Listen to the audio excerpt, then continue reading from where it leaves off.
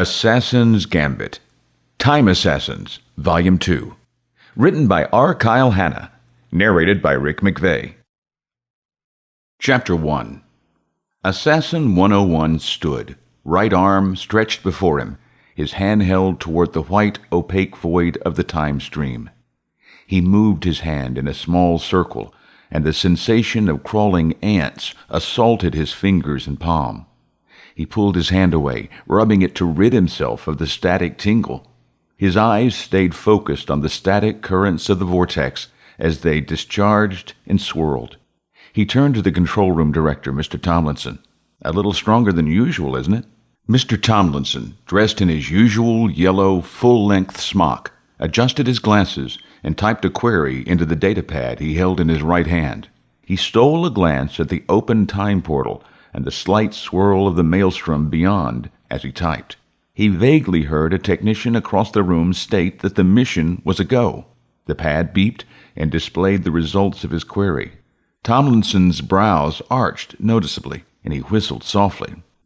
"Sunspot activity is creating a sharp increase in static charge." He smiled weakly as he focused on the assassin. "You could make the skip today, but you'll definitely feel it." "Hell, I feel it every time."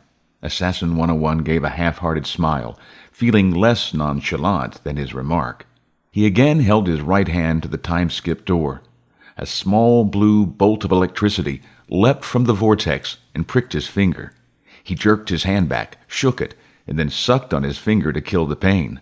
He failed. "Damn." "It's your call, Assassin. We can postpone this until the sunspot activity has decreased." Tomlinson typed in another query on his pad, received a response, and looked up at the assassin. 72 hours. The assassin took a deep breath. "No, we've had 4 delays already, and the council is anxious to get underway." Assassin 101 straightened his leather jacket and ran a hand through his hair. "We finally have a location, and sunspots or not, we need to take care of the situation." Pointing at the door with his left hand, Tomlinson replied, a little more condescending than he meant. "This is a door to time. He will still be in Ecuador in 72 hours. Assassin 101 smiled. "You're not the one being called into the council chambers to be asked, 'Why haven't you left yet?'" He sighed, shaking his head. "Sunspots or not, I'm going. It'll be worth the pain just to get away from the council for a few days." Tomlinson looked at the pad again, then back to the assassin. He turned the pad to show the readout. "Are you sure?" Assassin 101 studied the pad, sighed again, and then shifted his vision around the room for a moment of reflection. The yellow-painted walls surrounded the horseshoe-shaped time-skip control consoles. Tomlinson's office sat atop a set of stairs at the base of the horseshoe, the office's large bay window presenting the time-skip director a commanding view of the consoles. Control monitors covered one entire wall, several of them showing historical events, other missions currently underway. The assassin paused and watched the monitors for a moment. "Yeah, I'm sure."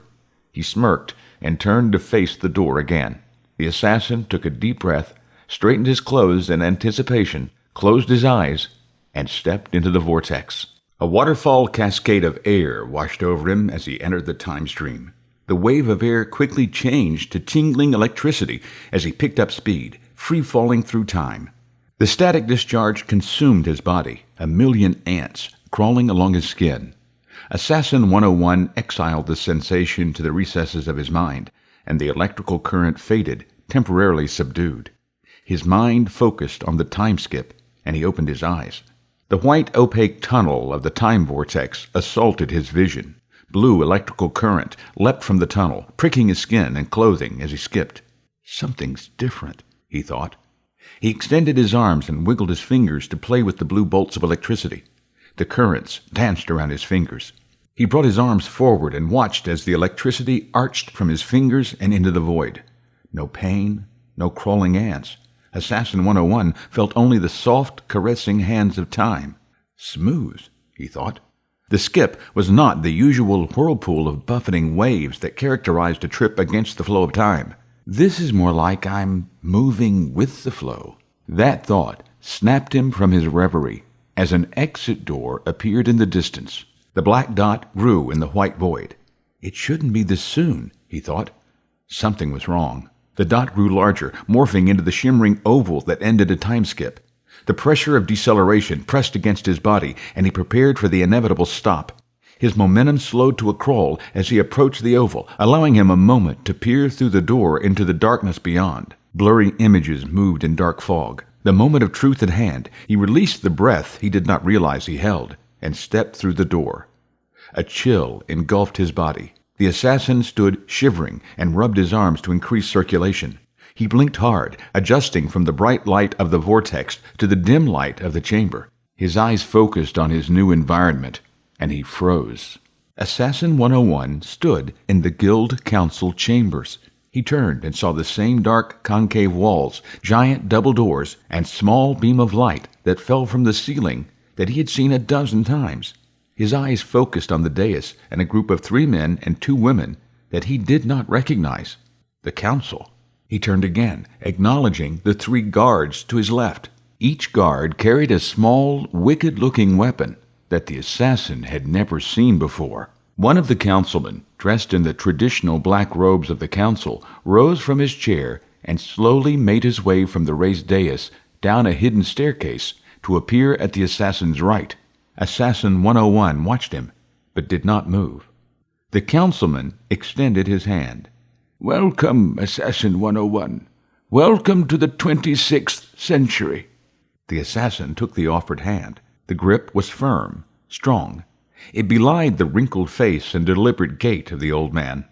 2 of the guards nearby moved to stand on either side of the councilman. The 3rd remained a few meters away, out of range of the assassin. "My name is Vargas." The councilman smiled. "I am afraid I must ask that you turn over your weapons. I assure you that no harm will come to you." He waited a moment for the assassin to acknowledge, received a curt nod, and then motioned for the guards. He never took his eyes off Assassin 101. The guard's methodical search of his person revealed his .40 caliber pistol, 2 extra magazines, pocket knife, and a small lockpick set. One of the guards examined the lock set and the knife. He held them up for Vargas to see. The councilman gave a nod, and the guard handed them back to the assassin. The guards never uttered a sound. The removal of his weapon helped to alleviate the mild shock the assassin felt. He stole a glance around the chamber before landing his gaze on the old man and asking the obvious question. "Did you say 26th century?" "Yes, assassin," replied the councilman. He scratched his nose absent-mindedly. "We have brought you 300 years into the future." Vargas paused, scratching his nose again. "We need your help." "My help?" Assassin 101 studied the man. The other council members, the guards, and the room itself also received the assassin's scrutiny. The council chamber appeared to have remained unchanged for 300 years.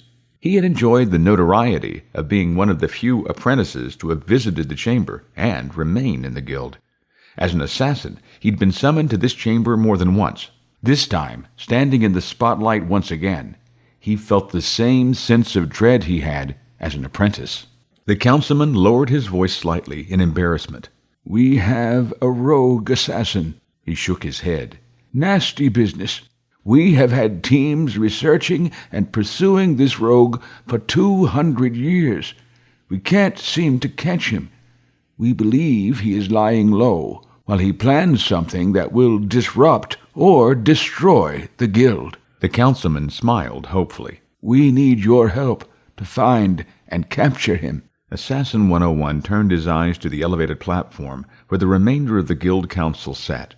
They remained silent, as did the guards. The thought of activating his emergency retrieval beacon crossed his mind, but the assassin dismissed it. The guards could mistake the movement as hostile, in which case he probably would not survive stepping into the skip bubble. The assassin turned his eyes back to the councilman standing before him. "Why me?" "We were told you have experience researching historical files and tracking rogue agents. You know how to track anomalies." The councilman met the assassin's gaze. "We need that kind of experience to lead our research and retrieval team. We must find this rogue before he does something else to undermine and harm the guild." "Something else? What has he already done?" Vargas grimaced slightly. 3 of our assassins have been killed. 2 government officials have disappeared. The once stable European Union has fallen into disarray. All of this is contrary to what our archived history says should have occurred." Assassin 101 took another quick peek around the room, partly to verify where everyone stood, and partly to give him a moment to think. A voice from the dais interrupted his musings and drew his attention to an old, white-haired woman seated above him. Her wrinkled face smiled down at the assassin. "You can relax, assassin," she smiled, recognizing his conflict between fight or flight. Her voice took on a soothing tone. "We have no wish to harm you. If you wish to return to your guild, you may do so. We only brought you here to ask for your assistance, nothing more." The assassin nodded his understanding, but could not relax. Too many unknown factors and adrenaline. His heart pounded, his mind raced, and tried to define and categorize all the new information. He needed more time, so he forced his body to relax with a deep breath, nodded again, and smiled. "Since I'm already here, I might as well look around," he said. "I'm happy to help." 2 guards escorted Assassin 101 through the rich mahogany-paneled corridors of the guild. The assassin absently noted that the corridors had remained relatively unchanged through the centuries. Tradition or apathy, he wondered. In either case, the familiar backdrop served to relax him. Perhaps that's why they haven't changed, to provide familiar surroundings when someone is brought here from the past. Assassin 101 smiled at the thought, but shifted his focus back to his current situation. The assassin studied the 2 guards ahead of him as they moved through the halls of the guild. Each man wore a black, skin-tight, one-piece uniform under dull black armor that slid over the shoulders and covered their chest and hips. The assassin could not see any rank or other identifying insignia. The guards' uniforms were complete with low-profile combat helmets that sported reflective, full-face visors and a pair of mid-calf boots. They carried small, compact rifles that the assassin had never seen before. At least some things have changed. The 2 guards led him through the labyrinth of corridors, through the central hub of the complex, and down the path to the residential quarters. The assassin's instincts and habits took over as they entered the residential area. He turned left and stopped at the first door on his left, the quarters he shared with Assassin 97. He twisted the knob and found the door locked. The jiggling of the door handle alerted his escort that the assassin no longer walked with them. One of the guards walked back to stand next to the assassin. "Sir, the VIP quarters are this way." The vocoder in the helmet could not mask the humor in the guard's voice. He held out his left hand to direct the way. "Sorry," the assassin replied with an embarrassed smile. "Habit."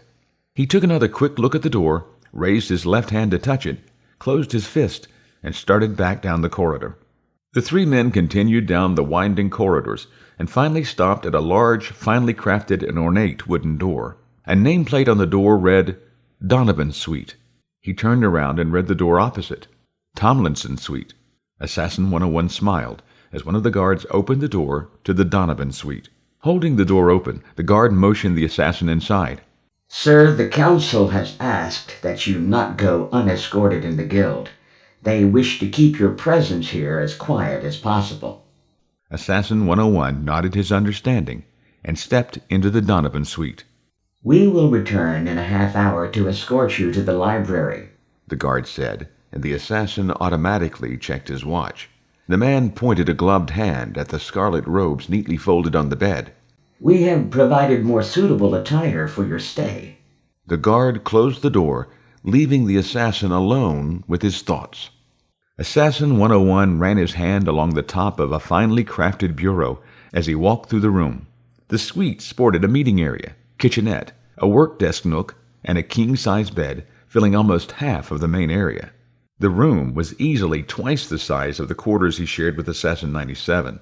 Fine mahogany paneling covered the walls, except for the wall to the assassin's right, which appeared to be made of a large entertainment screen that served as the entire wall. The light fixtures consisted of a luminescent design that the assassin had never seen before. He studied everything. His eyes drifted back to the bed and the stack of scarlet robes sitting on the end next to the changing bench at the foot of the bed. He sat down on the bed, placed his feet on the bench, and ran through the last hour of his life. Was it really sunspots that caused the extra static in the vortex? He wondered. Or was it the 26th century retrieval beacon? He shook his head. Irrelevant, since I'm now here. The mission? Find another rogue agent. Was that his legacy, his mark on the guild? He had joined the guild to study history, not become part of it. He smirked again. But I'm already a part of history. His mind drifted back to his days as an apprentice. 3 years of guild training, the tracking of a rogue apprentice, and the turmoil of Reginald Mayweather's plot to take over the world.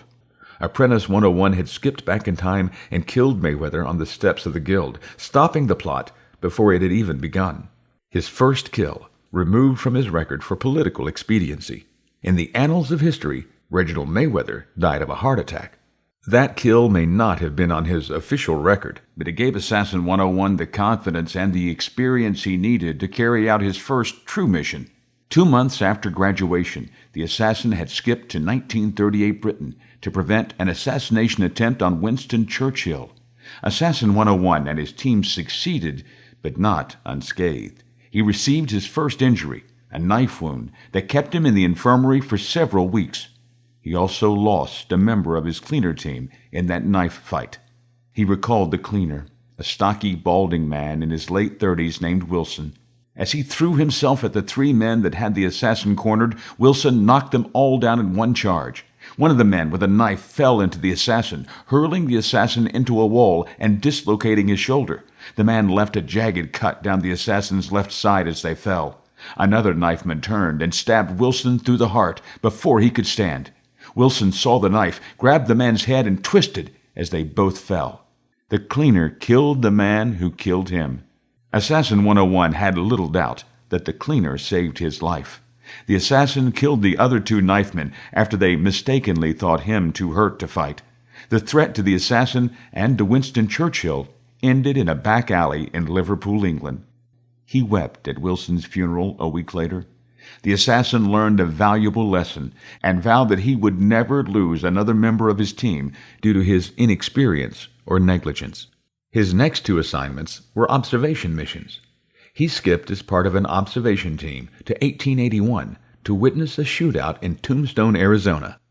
The 3-man and 1-woman team stood on the wood plank sidewalk and watched as Wyatt Earp, his brothers Virgil and Morgan, and the charismatic Doc Holliday strode past them. The assassin, still a young man of 22, watched in awe. "The gunfight at the OK Corral," he had whispered to his team leader.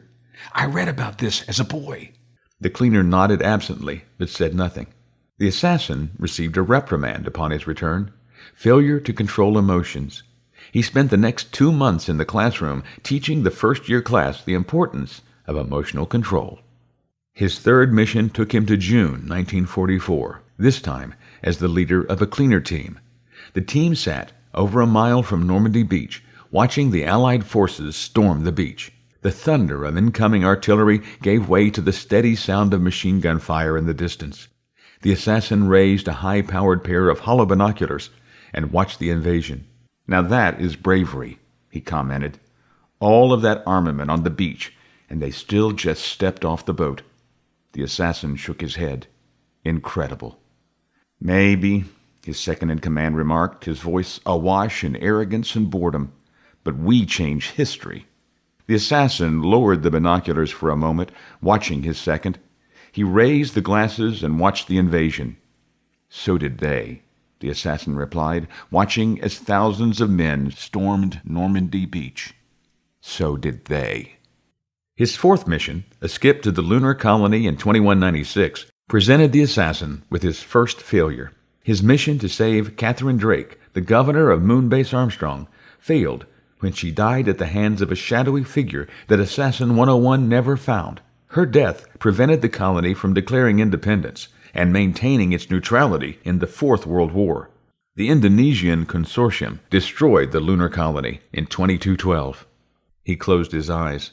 Almost 2 years later, and he could still see it vividly. He had stood to the left of the governor as she sat in the cafeteria.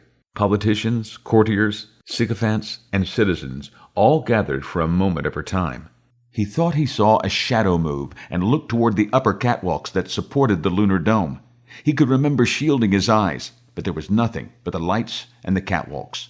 He had turned to look back at the governor when the first laser bolt slammed into the table to her right, exploding that section of the table with the force of its blast. The assassin ducked as a second and then a third bolt hit the table, each one closer to the governor. Catherine Drake died when 2 bolts slammed into her chest, knocking her backwards and sending the cafeteria into a panic. Assassin 101, behind cover, searched for the sniper but saw nothing. He broke cover and ran for the catwalks. No lasers tried to hit him. Within minutes, he was on the catwalk, weapon ahead of him, scanning. No one was there. He had spent 3 days searching for any sign of the sniper, but found nothing. There were 2 other missions in his 4 years since graduation, successful. The Council considered Assassin 101 a full-fledged, skilled, and successful assassin, very different from the timid child who had stood in the freezing cold a few years earlier. 7 years ago, he had met the Council for the first time after he had killed another apprentice in unarmed combat. Fear that the Council would execute him over the affair had made him a nervous wreck during that meeting. Apprentice 101 returned to his curriculum after being justified in killing the other student in hand-to-hand combat. He had 4 meetings with the Council before graduating. His Council meetings were now so frequent that the assassin never felt nervous. Most assassins never meet face-to-face with the Council, he smiled, and I've been offered my own seat on the dais more than once. Of course, he knew those offers were in jest, but Assassin 101 felt that one day the offer would be formal. He shook his head. That offer was years away. He had to focus on the here and now, the 26th century. Did they really bring me 300 years forward to track down a fugitive? He mused. He checked his watch and saw that 20 minutes had passed. I guess I'll find out soon enough. The assassin stood up and changed into the provided robes, replaying the 26th century council meeting in his mind. Shock, not nervousness, had clouded his senses during the initial meeting. That was something they never taught me at the academy, he mused. A single wish that Assassin 97 was with him flitted through his mind, but he dismissed it as quickly as it arrived. She would get a full report of it when he got home. A knock on the door signaled the return of his escort. Assassin 101 crossed the spacious apartment and opened the door. He found a small, heavy-set man with thick glasses, wearing a wrinkled suit, standing nervously in the hallway. The stranger startled as the door opened. He glanced up the hallway before retrieving a handkerchief and mopped the sweat from his brow. Without preamble, he quickly moved past the assassin into the room and motioned for Assassin 101 to close the door. Nervous and jittery, he half bowed. "Assassin, I don't have much time." He wheezed slightly as he spoke. His words flowed unnaturally as he forced himself to take several deep breaths. "I have come to warn you. Things are not as they appear in the guild. You are in danger if you—" "Wait a minute," the assassin interrupted, holding up a hand and shaking his head. "Take a breath, calm down, and tell me who you are." "There is no time," the man replied. He wrung his hands, nervously fumbling with his sweat-soaked handkerchief. "If they find me here, I'll be put to death." He paused. "As will you. Your mission here is a lie. I don't know what they told you, but I will tell you it's a deception." He paused, wiping his forehead again with his handkerchief. He looked around the room as if expecting the walls to come alive before he continued. "They brought you here to—" A knock on the door interrupted the man, and he froze in terror. Assassin 101 looked around the room for a place to hide the babbling man. "Yes?" he called as he opened a closet on the other side of the room. "It's time, sir," came the muffled reply from behind the door. "1 second, still dressing," the assassin replied. He pushed the terror-stricken man into the closet, wondering briefly if the man was insane, and closed the door. He quickly made his way to the door and opened it while straightening his robes. "Sorry," he smiled. 2 armored guards, perhaps 2 of the same that had escorted the assassin to his quarters, flanked a third man. The man stood at least 2 inches taller than the assassin, dressed in a well-tailored suit that matched his well-groomed dark hair and goatee. An acne-scarred face surrounded his small nose. Piercing blue eyes and a toothy smile greeted the assassin. The man extended his hand. "Good afternoon," he said cheerily. "My name is Michael Lassiter, and I'll be your liaison while you're here." Chapter 2. The doctor, dressed in brown scrubs with puppies on them, pulled the syringe of blood from Rick Brewer's arm and smiled. "That wasn't so bad, was it?" "Yes." Brewer nodded and then winced slightly as the doctor applied the bandage a little too tight. "Ow!" He gave a sour look to the doctor as he rubbed the edges down on the bandage.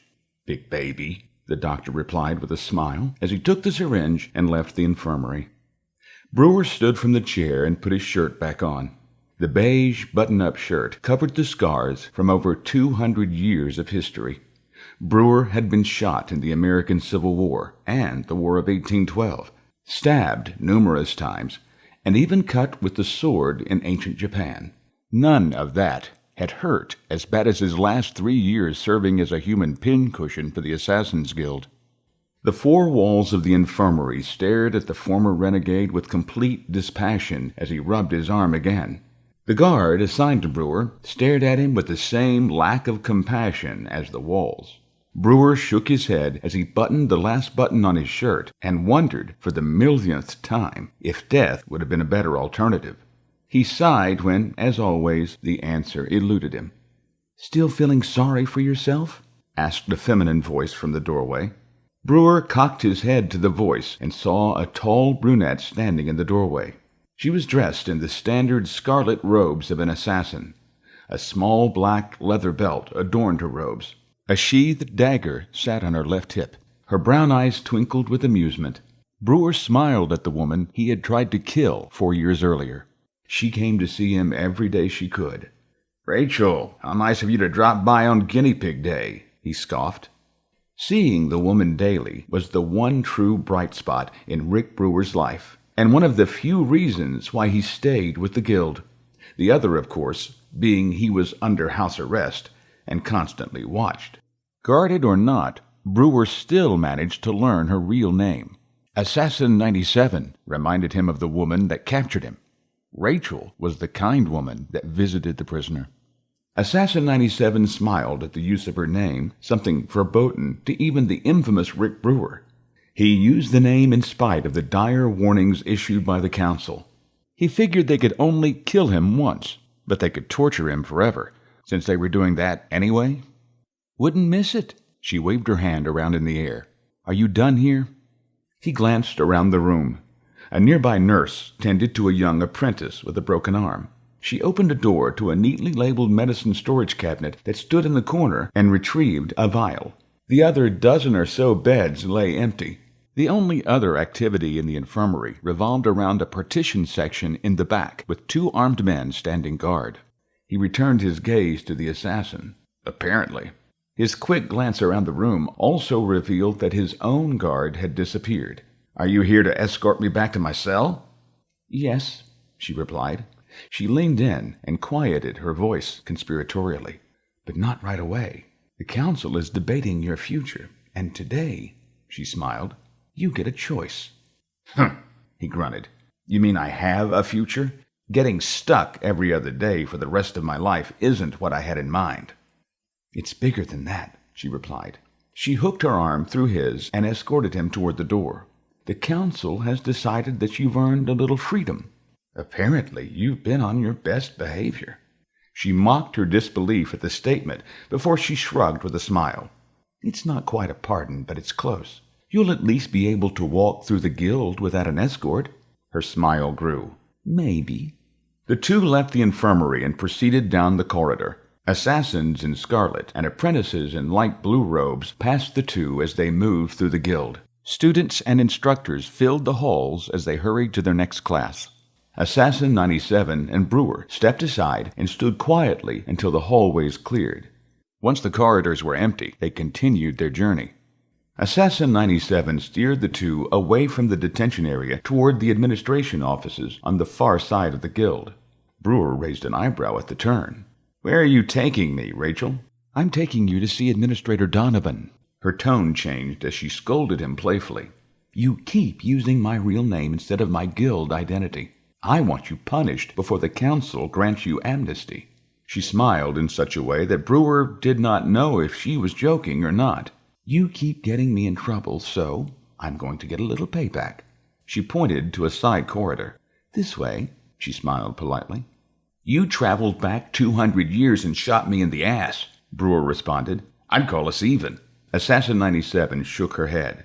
Assassin 73 shot you in the ass. She pointed a thumb at herself. I shot you in the chest. Twice, as I recall, Brewer retorted. So maybe I still owe you one. Be glad it was a tranquilizer instead of the 9mm, she smirked. Besides, it would have been a shame to mess up that new carpet in the hotel. Oh, and you'd be dead now. True, he conceded with a nod. Then I'd have missed out on 1,000 tests, endless questions, the constant threat of execution, and, his voice turned sarcastic, your special friendship. Oh, don't remind me, she laughed. They rounded a corner and could see the guild's administrative section ahead. Assassin 97 slowed her gait. Brewer followed. How did I ever end up on your good side? Who even knew that you had a good side? The two laughed. The assassin had stood before the council and fought hard for Brewer after his return to the guild. She had delivered a passionate defense on his behalf. No one had ever stood up for Brewer, save for one other person, in over 200 years. The two had become friends that day, instead of the mortal enemies they could have been. Assassin 97 sneered at the council. I did not bring him back for you to lock him in a cave to use as you see fit. He's a human being, one wrongfully accused, as Donovan has admitted. That brought a chorus of contemptuous looks from the council. There were elements of the council and the administrative staff that had wanted to lock Brewer in a deep hole and only bring him out to test and probe. Donovan lowered his head. I brought him back, she continued. He's my responsibility. Run the test, but he will be treated humanely. The chief of the council shook his head and sighed deeply. I can see your relationship with Apprentice 101 is going to be a problem. You are already taking on some of his more, he paused, searching for the word, endearing qualities. Assassin 97 started to speak, but the councilman held up his hand, cutting her off. He nodded. But you are correct. We must treat Mr. Brewer as the guest he is. The chief of the council looked at the guard captain standing near Brewer. Assign Mr. Brewer quarters and an around-the-clock guard. The councilman turned his head to look at Brewer. The former renegade craned his neck to look up at the dais. Mr. Brewer, your advocate has saved your life a second time today. But know this. If you try to escape, if you change history again, if you do anything that jeopardizes this guild or any of its members, he turned his head toward the assassin. Not even Assassin 97 will be able to save you. He nodded his directive at the woman. She nodded her understanding. The arrangement still stood 4 years and thousands of tests later. Brewer kept his word that he would do nothing to jeopardize his precarious situation or the assassin's career. He still felt anger toward Donovan for the betrayal, but the desire for revenge emerged less frequently these days. Brewer often wondered if it had something to do with the fact that he was aging again. Maybe it was Assassin 97 and her passionate plea to the council. The renegade-turned-guinea pig did not know. The assassin visited Brewer every day she could and kept her word that he would be treated well, and she counted the former renegade among her closest friends. Their laughter subsided as they entered the administrative offices of the guild. They arrived at a large door with Administrator stenciled on the clear glass. Assassin 97 could see Donovan and Professor Vanderbleen talking inside. Donovan caught her eye and held up a finger asking for 1 more minute. The female assassin took the cue and turned to face Brewer, making a mockery of straightening his clothes. You're never going to make a good impression looking like this, she admonished. Brewer rolled his eyes. The assassin saw Donovan motion for her to enter, but knocked anyway. Come in, came Donovan's muffled response. Brewer motioned for the assassin to proceed. Always the gentleman, she smiled. Administrator Donovan rose from behind the antique wood desk and moved to greet his guests. Professor Vanderbleen, the man leading the research into Brewer's abilities, rose from the couch. Assassin? Richard? Donovan nodded to each in turn. Brewer smiled at the sound of his name, knowing it had taken years for Donovan to stop calling him Apprentice. Thank you for coming. I believe you're familiar with Professor Vanderbleen? Brewer smiled. We've met. Brewer did not necessarily dislike the professor, but being the subject of his experiments over the years had made him weary. He kept his outward appearance calm and relaxed. His senses shifted into overdrive at the pleasantries. Professor Vanderbleen knew his subject well, and saw Brewer briefly go stiff with anticipation before assuming the calm persona. The professor smiled slightly and directed his question to the assassin. "Have you told him?" Assassin 97 shook her head, negative. "Not all of it." Brewer noticed the barely suppressed smile and truly began to wonder what was happening. "Told me what?" Brewer asked cautiously. He stood in a room with the two men that had hurt him most in his life. Donovan was the cause of his banishment from the guild, and Vanderbleen was the man who had been prodding and testing him for years. Brewer, although mellowing somewhat in the last few years, showed his annoyance at both of them. "Professor Vanderbleen and I have been discussing your behavior of late," paused Donovan for effect, "and the results of your tests over the last few years." He sat on the edge of his desk and motioned for his guests to sit in the oversized leather-bound chairs that sat in front of his desk. Assassin 97 and Brewer took the offered chairs, while Vanderbleen assumed his position on the sofa. "The test results, unfortunately, were inconclusive," the professor began.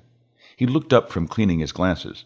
"However, I feel that we have enough information that the direct study of you, Mr. Brewer, is no longer necessary." He placed his glasses on his nose and picked up his datapad. He typed as he continued. "We will now simply have to wait for the technology to catch up with the data." He smiled knowingly. "Something we are working on." "So," Brewer summarized cautiously, "no more prodding, blood samples, or scans?" Donovan smiled and shook his head. No more prodding or scans. He reached behind him and took a dossier from his cluttered desk. "After a review of your behavior and cooperation, and yet another rather forceful testimony from Assassin 97, the Council has determined you are no longer a threat to the Guild. Congratulations." Rick Brewer muttered. "No longer a threat." He lowered his head and mulled over the hidden connotations of the statement. Words escaped him. He glanced at Assassin 97 and saw a cold, dispassionate look in return. He raised his head back to Donovan but said nothing. "The Council is offering you two choices, Mr. Brewer," Vanderbleen said while reading his datapad. Brewer turned his attention to the professor. "You can rejoin the Guild and continue your training as an apprentice, or," the professor raised his head to look at Brewer, "you can take an administrative position with the Guild. Personally, I hope you take the administrative position," Vanderbleen said with a gleam in his eye. "I could use a good assistant." "Probationary, of course," Donovan interjected. "Your knowledge of the timelines, especially those you altered, could be invaluable in either career path. I think 200 years of direct historical interaction would make you quite adept as an assassin," Donovan paused, nodding to Vanderbleen, "or as a researcher." Brewer looked at Assassin 97, who had been quiet during the entire exchange. She smiled and nodded her head to confirm that this was really happening. Her demeanor also said that she was not going to help. This had to be his decision. Brewer looked at the hopeful Vanderbleen and finally back to Donovan. The former rogue recognized sorrow, remorse, and something that shocked Brewer. Hope. Donovan hoped that Brewer had forgiven him for 200 years of exile because of a lie, his lie. The former rogue had, at one time, wanted to kill Donovan more than anything. Once again, Brewer thought about his change of attitude. Has my ability to age affected my feelings toward Donovan and the Guild itself? 100 years ago, I would have gladly destroyed it all. Now they're asking me back. He stole a glance at Assassin 97 and briefly wondered if there was another reason. Brewer had killed enough for several lifetimes. He had traveled through time, lived for 2 centuries, and killed influential men to change the course of history. He had no desire to do it again. He took another peek at the assassin, but saw the same emotionless stare. For years, he had lived in fear that the Guild would send an assassin after him. When he returned to the Guild, he had no doubt that he would be executed. When research replaced execution, he was certain it would last forever. And that filled him with a different sense of fear. Too many years of fear, he thought. Time for some peace. "I need some time to think about this," Brewer said. "Take your time," Vanderbleen said, rising from the sofa. "Then report to the infirmary in the morning to start work." He smiled confidently, as if reading Brewer's mind. He gave a dismissive wave to everyone and left the room. They watched him leave. Donovan stood from the edge of the desk and extended his hand to Brewer. "Take all the time you need." Brewer rose and took the offered hand. He would have to tell Donovan how he felt one day, but not today. Today, Rick Brewer enjoyed the fact that his living in fear was over. Rick Brewer awoke the next morning after a restless night of sleep. He had lain awake most of the night, his excitement fueling his imagination of his future. He moved groggily around his small quarters, finding it hard to break the routine he had lived for 4 years. He dressed in his usual khaki slacks and blue button-up shirt. He threw on a black sport coat, much like Dr. Vanderbleen wore, and left his quarters. No guard awaited him in the corridor, and Brewer smiled. He whistled as he left the residential wing of the guild. He made his way to the dining area, where he ate in silence, watching the other patrons of the dining area. Most were pleasant. They were used to seeing the man eating alone. Only a few noticed that there was no guard by the door waiting for Brewer to finish his meal. His smile grew. Brewer left the dining area and walked alone through the halls of the guild. He grinned as he ran his hand along the mahogany walls, walking alone for the first time since his capture. The walls somehow felt different this morning. They were no longer the walls of a cage. They were more walls to his new home. His path took him to the guild infirmary. He entered the sterile white walls and took his customary left turn into the examining room and halted, realizing his muscles had followed their daily routine. He chuckled and turned to leave. He caught his reflection in the mirror over the sink and stopped. 200 years of travel without a day of aging, and now, after 4 years in the guild, he had streaks of gray around the temples of his black hair. An after effect of not aging? Is time catching up with me now? He thought, but had no answer. He smiled at his reflection, turning side to side to get a good look at himself. Still, not bad for 225 years, he thought. He left the examining room and made his way toward the partitioned area of the infirmary. He checked on the apprentice with a broken arm and 2 others that had been brought in overnight. Each sported a concussion from a headlong lunge at the other. He chatted with each for a few minutes, encouraging them to study and not give up over the accident. The guards let him in the partitioned area without a second glance. The small room contained 4 cots, one of which contained a young man staring at the ceiling. He lay unmoving, strapped to the bed by 4 thick leather restraints. The man smiled slightly, but otherwise did not move. "Good morning, Rick." "Good morning, apprentice." "You and I both know I'll never be an assassin," the young man said, turning his head to look at Brewer. "You can drop the pretense and use my real name." Brewer smirked. "Good morning, Sebastian." Sebastian Kane smiled at his name and turned his head to stare at the ceiling. Kane had joined the academy a year and a half earlier. With scores off the chart, he was marked as a certified genius. He excelled in all academics, higher math, history, science, physiology, and physics. Kane's lack of friends and social interaction were the only black marks on his record. His first-year statistics placed him at the top of the class. His second year picked up where the first left off. His case study reports were the most in-depth and insightful the guild had seen in decades. Everything came easily to Sebastian Caine. Unfortunately for 3 apprentices, rage and a lack of control also came easily to the apprentice. The guild discovered too late that Sebastian Caine carried many traits of a psychopath.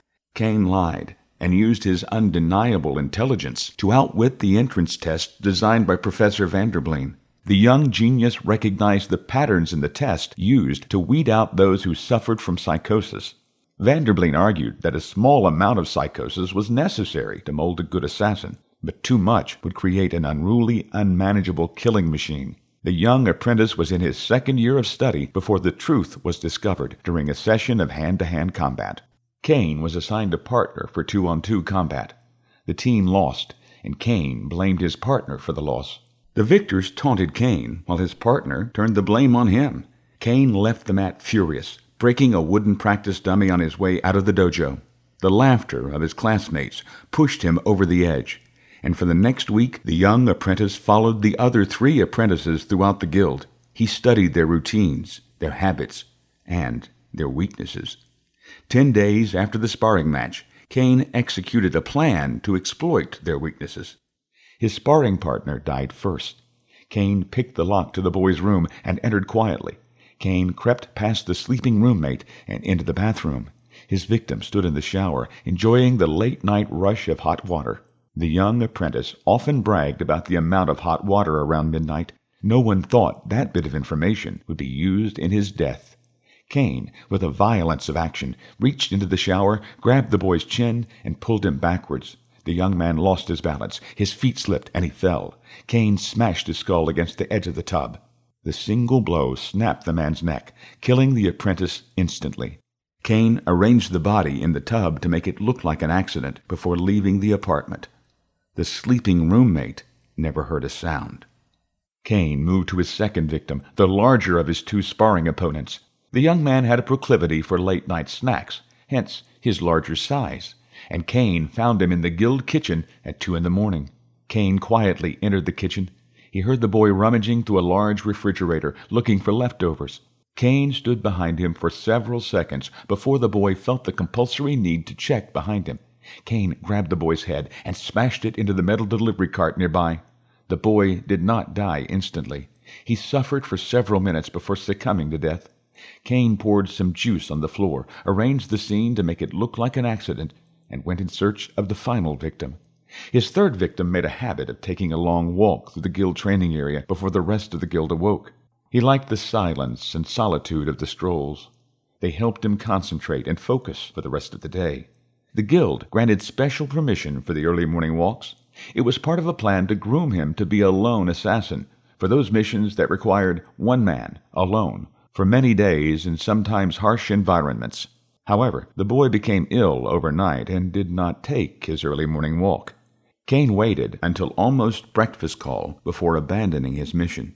Kitchen staff found the second body about the time Caine set up his ambush for the third of his victims. Guards and administrators were summoned, the scene examined, and the death ruled an accident. Cleanup was underway when an apprentice reported his roommate had slipped in the shower and died. 2 in one night could not be a coincidence. A room-by-room search of the guild revealed one other missing apprentice, Sebastian Caine. Guards and assassins were dispatched throughout the guild to search for the missing apprentice. They found Caine in the training wing of the guild, sitting in the dark shadows. The assassin that found him noticed the blood on his light blue robes immediately and subdued the apprentice without incident. Guards and administrators arrived a few minutes later, and Caine was placed in custody. "Why, apprentice?" asked one administrator. "They won't lie about me again," Caine replied matter-of-factly. Caine said nothing else during the interrogation that followed. Hours later, the guards escorted him to the infirmary for psychiatric testing. It was there that Caine met his third victim, who had been admitted that morning with a stomach virus. The apprentice saw an opportunity to finish his mission and attacked. He kicked the first guard in the armor plating around his groin. The guard fell in a heap as Caine turned to the second guard. He ripped the helmet off the second guard, snapping his neck in the process. The apprentice whirled, and a third man received a concussion from Caine's strike with the stolen helmet. The man went down, and Caine straddled him, raising the helmet to kill with a smash to the face. Caine heard someone yell, "Hey!" He looked up in time to see a metal crutch hit him in the head. Caine fell off the unconscious guard, the helmet skittering away. Rick Brewer, in the infirmary for his daily checkup, dropped the crutch. Another squad of guards arrived. Brewer held up arms and explained the situation. Doctors tended to the wounded, while the guards restrained Caine to a bed in the back of the infirmary. The excitement over, Brewer returned to his test for the day. Brewer was astonished later that afternoon to find that the young man asked for him. They spent 2 months in the infirmary talking each day. Brewer had developed a relationship with the troubled boy. Not a friendship, he thought, more of a kinship between angry souls. "You look troubled," Caine broke the reverie. "What brings you around on the day before my execution?" "I've been offered a pardon of sorts," Brewer began. He laid out the entire conversation from the day before.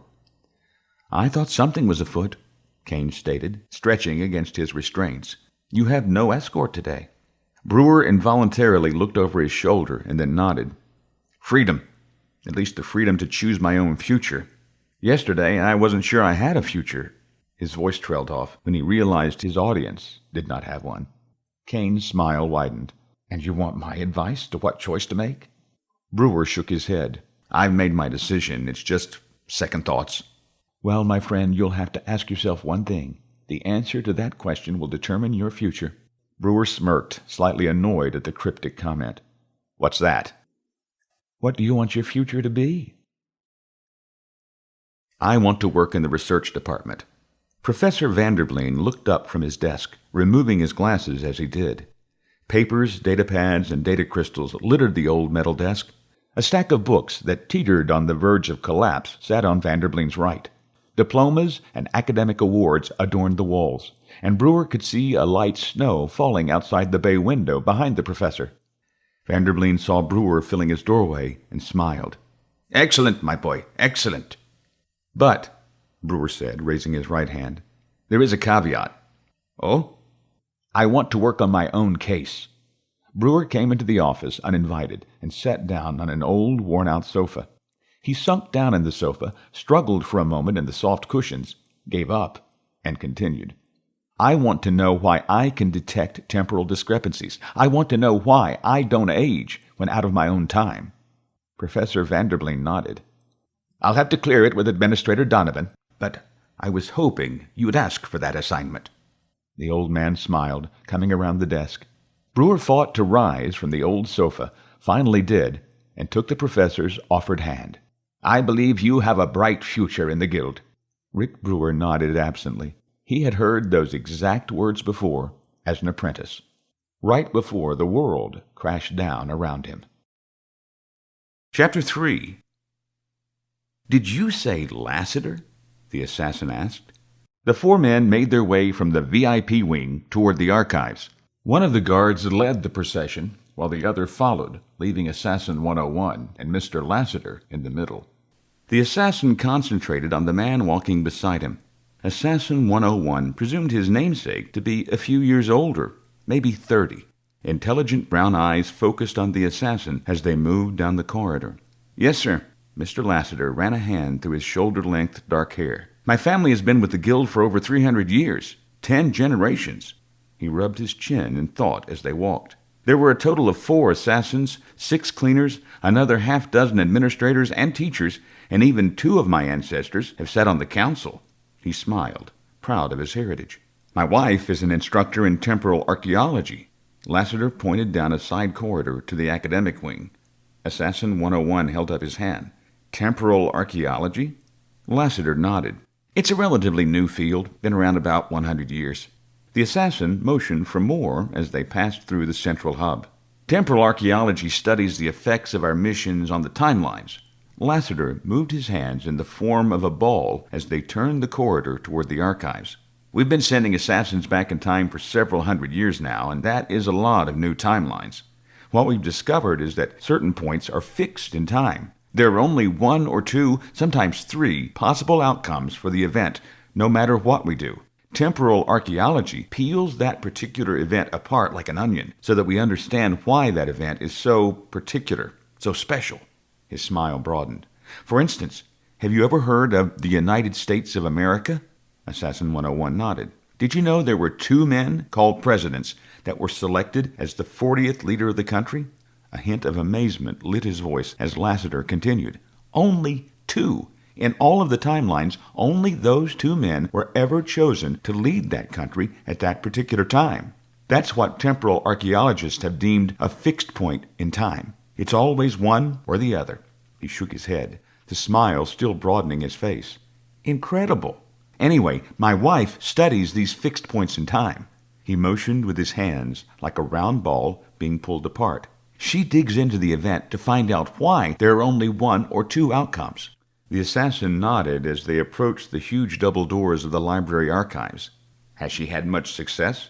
Lassiter's smile faded slightly. Some, he said, with a hint of sadness, but not as much as we had hoped. He brightened immediately as they stopped before the doors. Still, as long as she's happy. It sounds fascinating, Assassin 101 said sincerely. I wish her much success.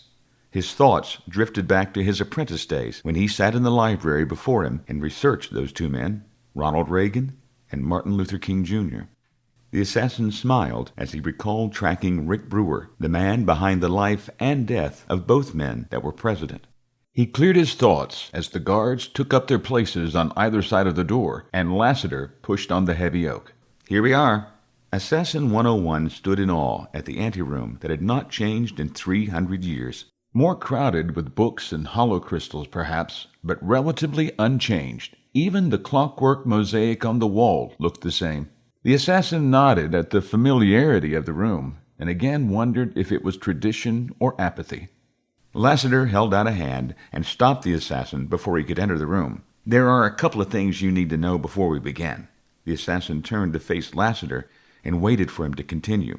"1, you will have an assistant with you at all times. He is the chief librarian, and he will help you with the research. 2, you will be required to make reports to the council every other day. The council must stay abreast of all of your progress. And 3, he took a deep breath, you are forbidden to research anything other than what the council tells you. You must not, under any circumstances, research your past or your family. You must stay on the mission at hand. Do you agree with these terms?" "All of this to catch a rogue?" the assassin mused, but simply said, "Yes." "Excellent." Lassiter smiled, lightly clapping the assassin on the back. "Let's get inside and meet your assistant." A holographic image of Assassin 101 and Michael Lassiter hung suspended in the council chamber. The image cast a bright light in the usually dim chamber, the shifting images instantly creating and then destroying shadows throughout the cavernous room. The council sat in silence, watching the conversation outside of the archives. The chief of the council touched a small button on his chair, and the hologram vanished, plunging the room into its normal gloomy state. After allowing his eyes to adjust, one of the council broke the silence. "Do you think he will give us any trouble?" he asked, glancing at his fellow council members to his left and right. "I'm not sure," said one of the councilwomen, the same one who had spoken to the assassin upon his arrival. The second oldest of the sitting council members, she sported an aged but wise face, with white, thinning hair and deep wrinkles around her eyes and mouth. She sat back in her chair, producing a data pad as she leaned back. She typed a series of queries on the pad, and she began to read. "He was always loyal to the guild, even when his wife was lost." She typed in a command, and the hologram reappeared. This time it was a still hollow of Assassin 101, and a scrolling recap of his career. 26 total missions, more than doubled the criteria for retirement. 3 of those were unsuccessful. The youngest assassin ever selected to the council. He sat on the council for 30 years, the last 6 as the chief. She recited his resume aloud, although everyone present could easily read it. "I believe he will do what we ask," she finished after everyone had a chance to skim the scrolling information. A snort sounded from the right end of the council. The other female council member crossed her arms. "He has a tendency to broaden his search parameters." She pointed to the holographic display. "As an apprentice, he deviated from his assignment numerous times, almost to the point of expulsion. We need to watch him closely," she said. "I warned you about—" "Your objection is noted, Dorina," the chief of the council interrupted with a nod. The woman refolded her arms as the hologram died again. The room returned to its gloomy atmosphere as she thought to herself, "If he gets any idea of what is really going on, it could jeopardize everything." She allowed a smile to creep on her face. And that would be unfortunate for Assassin 101. Michael Lassiter preceded Assassin 101 into the library. He raised his arm as an introduction to the man already present. "Assassin, this is Augustus Papadakis. He is the head librarian and will be your research assistant." Assassin 101 extended his hand to the same man he had left in his closet 10 minutes earlier. Papadakis, cool and calm, stood next to a holoreader in the anteroom, his nervous nature replaced by a secure, intelligent demeanor that conveyed confidence with a knowing smile. The assassin thought him bipolar to the extreme, but said nothing. There were too many variables to know whom he could trust. Assassin 101 decided to nod a lot and remain non-committal to everything. "Pleasure to meet you, Mr. Papadakis," the assassin greeted. "That's Greek, isn't it?" "Yes, my father was from Greece," Papadakis replied with a smile. "The pleasure is all mine, and please call me Augustus," he said with a slight bow. "It's not every day you get to meet a man from the past," he said with a bit of awe. Lassiter smiled at the librarian and then wrung his hands. "Now that the introductions are complete, let's get started with the specifics of why you're here." The three men entered the library proper. 2 complete wings had been added to the archive since Assassin 101's time, the new additions stretching off into the distance. The assassin could see a few other assassins and apprentices scattered through the cavernous domed room. Assassin 101 whistled softly at the expansion. "Much larger than I'm used to," he said as they sat at a round research table. "No apathy here," he thought. The table sat in virtually the same location that, as Apprentice 101, he had labored for hours researching Brewer and his adventures in history. Memories flooded the assassin as he took the seat directly opposite the cog and wheel depiction of time on the library wall. The assassin recalled the sleepless nights researching case studies on John F. Kennedy, Abraham Lincoln, and other figures in history. The nights he had sat here with Apprentice 97, Donovan, and Master Lee, tracking the timeline manipulations of Rick Brewer. He focused on the cog and wheel display, letting it morph into the first time he, Assassin 101, had changed history by killing Reginald Mayweather. The familiar sights, location, and the memories filled him with a sense of normalcy, and he felt his mind calm. He took a deep breath, began to relax, and was finally able to concentrate on his situation. Mr. Papadakis shuffled through a stack of archive crystals. The assassin noticed a slight tremble in the man's hands as he found the one he wanted. Papadakis studied it a moment against the light before gently inserting it into the holoreader. Assassin 101 picked up one of the other crystals, spinning it around in his hands as he studied it. He reached beneath his shirt, pulled out his own crystal, and compared the two. The crystals were nearly identical, 1 inch long, 1/4 inch wide, tapering to a dull point. The only difference that the assassin could discern was his was completely smooth, whereas the future crystal had almost a dozen small ridges running the length of the cylinder. He raised an eyebrow to Lassiter in the unspoken question. Lassiter smiled, reached out, and took the ridged crystal from the assassin. "The ridges provide more storage and sharper quality on playback." He rolled it over in his hands, mimicking the assassin. "Yours has a memory of what, 5 terabytes? This one," he said, nodding to the green crystal in his hand, "will hold almost twice that." He placed the object back on the table as Assassin 101 dropped the crystal back down his shirt. "Ready to begin?" asked Lassiter. The assassin nodded. Papadakis cleared his throat, and the briefing began. In 2174, the newly formed International Space Colonization and Exploration Agency, ISCEA, achieved its first milestone. The holoreader on the table whirred quietly to life, displaying a collage of images as the librarian spoke. Assassin 101 turned his attention to the images, a proclamation being signed by a government official in long robes, scientists working on huge engines, spaceships racing from Earth toward the moon, and workers in zero gravity. That image panned back to display a sprawling complex on the lunar surface. "The construction of Lunar Base Armstrong," Papadakis supplied as the image froze. The base consisted of a large central hub and 6 spokes spreading out from the hub. It took 4 years and over 36 lives, but its completion in 2180 signaled that humanity was ready to stretch among the stars. His voice held a bit of awe as he spoke, and Assassin 101 knew that Mr. Papadakis would love to travel to the lunar surface and beyond. Over the next decade, 4 other settlements were constructed, although none were as large or complex as Armstrong. Papadakis clicked a button, and the image changed to show the moon with 5 small red dots, indicating the location of each base on the bright side of the moon. By 2190, there were over 100,000 people living on the moon. The World Authority declared the moon the first colony of mankind, and the lunar citizens elected their first colonial governor in 2191.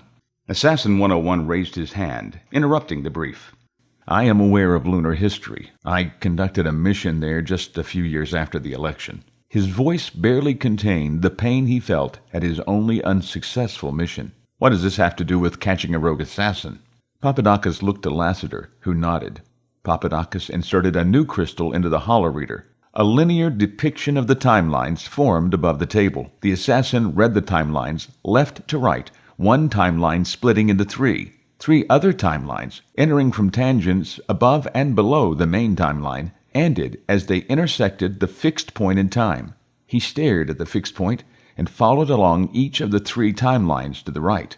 The 2 on top seemed relatively normal, advancing for hundreds of years before diverging as usual. The timeline on the bottom was different. Less than 100 years after the lunar mission, it began to split. It continued to fracture into over a dozen different lines in a relatively short amount of time. Assassin 101 pointed to the split. Your rogue splintered the timeline. Why? Destabilization. We believe he intentionally splintered the timeline to destabilize the government in our time, Lassiter explained. As you can see, the lunar colony is the catalyst. If we can get that point in time back on track, the other splinters become irrelevant. Your wife's department studied this? The assassin asked. Lassiter nodded. This case is the first real-time application of their theories. So I find the rogue on the lunar base and kill him before he kills the governor. I've already tried this before, and it didn't work so well. The pain of failure crept into his voice, and the assassin shrugged. He did not want to fail the same mission twice. The Temporal Archaeology Department's research shows you are as much a part of this point in time as the rogue is, perhaps even more so. Lassiter held up a hand. Please, if you will allow us to finish the briefing, I believe you will have a better understanding of what we're asking you to do. The assassin sat quietly for a moment. His eyes moved from Papadakis to Lassiter to the holograph of the timelines. He traced the lines again before looking back at Lassiter and nodded. Papadakis inserted the original crystal in the holoreader, found his place in the prepared briefing, and continued. I believe you are also aware that in 2194, Major Amelia McIntyre led the first Mars expedition from the lunar colony complex. The assassin nodded as he recalled finding the information while researching a reason to stop Reginald Mayweather's plan for global domination. It had been the piece of evidence that had halted Mayweather's plan. At 2 months into the flight, the ship encountered a meteor shower. The captain and engineer were killed, and several others, including the navigator, were wounded. Major McIntyre assumed command of the mission, directed the ship to proceed to Mars, and landed at the northern polar region. That decision allowed the team members to use the ice caps for water while they waited for a second ship to come from Earth. Papadakis smiled as the holoreader switched to an exterior view of a battered ship. The assassin watched as space-suited figures exited a ramp and stepped foot on the red planet. The image blurred, switching to a dust-covered metallic spire rising from blowing sand. They discovered the alien city in 2195. The image changed again. The red planet morphed into a black, smoldering crater with the blue of Earth behind it. A city in ruins sat near a large body of brackish water. That discovery led to speculation about our origins here on Earth. War soon broke out over the various theories. Another collage of images showed massive devastation. San Francisco, London, Manila, and a dozen other cities in ruins. The image pulled back to orbit, showing a brown, scarred Earth. Assassin 101, annoyed, nodded. Again, I am aware of lunar and Martian history. Why, specifically, did you pull me to the 26th century? Because, Lassiter replied, rotating his chair toward the assassin, we need you to return to the lunar colony and... You what? Why? I thought you wanted me here to research. Lassiter held up his hand. Let me explain. Your mission in 2197 was to save the governor, correct? The assassin nodded, and Lassiter continued. When you saved her, she declared the lunar and Martian colonies as neutral in the Intersystem War of 2212. Millions of refugees fled the Earth heading for Armstrong and Base McIntyre, which was under construction on Mars. The refugees overtaxed the resources on both colonies. It was chaos, and thousands died. Governor Drake stopped accepting refugees. She stated that her primary mission was the safety of the colony, and she couldn't help Earth anymore. The real problem for the colony was when she stopped the shipments of beryllium, a major component in the US-EU military armor. Papadakis slid a new crystal into the holoreader, and images of armored tanks, aircraft, and spacecraft appeared above the table. Those images were replaced with a molecular readout of beryllium. The assassin glanced briefly at the images, but kept his attention on Lassiter. The United States, in compact with the European Union, launched an attack on Luna with the hopes of acquiring more beryllium and other much-needed resources. The holoreader changed to show dozens of warships surrounding the lunar surface. The attack failed. Millions died when Armstrong and the other colonies were destroyed. Papadakis chimed in as the holograph changed to show the scarred lunar surface. You see, unknown to Earth officials, Governor Drake had installed a scorched Earth safety net in the event they were attacked. When the bases were destroyed, a failsafe activated a series of nuclear weapons buried at strategic points under the lunar surface. The holo showed a series of explosions that encompassed most of the lunar surface. The explosions were exceptionally vivid from the dark side of the moon. Papadakis continued. The entire beryllium mining operation was vaporized, along with most of the attacking fleet. The alloy became atomically bound into the lunar rock, unminable. The Indonesian alliance was then able to assault the Western powers with impunity and won the war in 2213. Governor Drake is the focal point. Her decision to remain neutral shifts the balance of power into the Indonesians' favor. Lassiter turned to face the assassin again. Papadakis took a seat opposite Lassiter, and the three sat under the holograph of a decimated Earth and Moon. Lassiter nodded to the holograph. Their takeover of the Earth was short-lived and disastrous for mankind. Corruption, starvation, genocide. Papadakis shook his head sadly. The Indonesian alliance did horrible things around the globe. So, now I'm going back to stop myself from stopping the assassination? He shook his head, confused. I didn't stop it the first time. His voice rose slightly. This isn't making any sense. Mr. Lassiter held up a hand, forcing the assassin to sit back and listen to the rest. When the governor is killed, her successor does not remain neutral. The lunar base sides with the US-EU, and the roles are reversed. The IA launches the attack on Armstrong, the bases are destroyed, and the nuclear weapons still detonate as part of the scorched Earth scenario. The IA loses most of their forces, millions still die, but the US-EU wins the war. The US-EU, although as corrupt, does not kill almost 1 billion innocents like the IA did. Papadakis shrugged. We are simply picking the lesser of two evils. Assassin 101 looked from Lassiter to Papadakis and back to Lassiter. So, whether she lives or dies, Luna is destroyed. The timeline splinter and the rogue gets his destabilization. Frustration filled his voice. What exactly is it you want from me? If I'm not going back to stop myself, what do you want me to... Realization hit him as Lassiter smiled. You never saw the assassin that killed the governor, did you? Lassiter asked. Assassin 101 replied with a slow shake of his head. Lassiter smiled. That's because you are the assassin. You are the one who kills Governor Drake. Chapter 4. Sebastian Caine smiled as the empty corridors echoed with the 5 sets of footsteps. His hands bound, he shuffled along with the guards. He had been awake for hours, long before the 4-man detail arrived to escort him to the vacant halls of the guild. His smile grew as he felt curious eyes peering from cracked doors. He shifted his eyes to the apprentices and administrators alike, who disobeyed the council's orders to empty the corridors. Caine winked at one set of eyes and heard the door squeak closed as he passed. Let them watch, he mused, as the group made their way to the firing range on the far side of the guild. He moved his shackled hands to rub his freshly shaved head and face. The specially designed electronic cuffs rattled slightly as he moved his hands. Caine had been told the cuffs were escape-proof and had been specifically designed to escort dangerous prisoners after Rick Brewer's escape some 20 years earlier. Would it be possible for me to see Mr. Brewer one last time? Caine asked as the entourage arrived at the main hub of the guild. Corridors branched off in 5 directions.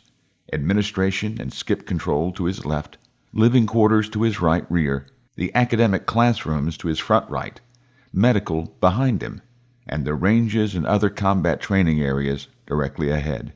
Instead of a reply, the guards simply kept moving straight toward the training wing of the guild.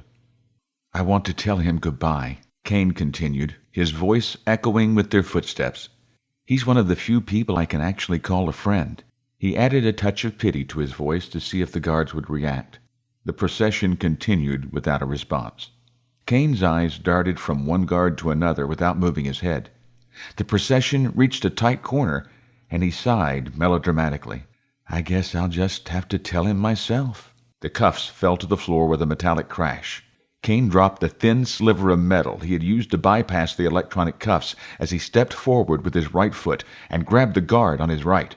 Using his left foot as a fulcrum, Caine threw the armored man onto the guard to his left. The two men collapsed in a tangle of arms, legs, weapons, and armor. Turning to face the man behind him, Caine grabbed the guard and, using his rear foot for leverage, flung the man into the front guard as the guard spun to confront the noise. Caine whipped his head around and saw the first guard rising. He executed a spinning sidekick and connected with the man in the solar plexus, doubling him over before he could get to his feet. The man collapsed into the left guard once again. Caine lashed out with a front kick, knocking down another guard trying to rise and keeping all of the men in a pile on the floor. He kicked a stun rifle from the pile. It skittered noisily into the far wall. Caine retrieved the rifle and leveled it at the guards. "You could have at least answered me," he said. He shot each of the men. Caine paused, listening for footfalls, but only heard the gentle breathing of the 4 unconscious guards. The freed prisoner reached back into the pile of guards and exchanged the stunner for a more lethal pulse rifle. He watched the slow, steady breathing of the guards for a moment before he shot each man in the head. Caine moved away from the carnage without a word, heading back toward the main junction of the guild. Rick Brewer sat quietly in his room, waiting for word that the inhabitants of the guild could once again move freely. He flipped the page in the book, not really reading it. He felt a twinge of sorrow for the boy, knowing from experience how lonely and depressing the walk to your own execution could be. "I wouldn't wish that on anyone," he thought. "Not even someone as mentally unstable as Sebastian Caine." Brewer had been one of the few people in the guild that could carry on a calm conversation with what Dr. Vanderbleen deemed the most dangerous psychopath to ever gain entry into the guild. The doctor may have been exaggerating slightly, as he took Caine's presence personally. It had been his psych test that Caine had fooled. A year of training in the techniques of assassination only made a dangerous man more lethal. Brewer noticed a sense of calm seep over Caine when they had talked. Brewer relayed his suspicions to Dr. Vanderbleen, who then observed it firsthand. The council, after the doctor's report, had ordered Brewer to spend more time with the young man. This occurred after Caine's first attempt to escape the infirmary. Caine had managed to kill one guard before being subdued. The former rogue did as he was asked, partly because he wanted to stay in the good graces of the council, and partly because he did not want to see the young man kill anyone else.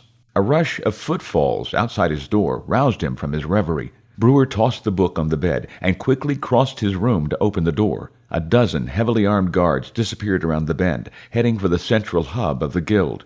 4 men down, Brewer heard from one guard's communicator before starting down the corridor in pursuit. The guards, with Brewer following a few meters behind, arrived at the guild hub. The lead guard halted, tapped his helmet to clear a possible communication issue, and then motioned for the squad to continue left toward the administration area and the skip control room. Brewer lagged behind the swiftly moving guards. "I didn't know I was so out of shape," he thought, as the guards disappeared up ahead. He slowed his jog, breathing heavily and feeling his legs ache from the swift pace. As an apprentice, Brewer had been in top physical shape. When he exiled himself to the past and stopped aging, he had maintained that physique without effort. He used the sleeve of his shirt to wipe away the sweat and realized what 4 years under house arrest had done to him. He vowed to get back into shape. Pulse rifle fire echoed from up ahead. Brewer rounded the corner to see half of the squad down, the skip control room door blown open into several pieces, and the rest of the guards seeking cover as more pulse beams leapt from the room. Adrenaline fueled his last 10-meter dash toward the firefight. An injured guard crawled from the line of fire, unsnapped and removed his helmet, throwing it across the corridor before grabbing his bleeding leg. The wound still sizzled from the pulse burn. The guard did all he could to not scream in pain. He saw Brewer, held up his hand, and, through clenched teeth, cried, "Stay back!" "I can help," Brewer replied. Grabbing the guard, he dragged the injured man farther up the corridor. Another volley of pulse rifle fire emerged from the control room, catching one guard as he peeked around the corner. He fell dead as the rest of the bolts impacted harmlessly against the far wall. Brewer grabbed the small med pouch from the wounded guard, found a compression bandage, and applied it to the leg wound. The man started to scream, held it in check, and simply whimpered instead. Brewer began tying the bandage to stop the bleeding as he yelled, "Sebastian!" The remaining guards snapped their heads around at Brewer. One of the guards waved at Brewer to be quiet, but he ignored them. "Sebastian, that is enough!" Brewer's voice sounded like he was talking to an insolent child or a puppy that had just peed on the carpet. "Put down your weapon now." "Rick?" came the childlike reply. "I'm so glad you could make it." Caine sounded relaxed, happy. Brewer wondered if his soothing influence would last. "I wanted to say goodbye, but they wouldn't let me." Brewer calmed his voice, trying to match the tone of Caine. "Well, come on out, and we can say our goodbyes." A small laugh came from the control room, followed by 2 shots that nearly took the head off a guard as he peeked inside. A low hum began filling the corridor. "I don't think so, Rick. No, not today." One of the guards motioned for Brewer to keep him talking as another peeked around the corner. A short burst from the pulse rifle caught him in the throat. He died instantly. Brewer finished his field dressing and looked at his patient. The man sat up straight, in obvious pain, but his attention was elsewhere. He pointed weakly toward the door. "He's charging the skip," he managed before passing out. Brewer looked at the door, registering the low hum. "Sebastian, we can postpone all of this," Brewer said, searching frantically for a way to get through to the boy. Every conversation they had over the last month flooded his mind, but Brewer could not find any one thing that might help. Assassin 97 arrived with another squad of guards. Brewer motioned for them to stay quiet and out of sight. The female assassin made her way through the bodies and debris and crouched to a knee beside Brewer. She leaned forward to take a quick peek, but the former rogue grabbed her and shook his head no. He pointed to the last guard killed. "Sebastian, you can't do this!" He tried to hide the frantic excitement in his voice, but failed. "You don't know what you're doing." "Oh, but I do, Rick, I do." The voice was smug, confident. "You've had your adventures, left your mark on history." The low hum rose in pitch. "The council never did go back and correct what you did. Did you ever wonder why, Rick?" Brewer picked up a sliver of reflective glass from a guard's discarded helmet and, using it as a mirror, peered inside the control room. Caine stood behind a control panel, pressing buttons with his left hand. His right hand held the pulse rifle steady at the door. "Have you ever wondered why you killed so many people and the guild never corrected it? Why they never sent someone back to kill you in 1783 France when you arrived?" Brewer stood stunned, unable to answer. He looked to Assassin 97 for an answer, but only received a stony stare. "Yes, I've thought about it." Brewer's voice sounded distant, defeated.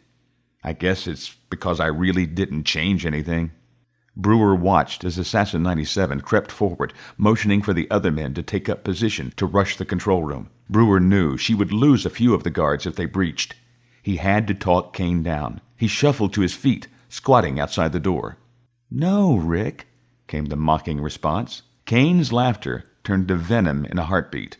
"It was because you were meant to go back and change history. It was your destiny, your purpose in life."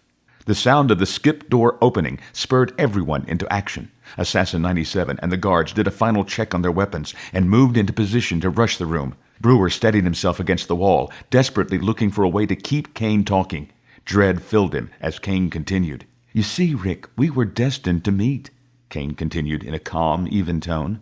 "We were destined to talk of your adventures, and now—" Caine paused as he fired a final volley at the door. "It's my turn." "No!" Brewer yelled. Without thinking, he grabbed the wounded guard's discarded rifle and charged around Assassin 97 into the skip control room. 2 guards reached out for him, but he pushed them aside as he ran. A pulse beam flashed past him from behind, and he was struck with a sense of déjà vu. The world shimmered, and for a moment he relived his own self-imposed exile from the guild. This time, however, he was not the one going back in time. This time, a man with violent psychotic tendencies would release himself on a primitive world. Brewer watched as Caine walked backwards toward the time portal, his weapon aimed at the control room door. Caine waved as Brewer ran across the room. "No!" Brewer screamed again. Brewer fired 3 blasts as he ran. The bolts missed Caine and entered the time stream. Caine stepped backwards, fell into the vortex, and vanished.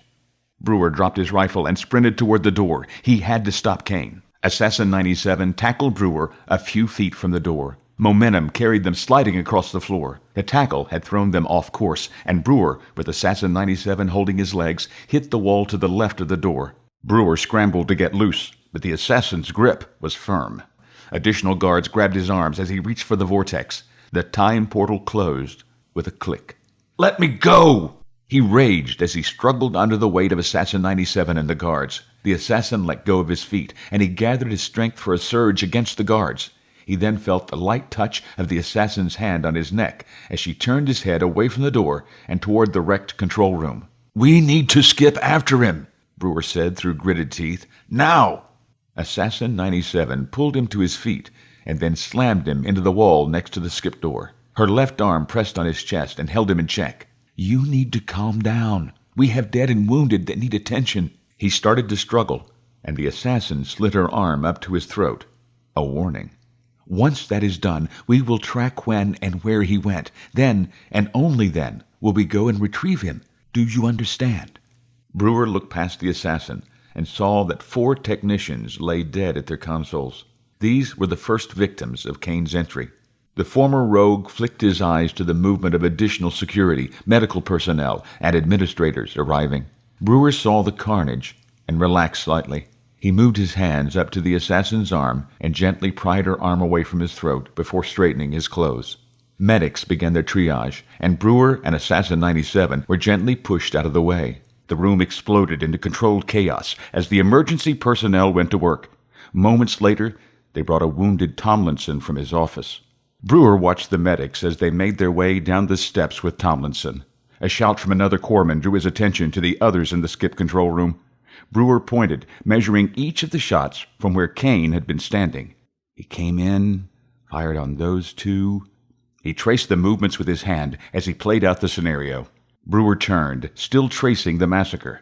He shot those 2 as they got up from their desks. Brewer turned his attention back to Tomlinson's office and studied the broken glass and pulse beam scarring. He pointed and fired blindly at the office. Brewer looked at Tomlinson's abdominal wound and knew Caine had gotten a lucky shot. One more reason to go after him, Brewer thought.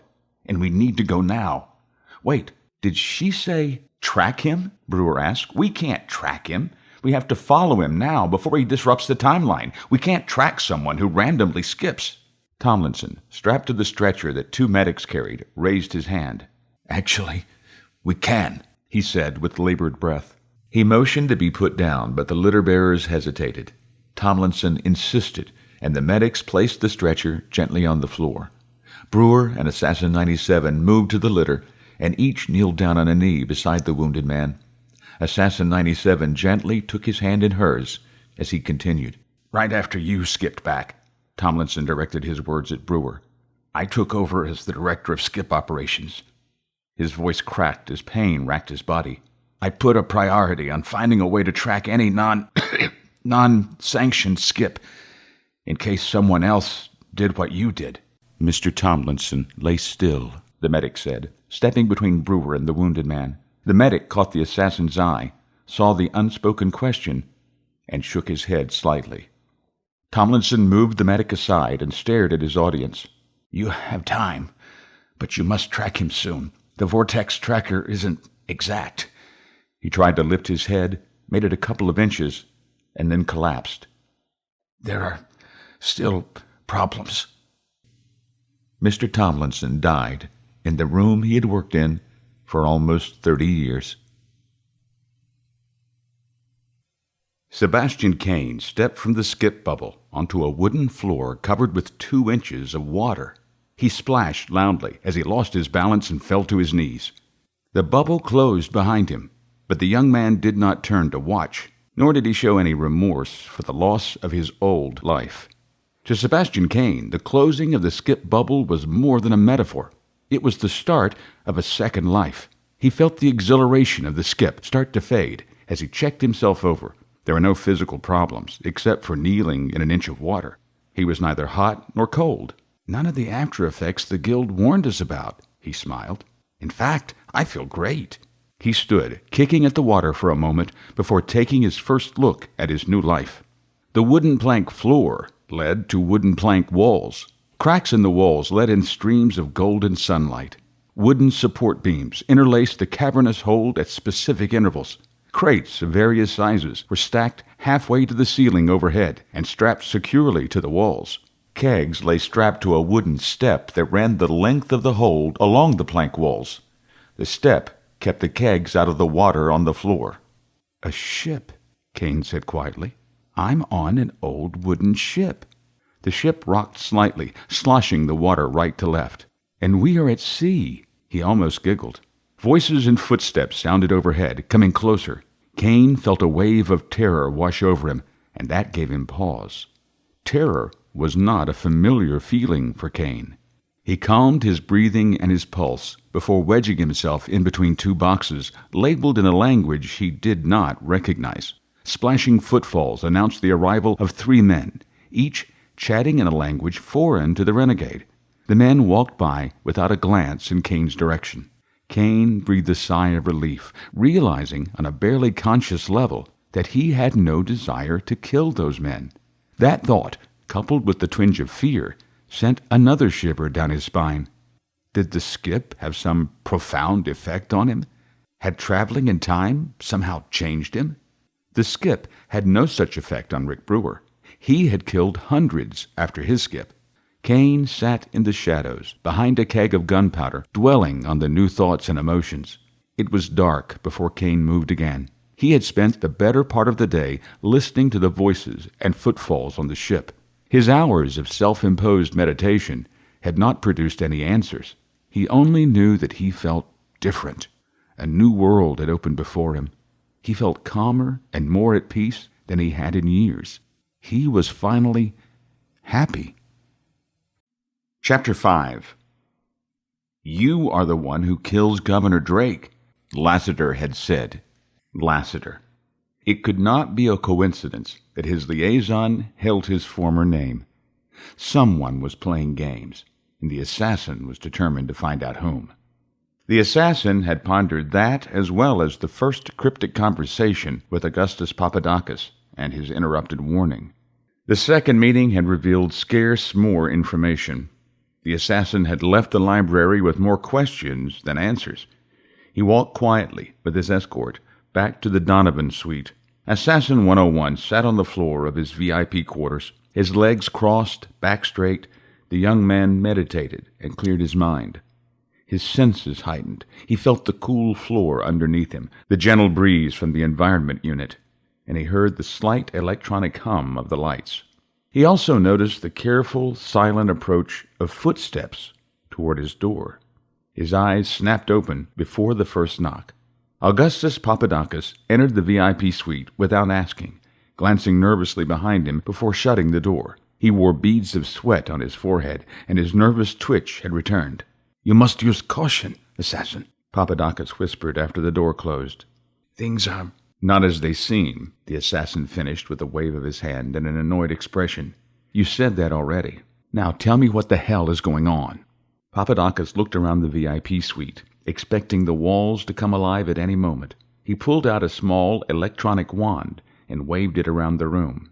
It remained silent as he moved to every corner of the suite. "You think I'm being monitored?" the assassin asked, standing. Papadakis put the wand away, nodding. "We are all monitored," he said dryly. "The council is watching everyone, all of the time." The assassin waved off that conversation. "Never mind that. What is going on? Why am I here?" "They don't trust me with details," Papadakis continued. "The only thing I can tell you is that the death of the lunar governor starts a 400-year chain reaction that empowers this council well beyond the guild charter." Assassin 101 sat on the bench at the end of the bed, while Papadakis began pacing across the floor. "I do not know the extent of the chain reaction," Papadakis said with a shake of his head. "I do know that it is now in this time that the plot comes to fruition." "How do you know that?" asked the assassin. "You told me." What?" Papadakis smiled nervously and pointed at the assassin. "You told me about a month ago when you first visited, when you told me about the note." Assassin 101 rose, confused. "A month ago I left you a note?" Papadakis held up a hand. "A little over a month ago, you appeared to me in the library. You told me that there was a plot against the guild, and that you had left yourself a note that would explain everything. I left a note? For myself? From my time? Yes. Well, what does it say? I do not know, assassin. Papadakis smiled sheepishly. The note was left for you. Where is it? Hidden in the quarters you used to share with your wife.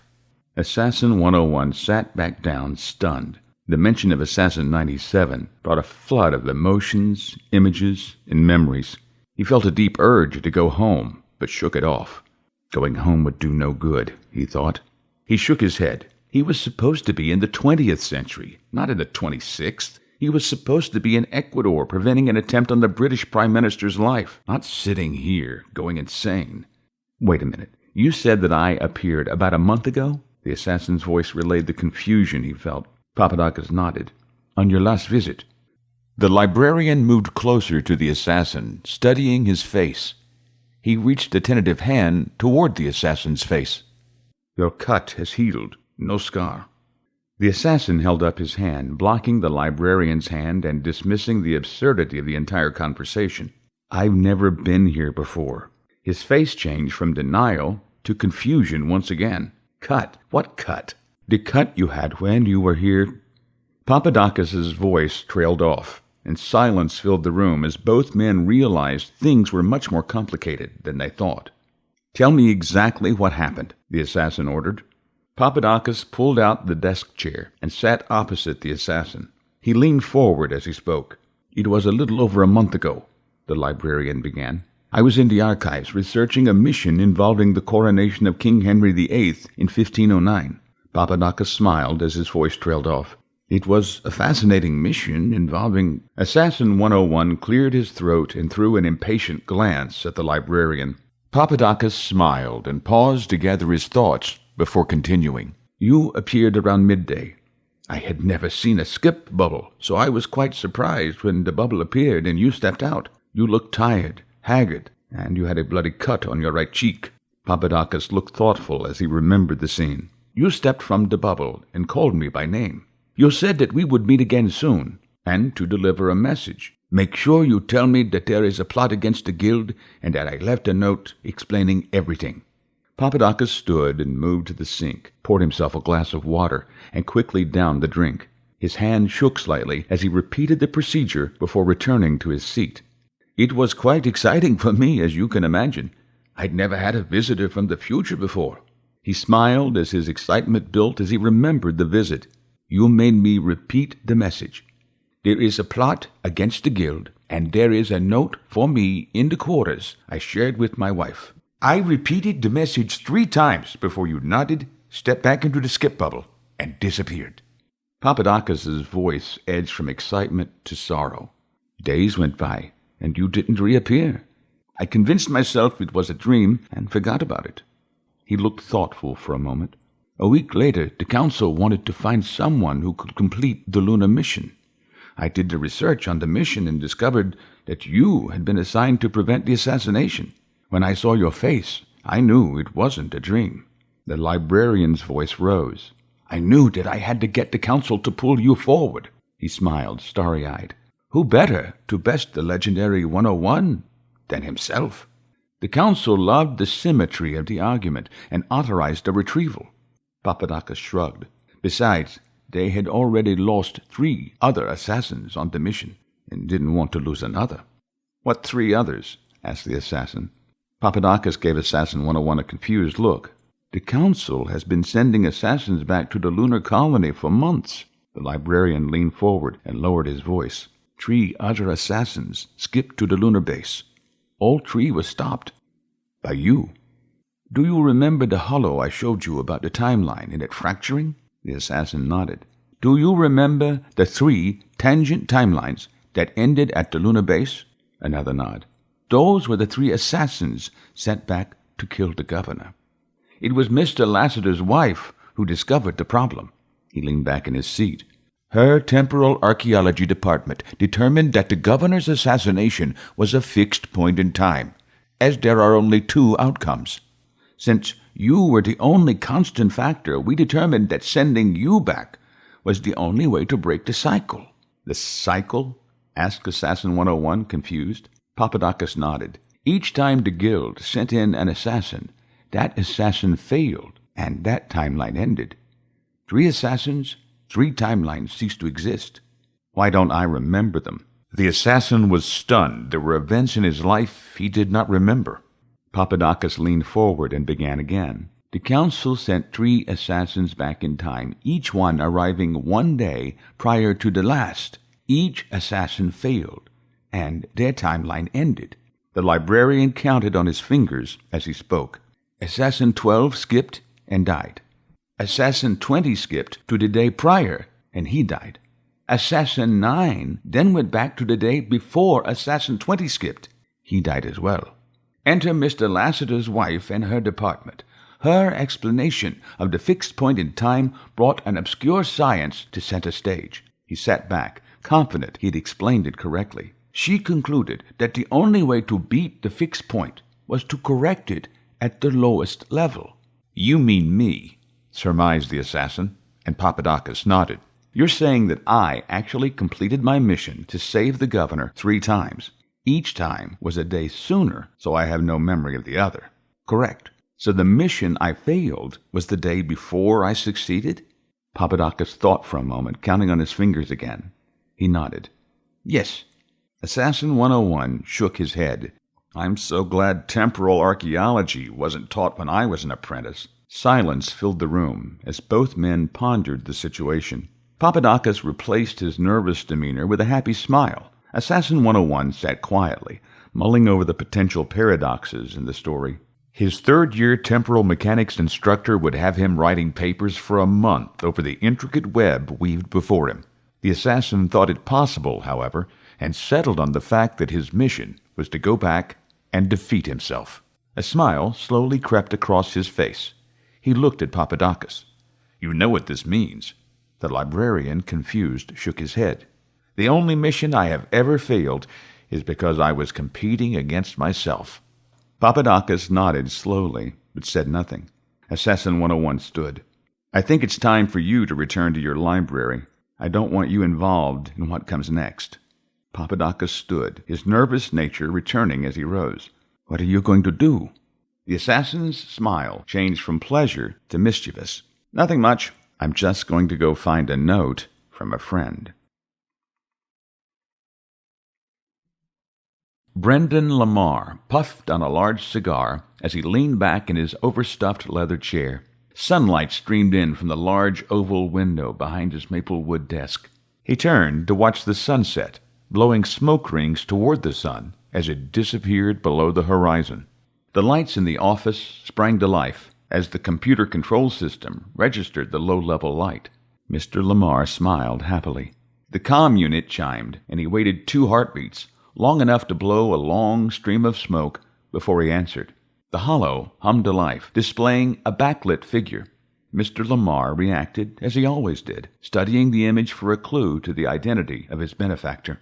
The backlit figure had close-cropped hair and used a voice synthesizer to disguise the person's voice. The comm call was routed through over 24 different web addresses. There was no tracing the call. Mr. Lamar had tried. The best ciphers in the business had been stumped by the mysterious call.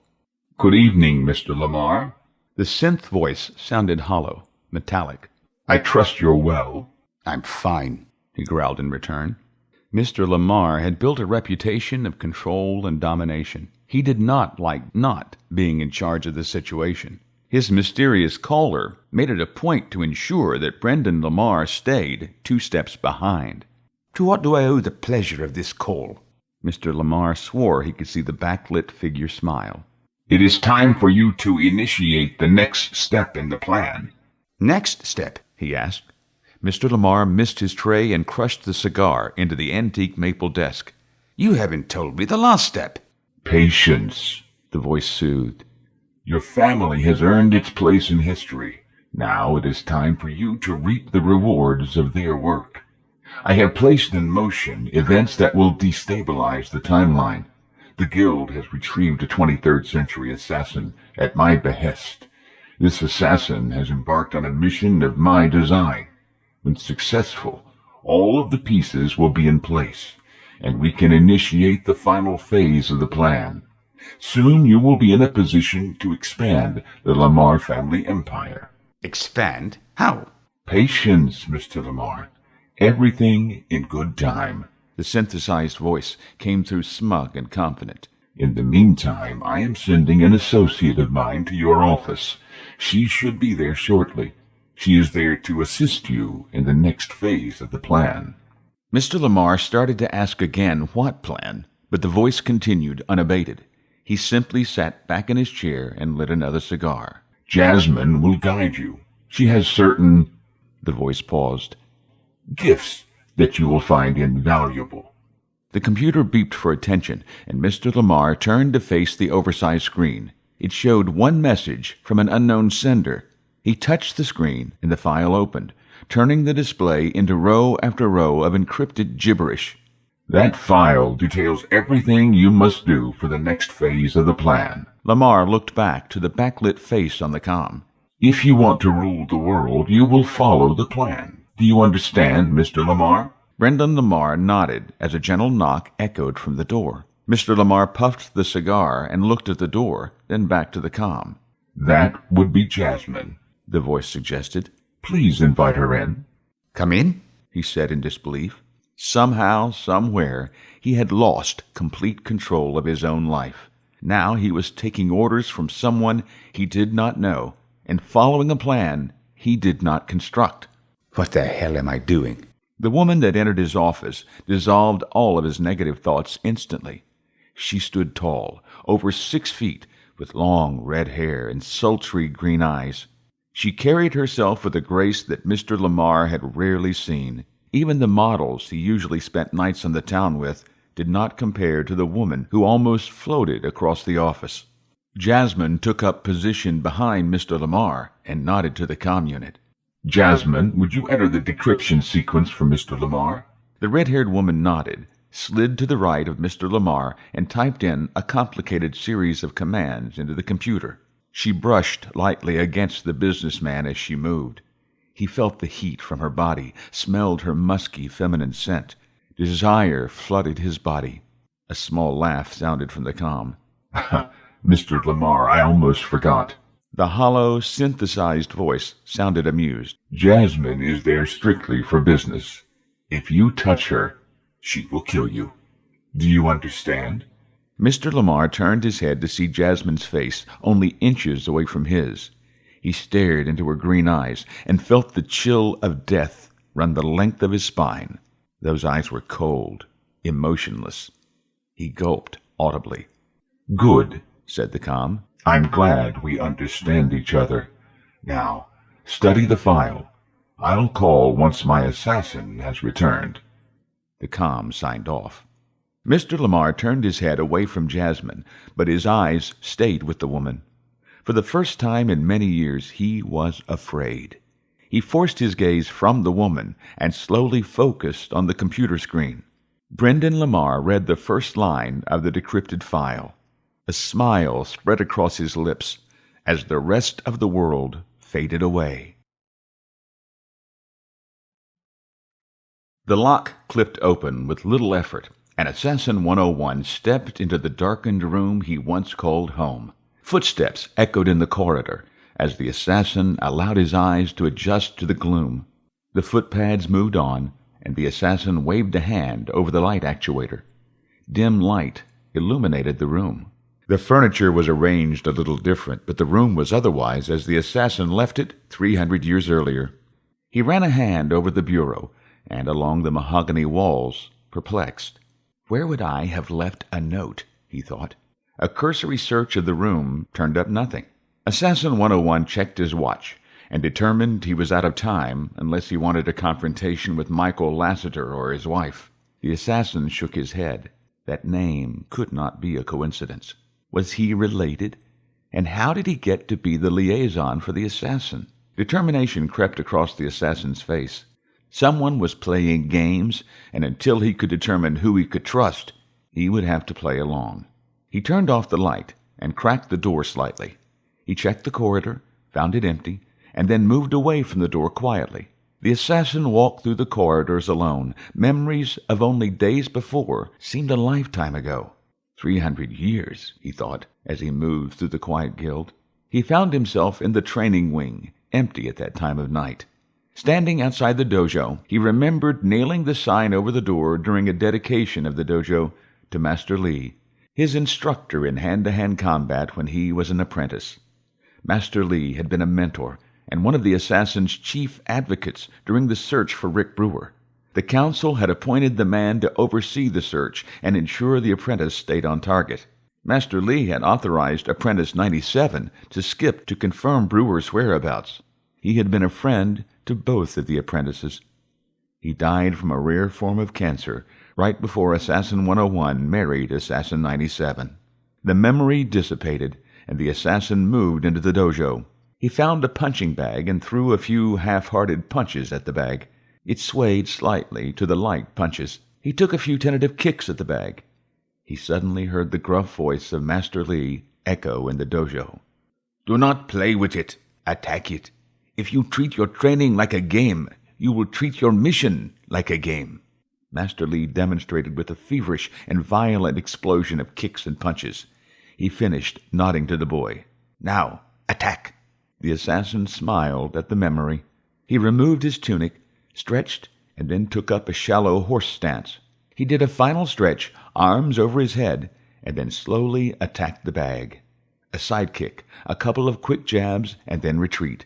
He attacked again, a more complex series of moves. In a matter of minutes, Assassin 101 attacked the bag in earnest, and sweat began to pour with the exertion. He felt the tension, confusion, and frustration melt away as his practice became more ferocious and rapid.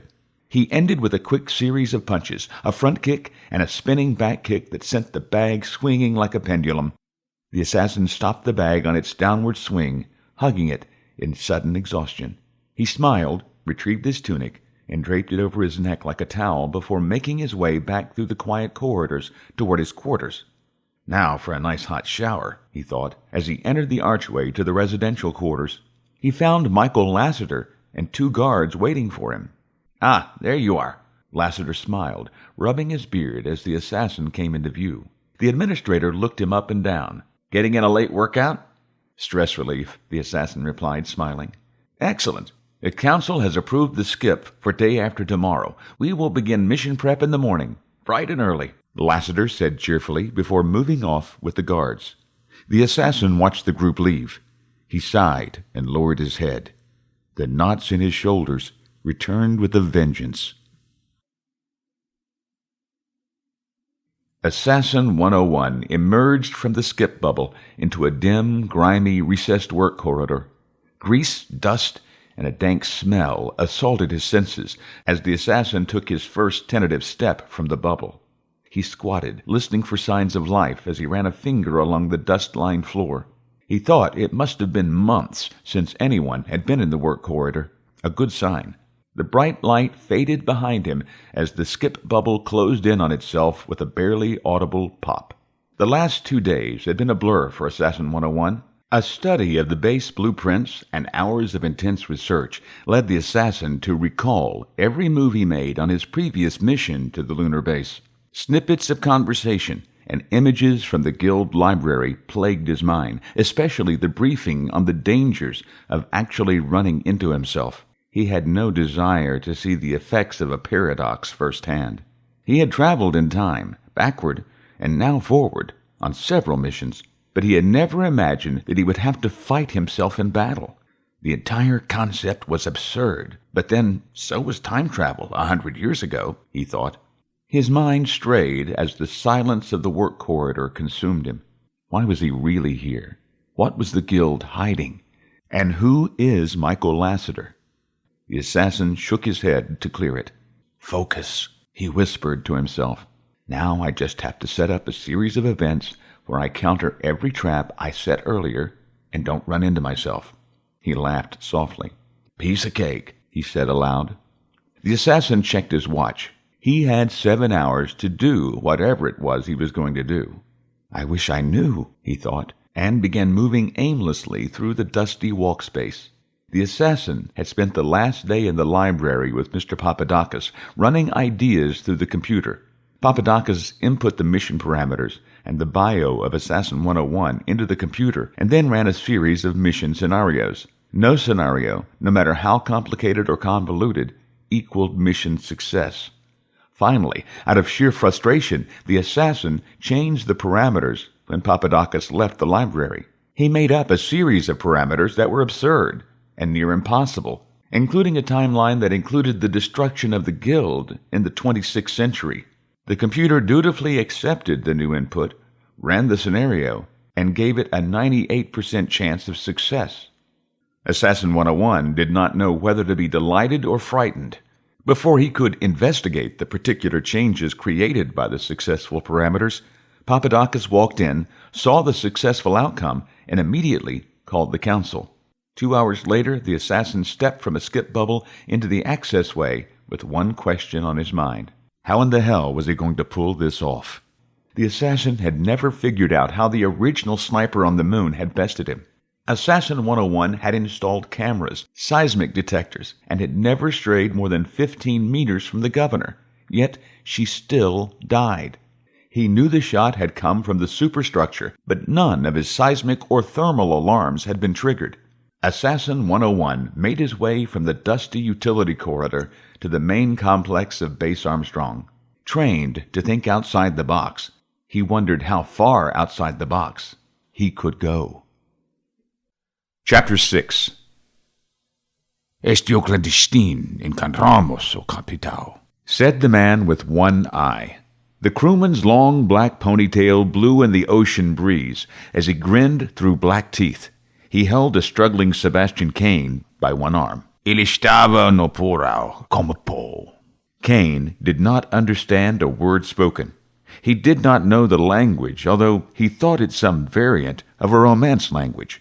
For the first time since his skip, he was concerned about his future, specifically that he might not have one. Stowaways were not typically accepted on the high seas in any century, but in the early days of sea exploration, stowaways were either killed outright or thrust into slavery. Neither option appealed to Kane. He stopped struggling as the captain approached and stopped a few feet in front of Kane. The captain was tall, in his mid-30s, with dark hair, a straight nose, intelligent brown eyes, solid jaw, and jutting chin.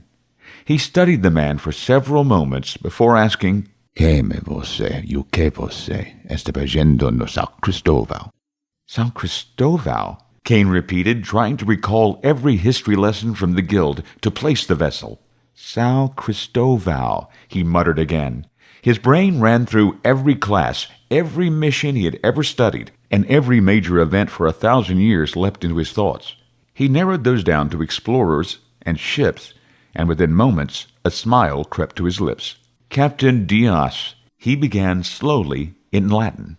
My name is Sebastian Caine, and I have traveled far to sail with you and your crew.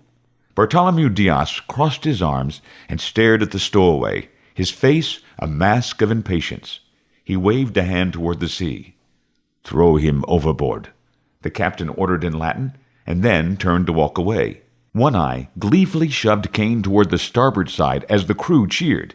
"Wait, wait!" Caine struggled. "I am a historian, sir," said Caine carefully. He weighed each word before he spoke. "I snuck on board in order to chronicle your historic trip." The captain halted. He turned and gave Caine a wry smile. "I have no need for a historian," the captain said, amused. "Unless you wish to swim, I hope for your sake that you have other skills." Caine looked up at the sky, thinking of what an explorer might need on his journey. Caine watched as the boatswain moved from his post at the captain's right side and waded into the gathering crew. His yells scattered the group and sent them back to their duty stations. The stowaway watched them reluctantly go back to scrubbing the deck, stowing ropes, and one man to begin the long climb to the crow's nest. Caine's eyes roamed over the wooden deck, the unfurled sails, the cloudy sky, and the sea stretching to the horizon. He took in a deep breath, smelling the salt air as it filled his lungs. He exhaled slowly, and his nervousness vanished. He felt a calm wave wash over him, and his thoughts, jumbled only moments earlier, became clear and concise. I'm also a skilled navigator, craftsman, and fighter, sir." "I already have all of those," the captain replied. He nodded toward the starboard side once again. One Eye smiled and shoved Caine to within a few feet of the rail. I am also a linguist," Caine stammered slightly. He could see the long drop to the ocean below. "I am fluent in Latin, Spanish, and English." "Spanish," the captain repeated. "The Spanish pirate these waters, harassing and killing." The captain nodded to the two men holding Caine, and they released him. "I think you might be useful after all." Caine thought he would spend the next few months learning everything he could about sailing. The former apprentice did find himself an apprentice once again, but not as he expected. Instead of learning to navigate by the stars, repair the rudder system, work the rigging, or man the helm, Caine spent most of his days swabbing the deck. Caine found himself at peace, despite the arduous, tedious task. His off-duty hours were spent below decks, where he learned card games and sailing songs. Caine encountered his next obstacle 3 weeks after the skip: Xavier. Xavier stood 6'3" and weighed close to 300 pounds. A powerful man, he had been known to hoist the riggings single-handedly. He was a skilled fighter. In a fight, the crew always rallied around Xavier. Caine felt the gentle sway of the vessel as he sat at a table in the galley with several of the crew. Cards slid across the table slightly with the rocking of the wooden ship. Lanterns provided dim light for those playing the game. A loud screech of a chair being pushed back brought Caine's attention from his cards to Xavier, who towered over Caine, pointing a large finger at the former apprentice. "You cheat," Xavier said in Portuguese. He waggled his finger at Caine. Caine had improved his grasp of Portuguese, but not well enough to communicate. The finger in his face, however, made it clear that Xavier was not happy. Caine turned to an old, wrinkled sailor named Francisco for translation. Caine's face showed his shock as Francisco translated. "Tell him I did not cheat." Caine ducked as Xavier charged around the table. Caine scrambled away, desperately trying to keep the wooden table between him and the behemoth hell-bent on hurting him. "I do not think he will listen, my friend," Francisco replied with a shrug. Xavier charged again, barely missing Caine with a swipe of his left hand. Caine moved behind Xavier, leapt onto the stairs, and ran up to the deck. Xavier bellowed, shoved 2 crewmen out of the way, and gave chase, his footsteps booming on the wooden steps. The rest of the crew followed the big man as if charging into battle. On deck, Caine's situation did not improve. He had nowhere to go. Heart racing, he searched anxiously for a place to hide where Xavier would not find him. He turned as Xavier and the crew stomped onto the deck. Deckhands yelled for a fight, or more pointedly, for Xavier to tear Caine apart. Caine retreated a few steps as Xavier advanced, until he backed into one of the riggings on deck. Caine glanced at Xavier, and the murderous look in his eyes, before averting his eyes. Frantically, he searched for a way to get out of the fight when his gaze landed on a nearby deckhand's sword. Without a second thought, Caine pulled the man's sword from its scabbard and shoved the deckhand out of the way. Guild training and muscle memory took over, and Caine wielded the sword with confidence. He sliced through the air a couple of times and then took up a defensive stance. The Annalise sword felt good in his hands. The double-edged blade was wide at the base of the hilt and tapered toward the point of the blade. Caine aimed the point at his opponent. Xavier stopped at the sight of Caine's sword, but only for a moment. A slow smile spread across his lips as he first flexed his shoulders and cracked his knuckles before finally pulling his own blade from his belt. Xavier hefted the long bastard sword easily in his right hand. He shifted his grip on the hand-and-a-half sword, his big fist sliding all the way to the cruciform crossguard. The sailor eyed his opponent, noted the defensive stance, and attacked. Caine easily sidestepped the first attack, a downward slice that brought cheers from the deckhands. The former apprentice smacked Xavier on the butt with the flat side of the sword before moving out of reach. Xavier whirled around, his blade head high. Caine felt the wind of the blade as he ducked the blind attack.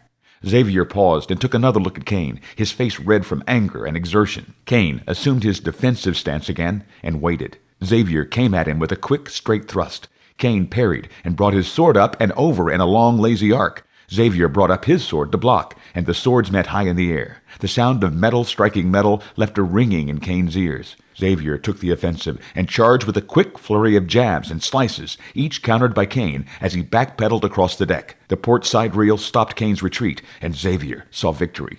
The big sailor loomed over Caine and pounded with downstroke after downstroke. Caine, holding his sword firmly, blocked the first few strikes before dropping to a crouch against the rail. Kane's grip loosened with each attack, and his arms and fingers began to tingle with the vibrations. The blows weakened, and Caine knew his opponent was tiring. He summoned the remaining strength in his arms, and with a push he rose, striking at Xavier with a flurry of blows. The big man tried to defend, but Kane's training made his blows fast and accurate. Xavier felt the sword on his left arm, left leg, his head, and then his right side. Each blow connected, but caused no damage. Caine used the flat side of the sword to push Xavier back across the deck. Finally, the sailor fell backwards, his sword clattering across the deck. Calls to kill him sounded from among the crew. Caine raised the sword, but did not finish the stroke. The gentle swaying of the ship, combined with the sea air, gave him pause. He lowered the sword and extended a hand instead. Xavier looked at the hand for a moment before grasping it firmly. Caine helped the big man to his feet. "Back to work!" cried the boatswain, and the crew dispersed. Caine handed the Analay's sword back to its owner with a nod. The man took the sword and resheathed it without a word. Caine felt a tap on the shoulder and turned to stare nose to nose with the boatswain. "The captain would like to see you," the man smiled. "Now." Caine left the captain's cabin and returned to the deck to find Francisco, an old sailor of 42, standing by the port rail watching the sea. Caine stepped up beside him and took a deep breath and let it out slowly. "You are still alive," Francisco said without looking at Caine. "That's a good start." "Captain Diaz had a few questions about the fight," Caine replied. He leaned on the rail and watched the sea below. "I told him what happened." Caine shrugged. "And you are still alive," Francisco repeated. Caine smiled. The boatswain said he'd never seen anyone fight like that, so the captain decided on a suitable punishment for my behavior. Caine waited until Francisco looked at him before continuing. "I am to teach sword fighting to the crew." "Then you are lucky," Francisco said. "If you had killed Xavier, you would surely be dead by now." He turned to look at Caine. "I saw the look in your eyes. You wanted to kill him. What stopped you?" Caine shook his head, his lips pressed together in thought. "I don't know. Even now, I can see him on the deck defenseless. I can still feel my wanting to kill him, but I do not know what prevented me from doing it. I just felt this wave wash over me, like the sea on the deck. The wave washed all of that desire away." He shook his head again. Francisco nodded, but said nothing as he turned back to the sea. Caine watched the old man for several moments before asking, "How long have you been at sea?" The old man smiled. "Since I was about your age." "Do you ever miss home?" Caine asked. Francisco shook his head. "This is my home."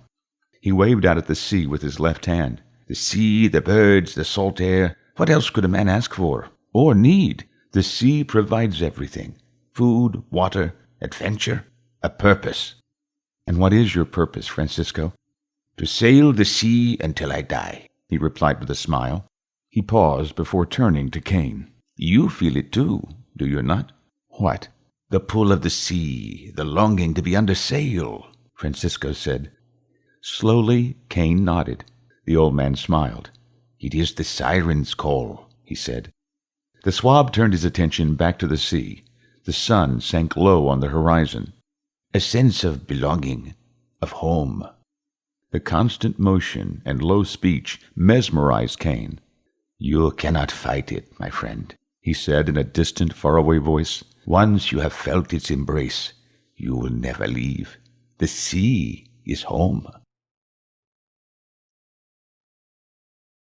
The door creaked open, and Captain Diaz waved Sebastian Caine inside. The storage room, deep in the bowels of the ship, held dozens of 6-foot-high stone pedestals, emblazed with the Portuguese coat of arms and affixed with a cross on top. Caine, using the light of the captain's lantern, studied the etchings as he ran his hand along the smooth limestone surface. "They are called padrau, and are used to mark territory in the name of Portugal," the captain said. "They were also used to mark the way home." Captain Diaz pointed to one of the markers. "I am granting your request. Take this padrau and place it in the name of the king and for your friend Francisco." It had taken months at sea for the former apprentice to get here. Months of swabbing the deck, sword instruction, 2 battles with pirates, and the loss of many crewmen. Now Caine stood on the sandy shore of eastern Africa, the surf rolling at his back as the sun set to his front. The wind whipped his long hair and tugged at his clothes as he placed the limestone marker. Caine smoothed out the dirt and sand, leveling the padrão the best he could with the naked eye. He knelt and said a few words, not for the king, but for his friend Francisco. Others had died on the journey around the southern tip of Africa, but none were as close to him as Francisco. Caine dreaded the long trip home without his friend. He shed a tear for the old man before he left the shore, boarded the São Cristóvão, and began the long journey back to Portugal. The moment Sebastian Caine set foot on the docks in Lisbon, he felt the calm vanish and rage flooded his body. The peace he had felt for months evaporated, and he staggered. Several of his shipmates laughed. "What's wrong, Sebastian?" Xavier taunted. "Don't know how to walk on land?" Visions of the man lying on the deck with a sword to his throat filled his mind, and Caine barely kept his desire to kill the man in check. He waited until the crew disappeared into town, and then returned to the deck of the São Cristóvão. The sense of calm embraced him instantly. The renegade tested the feeling by stepping off the ship and then back on. Each step brought rage or calm, depending on which surface he stood. Caine knew he could not live on the ship, not at port. He reluctantly departed, determined to keep the rage that threatened to overwhelm him under control. He walked the docks for only a few hours before finding a departing fishing vessel and set sail the next morning. Caine found the work of a fisherman arduous and at times maddening. He discovered that he enjoyed the exploration aspect as much as sailing. He needed another long voyage, and being a student of history, knew the next big adventure was only a few years away. His decision made, Caine hopped a galleon and headed for Spain. Chapter 7. Assassin 97 stood quietly, staring at herself in a full-length mirror. Her movements were mechanical, automatic, as she straightened her scarlet robes. She absent-mindedly picked up a brush and combed her chestnut hair. She looked at the mirror, but saw nothing. Her hand brought the brush through her hair without thought. Tomlinson and his death plagued her mind. He had been a huge part of her life at the Guild. He had been the one to suggest she make her first skip in pursuit of Brewer, and the one who convinced Master Lee to authorize the skip. Tomlinson had comforted her while Assassin 101 sat in the hospital after his first mission. He had been there to give her away at her wedding. Tomlinson had become as much a part of her life as her husband or Donovan. Now he was gone. She turned to the chair where her husband always sat to watch her dress. Empty. She felt the hand of fate tighten its grip on her throat as she thought of her absent husband. She wanted Assassin 101 to be there, needed him there. She did not want to face the funeral alone. A knock at the door interrupted those thoughts. "Come in," she called. There was no enthusiasm or life in her voice. In the mirror, she could see the door open, and Rick Brewer, dressed in his typical beige pants and mock turtleneck sweater, entered. He moved slowly, deliberately. Assassin 97 knew that Brewer had not been close to Tomlinson, but he felt the loss nonetheless. Brewer moved to the center of the room, directly behind the assassin. His head hung low as he watched the floor. Neither said a word. Assassin 97 continued to brush her hair, staring blankly at the mirror. Brewer shuffled his feet nervously. "They opened Tomlinson's will," Brewer began. He continued to stare at the floor. "He had a special request for you." The assassin's brush stopped in mid-stroke. She stared into the mirror at the man behind her. "Oh," she managed. Tears stung her eyes, but she held them at bay. The assassin started the brush again. "Yeah," Brewer muttered reluctantly. His pause lasted several seconds before he continued. "He wants you to do something for him." Another pause. "He wants you to become the director of the time-skip control room." The assassin quickly turned to look at Brewer. "He what?" Brewer nodded. "He wants you to take his place in the Guild. Your knowledge of skip mechanics and your leadership experience makes you a great candidate for the position." I don't know what to do," she stammered. She sat down on the nearby bed. "What do I do?" Brewer looked at her for the first time and shrugged. "Donovan and I thought you should know how highly he thought of you." He turned to go, walking to the door before turning back to face her. I'll be back in an hour to escort you to the funeral. Tears streamed down the assassin's face. Will you be okay? Do you want me to stay? No, Assassin 97 sputtered, waving him off. Just go. I want to be alone. Brewer nodded, opened the door with one last look at the sobbing woman on the bed. He left, closing the door gently behind him. She collapsed, lying on her right side, the brush still in her hand. She closed her eyes, remembering every encounter she had with Tomlinson. Her thoughts drifted to her days as an apprentice. Her thoughts locked onto the day with a guest instructor from Temporal Mechanics. It was a rare day where sunshine flowed through the windows like water. No one wanted to listen to a boring lecture on the physics and energy ratios of a skip that day, especially by a substitute teacher. Mr. Tomlinson nodded. Fine, we won't discuss time mechanics today. He spread his arms wide, including the whole class. What would you like to discuss then? Silence. If you don't pick something, he mocked, I'll have to continue my lesson plan. How about Apprentice 93 and his infamous mountain goat assassination? Called one of the boys from the back of the classroom.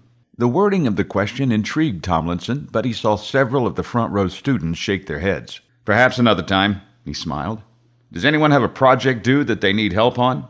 Apprentice 97 timidly raised her hand. He nodded, and she stood. I have a case study due in 2 days. I'd like some feedback on it. Any objections? Called Tomlinson, who received several groans in protest. He nodded. Well, I'll make a deal with you.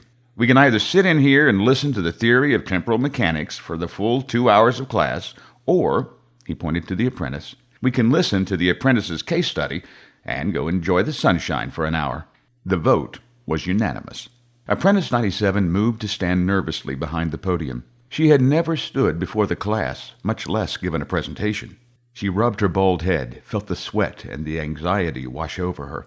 She looked at Mr. Tomlinson, who smiled his encouragement. She gripped the podium until her fingers turned white. In the year 1971, the Prime Minister of a nation called Canada was assassinated. The disruption to the timelines was light, but substantial enough for the Guild to authorize a skip to prevent the event. The Guild selected Assassin 43, a veteran of over a half-dozen successful missions. Although a veteran, Assassin 43 had a very adolescent affinity for practical jokes. She paused, gathering her thoughts.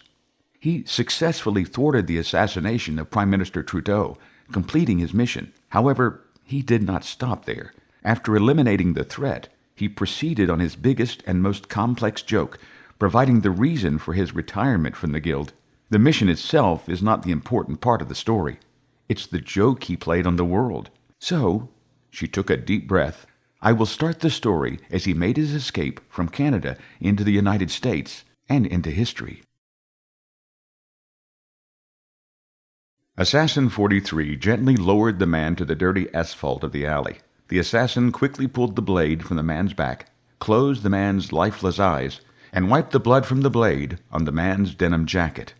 Assassin 43 checked both ways up the alley as he resheathed the knife. Mission accomplished, he muttered aloud and smiled. Now to get out of Montreal. The assassin felt the skip retrieval beacon at the small of his back and dismissed the idea of going home immediately. The job had been too easy, the target an amateur. Besides, I've been cooped up at the Guild too long. Time for some fun. The assassin's smile broadened as he exited the alley and hailed a cab. L'aéroport, s'il vous plaît, he said, climbing into the back seat. The cabbie muttered something unintelligible, but dutifully sped off. Assassin 43 stared out of the window at the beautiful Canadian city of Montreal. The gorgeous sunset reflected off the glass buildings of downtown. The sky turned orange, and the landscape took on an unearthly feel. The orange glow lasted only a few minutes before the sun disappeared over the horizon and Montreal succumbed to darkness. The airport sat a few miles outside of the metro and bustled with holiday activity. The assassin paid the cabbie, nodded his thanks for the ride, and joined the crowd entering the airport. Hundreds of people walked, ran, and bumped into each other as they made their way through the terminal. Assassin 43 paused for a few minutes and simply watched. A young man with his wife and child moved through the crowd. People holding signs protesting the war in Vietnam chanted their way through the terminal.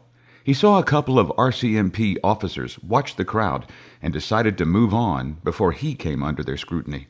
He crossed the terminal to a large row of storage lockers. The assassin passed 2 entire sections before he paused, dug a key out of his pocket, and opened locker F395. He removed a small black attaché case, closed the locker, and proceeded to the gate. 30 minutes later, the plane lifted off, heading for Portland, Oregon.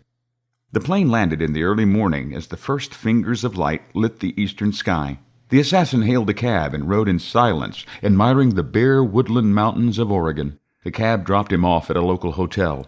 He smiled politely as he checked in under a false name. He casually tossed the keys into the air and caught them as he waited for the elevator. He entered the elevator, turned sharply, and catching the hotel clerk's eye, gave her a wink as the doors closed. The room was a standard affair, light green walls, single bed, and a bathroom. Very few amenities. A small color television sat on a wobbly stand opposite the bed. He tossed his bags on the bed and smiled at the decor. No matter, he thought. Only here for one night. He glanced at his watch, noted he had an entire day to explore, and left the hotel to see the highlights of the Pacific Southwest. The assassin took in the sights of the Boothbay Railroad village. He walked through the rail yard, running his hands along the antique engines. A large black locomotive set off to one side, under renovation. He imagined the powerful engine, puffing smoke, chugging along the tracks. He had skipped back to 1846 once, and had taken a ride on a steam locomotive. He did not recall the number of that particular locomotive, but pretended this was the one. He patted it lovingly, as if reunited with an old friend. He returned to the hotel and made final preparations for his return home. He meticulously planned every detail, drawing out the scenario and the possible outcomes. He almost laughed out loud when he thought, "This is going to blow their minds." Before he went to sleep, he burned all of the paper and washed the ashes down the bathroom sink. He awoke late in the morning, showered, donned a new suit, and left the hotel. Another cab ride, and he arrived at Portland International. He paid the cabbie, who grunted like his Canadian counterpart, and entered the airport. The terminal at Portland was as crowded as the one in Montreal, if not more so.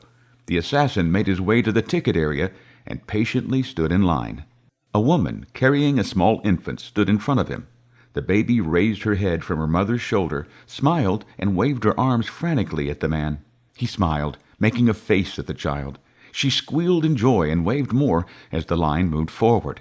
He waved to the baby girl as her mother, ticket in hand, moved off. "Next." Assassin 43 moved to the ticket counter, his identification in hand. "Good morning," he smiled politely. "A one-way ticket to Seattle, please." The gentleman behind the counter unenthusiastically took the ID, briefly compared the picture to the man in front of him, and issued the ticket. Assassin 43 paid the charge, received his ID and ticket. "Thank you." "Welcome," the man replied, and quickly forgot him. "Next." Assassin 43 nodded, waved the ticket in a good-natured goodbye gesture, and proceeded toward the gates. He passed protesters, Hare Krishnas in their robes, and more people rushing through the terminal.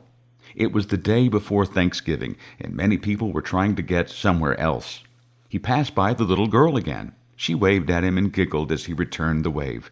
He whistled softly as he walked, content with his day. The assassin purchased a newspaper from a concourse vendor. He folded the paper neatly and continued to the gate. He took a seat, setting his briefcase at his feet, and opened the newspaper. He snapped the paper open and began reading. He had only been reading a couple of moments before the loudspeaker sprang to life. "We are pleased to announce that Northwest Orient Flight 305 to Seattle is now ready for boarding," a feminine voice called cheerily. Assassin 43 refolded his paper, stashing it under his left arm, picked up his briefcase, and joined the line of people waiting to board. He moved with the crowd, inching his way forward, watching the people around him, not because he was concerned about discovery for the killing in Montreal, but because he was curious as how humanity lived in the 20th century. He smiled as he handed his ticket to the rather attractive woman at the gate.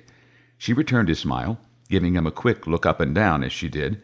She saw a man in his mid-40s, wearing a black, lightweight raincoat, loafers, a dark suit, a white-collared shirt, and sporting a black necktie. "Have a nice flight," she purred. He nodded his thanks, gave her a wink, and proceeded down the ramp. He took his seat on the plane, placing the briefcase under his feet. He requested a drink from a stewardess wearing a name tag, Florence. She brought the drink and sat in a jump seat near him as the plane taxied. They were airborne a few minutes later. Assassin 43 took a small piece of paper out of his coat pocket and politely leaned over to Florence. He smiled, holding out the note. She took it, smiling back, and dropped it, unread, into the pocket on her jacket. She unbuckled to perform her duties when the assassin leaned toward her. "Miss, you better look at that note," he smiled pleasantly. "I have a bomb." She eyed him skeptically as she fished the note from her pocket. In neat letters, the note read, "I have a bomb in my briefcase. I will use it if necessary. I want you to sit next to me. You are being hijacked." The blood drained from her face, but she maintained her skeptical look. She did as the note said, and took the seat next to the man, gazing around nervously at the partially filled plane. No one paid any attention to the man and woman in the back of the plane. "Will you show me the bomb?" she whispered. Assassin 43 opened the briefcase slightly and turned it so she could see in. Florence saw 8 red cylinders, 4 on top of 4. A large, square-shaped battery sat beside the cylinders. Colorful wires connected the cylinders to each other and the battery. He closed the briefcase quietly. "I would like $200,000 in negotiable U.S. currency," he began without preamble. "I need 2 complete parachute rigs to include reserves. I also need a fuel truck waiting in Seattle. Please inform the captain of my demands or I will blow up the plane." He smiled politely, hoping to comfort the woman. Florence nodded, removed herself from the seat, and headed for the cockpit. Captain William Scott leveled out the plane at 15,000 feet. The clouds parted, and he had a great view of the ocean and the shoreline. He thought he would never tire of flying or watching the earth zoom by below. He leaned over, looking out of his window, and smiled. A knock on the door pulled him from watching the scenery below. He turned. "Florence, everything okay?" "There's a man in the back with a bomb," she said, half in tears.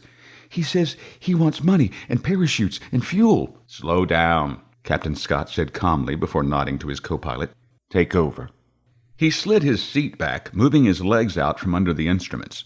The cockpit was cramped with 3 people. 4 made it almost claustrophobic. The stewardess was visibly shaking. "Florence, calm down. Tell me everything he said." Florence recited the conversation, giving her description of the man and the bomb. Captain Scott took a small pad from his pocket and began taking notes. He nodded occasionally as the stewardess told her story. "I'll inform Seattle," he said when she had finished. "Go back and carry on as usual. Keep the other passengers in their seats and calm." Florence nodded, took a deep breath, and exited the cockpit. Captain Scott looked at his co-pilot, who gave him a shrug and a half-smile. Captain Scott picked up the mic, adjusting the radio frequency. He let out a deep sigh. "Seattle, this is Northwestern 305.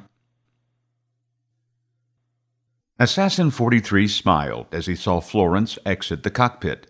She made eye contact, nodded to him, and began passing out snacks to the other passengers. It took her several minutes to make her way back to the man known as Mr. Cooper. "The pilot is calling ahead to arrange what you've asked for," she trembled. The assassin smiled, reaching up lightly and touching her hand. "Relax, Florence. Everything will be fine." The intercom interrupted her response as the captain began his in-flight update. "Good afternoon from the cockpit. I am William Scott, your pilot. We are currently cruising at 15,000 feet en route to Seattle. I'm afraid we're going to have a slight delay in our arrival, however. We have a minor mechanical difficulty, nothing to worry about. We will have it all sorted out shortly. Please sit back, relax, and if we can do anything to make your flight more pleasant, let us know." Assassin 43 smiled at Florence as she left to continue her duties. He sat back and relaxed. Everything was right on schedule. "Mr. Cooper," Florence approached, "we will be landing in Seattle shortly. Everything has been prepared to your specifications." The assassin nodded. "Excellent." His relaxed manner and easy smile dispelled some of her fear. "Smile. It'll all be over soon." She gave him a half-hearted grin and moved off to continue her duties. The assassin ordered another drink, sat back, and watched a picture-perfect landing in Seattle just after dark. The plane touched down amid a plume of smoke and screeching tires. Captain Scott, per instructions from the hijacker, taxied to a well-lit remote landing area. Assassin 43 could see a fuel truck waiting off the tarmac. The plane rolled to a stop, and everything settled into an uneasy silence. A knock sounded on the cockpit door seconds later. The door opened, revealing the assassin. "You may begin," he said, as he entered the cockpit and sat behind the pilot. He placed the briefcase in his lap, drumming his fingers on it quietly. "Seattle Tower, this is Northwestern 305. Captain Scott glanced behind him. "We are ready for the refuel." The fuel truck started up almost immediately. It crossed over the tarmac and pulled into position under the right wing. The driver got out and began unraveling hoses. Assassin 43 smiled as he watched, before turning his attention back to the pilot. "Once we're done here, we will proceed southeasterly toward Mexico City. You will fly no higher than 10,000 feet at the minimum speed necessary to avoid a stall. You will leave the landing gear down and position the flaps at 15 degrees. The assassin spoke calmly, emotionless. "The cabin will remain unpressurized." The co-pilot, William Radizak, grabbed a small calculator and typed in some numbers. He read the results, looked at the pilot, and raised an eyebrow. He turned to the man he knew as Mr. Cooper. "Flying with those restrictions, we might make 1,000 miles. He shook his head. "We will have to refuel somewhere." "Pick a location," the assassin shrugged. "Las Vegas," the pilot suggested. "LAX," offered the co-pilot. "Both of those are too populated." The assassin shook his head. "Try again." "Reno?" Radizak shrugged. The assassin looked thoughtful for a moment and then nodded. He stared out the window at a lone man approaching the plane. The man carried a large knapsack in one hand and 2 parachutes in the other. He disappeared out of view toward the rear of the plane. "If you'll excuse me," the assassin said politely as he stood in the cramped cockpit. "I have a visitor." "Oh, one more thing." Assassin 43 paused at the door. "The aft stairs are to remain down during takeoff and flight." "Sir, we can't do that," the co-pilot said. "FAA guidelines are very specific." "Nonetheless," the assassin interrupted, "we will take off with the aft stairs in the down position." Captain Scott raised a hand to stop the conversation. "We will lower the stairs after we are airborne. Will that suffice?" "Yes, that will suffice," the assassin replied, and left the cockpit. He made his way through the cabin, smiling as he carried the briefcase in his left hand. He avoided direct eye contact with the passengers, but knew they were staring holes in him. He ignored them. They were of no consequence anyway. "Miss Mucklow, is it?" he asked the stewardess as she approached him. Tina Mucklow straightened from serving a man a drink. She looked the assassin up and down, unafraid, and then nodded. "Would you come with me, please? I need a small favor. I need you to collect some things for me," he said as he escorted the woman toward the back of the plane. The stewardess flipped a switch, opening the rear door. She pressed another button and lowered the stairs. Cool air flowed in from outside. "Mr. Cooper?" a male voice called up the stairs. "My name is Al Lee. I am here on behalf of Northwest Orient Airlines." The assassin smiled. "Miss Mucklow, would you go and greet Mr. Lee? I believe he has a few things for me." The stewardess eyed him for a moment, saw his smile broaden as he nodded toward the stairs, before she descended the stairs. The assassin heard a muffled exchange of words, and then the stewardess reappeared. She brought him a large bag, dropping it at his feet. He knelt, opened the bag, and saw stacks of $20 bills.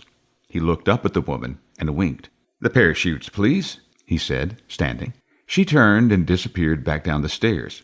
She returned a moment later, a parachute draped over each shoulder. He took one of them, nodded, and then flipped the switch to raise the stairs. He nodded politely to the woman. "After you," he said, pointing toward the main cabin. The woman hefted the remaining parachute and led the way back into the main cabin. "The FAA would like a face-to-face meeting." Captain Scott met him halfway through the cabin. With the parachute over one shoulder, the bag of money in his right hand, and the briefcase in his left, the assassin looked thoughtful for a moment. He took a deep breath, shaking his head. "No, I don't think so." He looked the pilot in the eye. "Are we refueled?" Captain Scott nodded. "And it's time to leave." The assassin turned to look at the passengers in the cabin, and his gaze fell on Florence Schaffner. "Florence, will you escort these kind people off the plane?" He turned to the captain. "I will require you, the co-pilot, and your flight engineer to remain on board." He turned to Tina Mucklow. "And would you remain as well, Miss Mucklow?" She looked to the pilot and saw his look of concern and helplessness. She lowered her head and nodded. "Excellent," the assassin smiled. "Everyone else may go." Captain Scott pulled back on the flight controls, and the 727 lifted smoothly into the air. He reached for the landing gear controls, remembered his instructions, and pulled his hand back. Old habits and training were hard to overcome. Scott looked over at his co-pilot and saw his hand being withdrawn as well. The pilot changed course toward Reno, Nevada. Flaps to 15%. He recalled the assassin's instructions. He leveled the plane at 10,000 feet. He heard the door open and turned to see Tina Mucklow enter the cockpit. He raised his eyebrow. "He told me to come in here and shut the door," she answered his unspoken question. What is he doing? Asked the flight engineer. "I don't know," she replied. "Last I saw, he was strapping something around his waist." What do we do now? Asked the co-pilot. Captain Scott turned back around in his seat, facing front. He gripped the flight controls firmly as he checked the gauges and readouts on the instrument panel. "We do what we were told to do." He glanced out at the lights and the dark countryside below. "Fly south." We have a warning light. The engineer broke the uneasy silence. He pointed to his panel. The aft stairs have been lowered. Captain Scott felt the wobble in the controls. Yep, got it. He grabbed the mic from the panel. Mr. Cooper, He called over the intercom. is there anything we can assist you with? Silence. Mr. Cooper, do you require assistance? He called back again. He looked over at the co-pilot, who gave him a shrug. Captain Scott hung the mic back on the instrument panel with a heavy sigh. Aft door's opening, called the engineer. The sudden popping of ears in the cockpit emphasized his words. The engineer checked his panel again and then turned to the captain. What the hell is he doing back there? The co-pilot looked at Scott. You really don't think he's crazy enough to jump?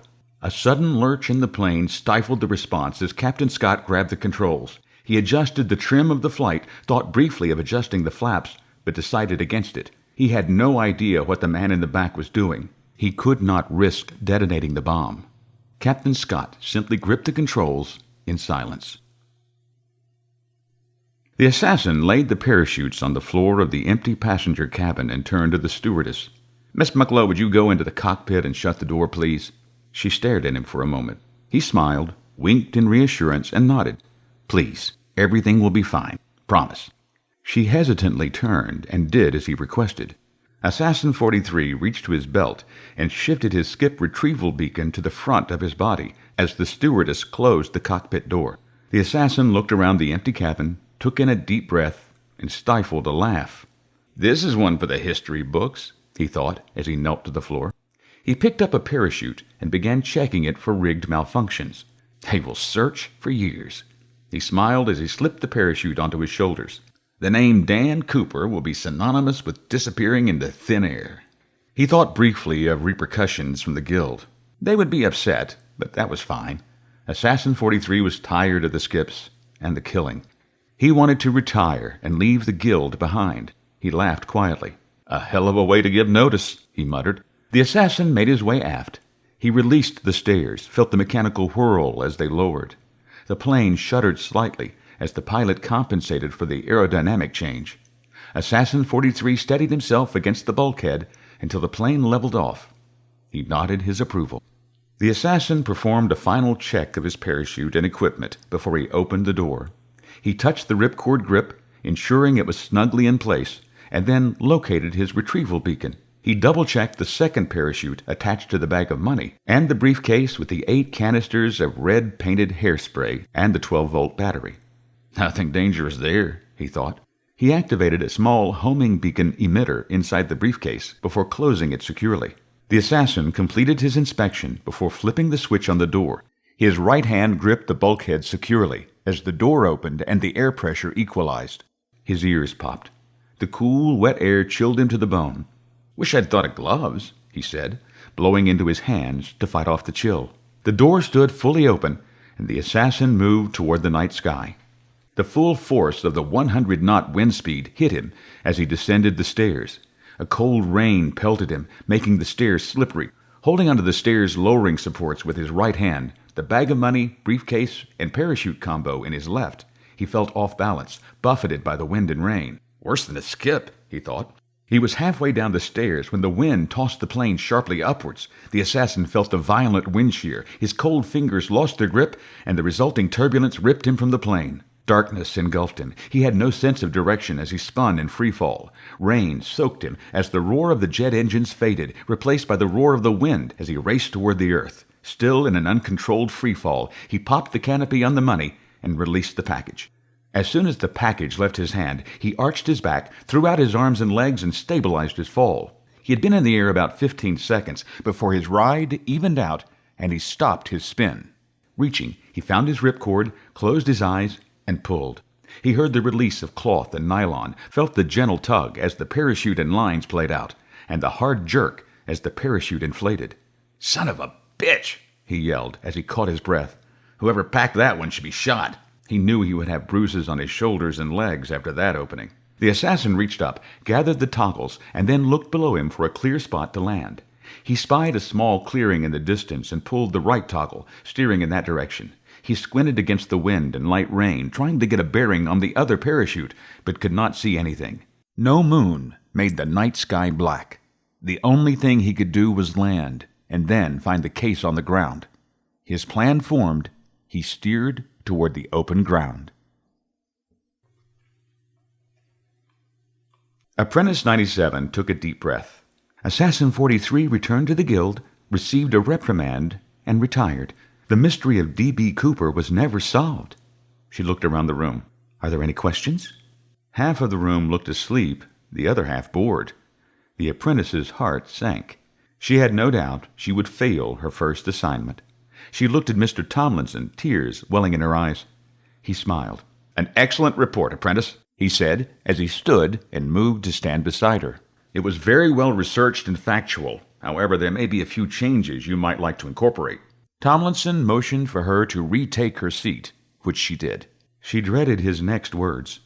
"The guild assignment is to outline the actual mission, not the aftermath," Tomlinson began. "You skipped, no pun intended, over the mission briefing, the cleaner team planning, and the actual event that changed history. Those are the things you are here to study." Tomlinson's voice did not berate the apprentice. He was teaching. His voice carried a concern and a passion that made her take notice. Her spirits lifted as he spoke. "Remember, you may be the one who carries out the actual assassination, but you do not get there alone. There is a support team, equally trained and as professional as you, that will put you in the right place at the right time." He smiled. "Don't forget their sacrifices as you look over these case studies.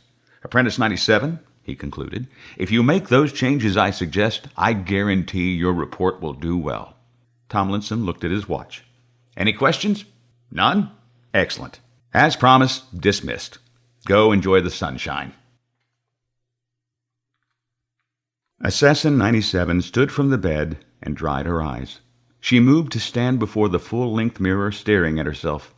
Red eyes, wrinkled robes from laying on the bed, and her hair a mess, stared back at her. She shook her head and started brushing her hair again. Tomlinson had become a father to her, more than her own father had been. He deserved her best, and he would get it.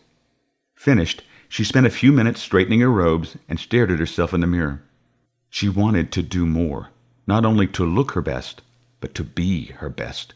She thought about skipping back and waiting for Caine in the skip control room, killing him before he could kill Tomlinson and his techs.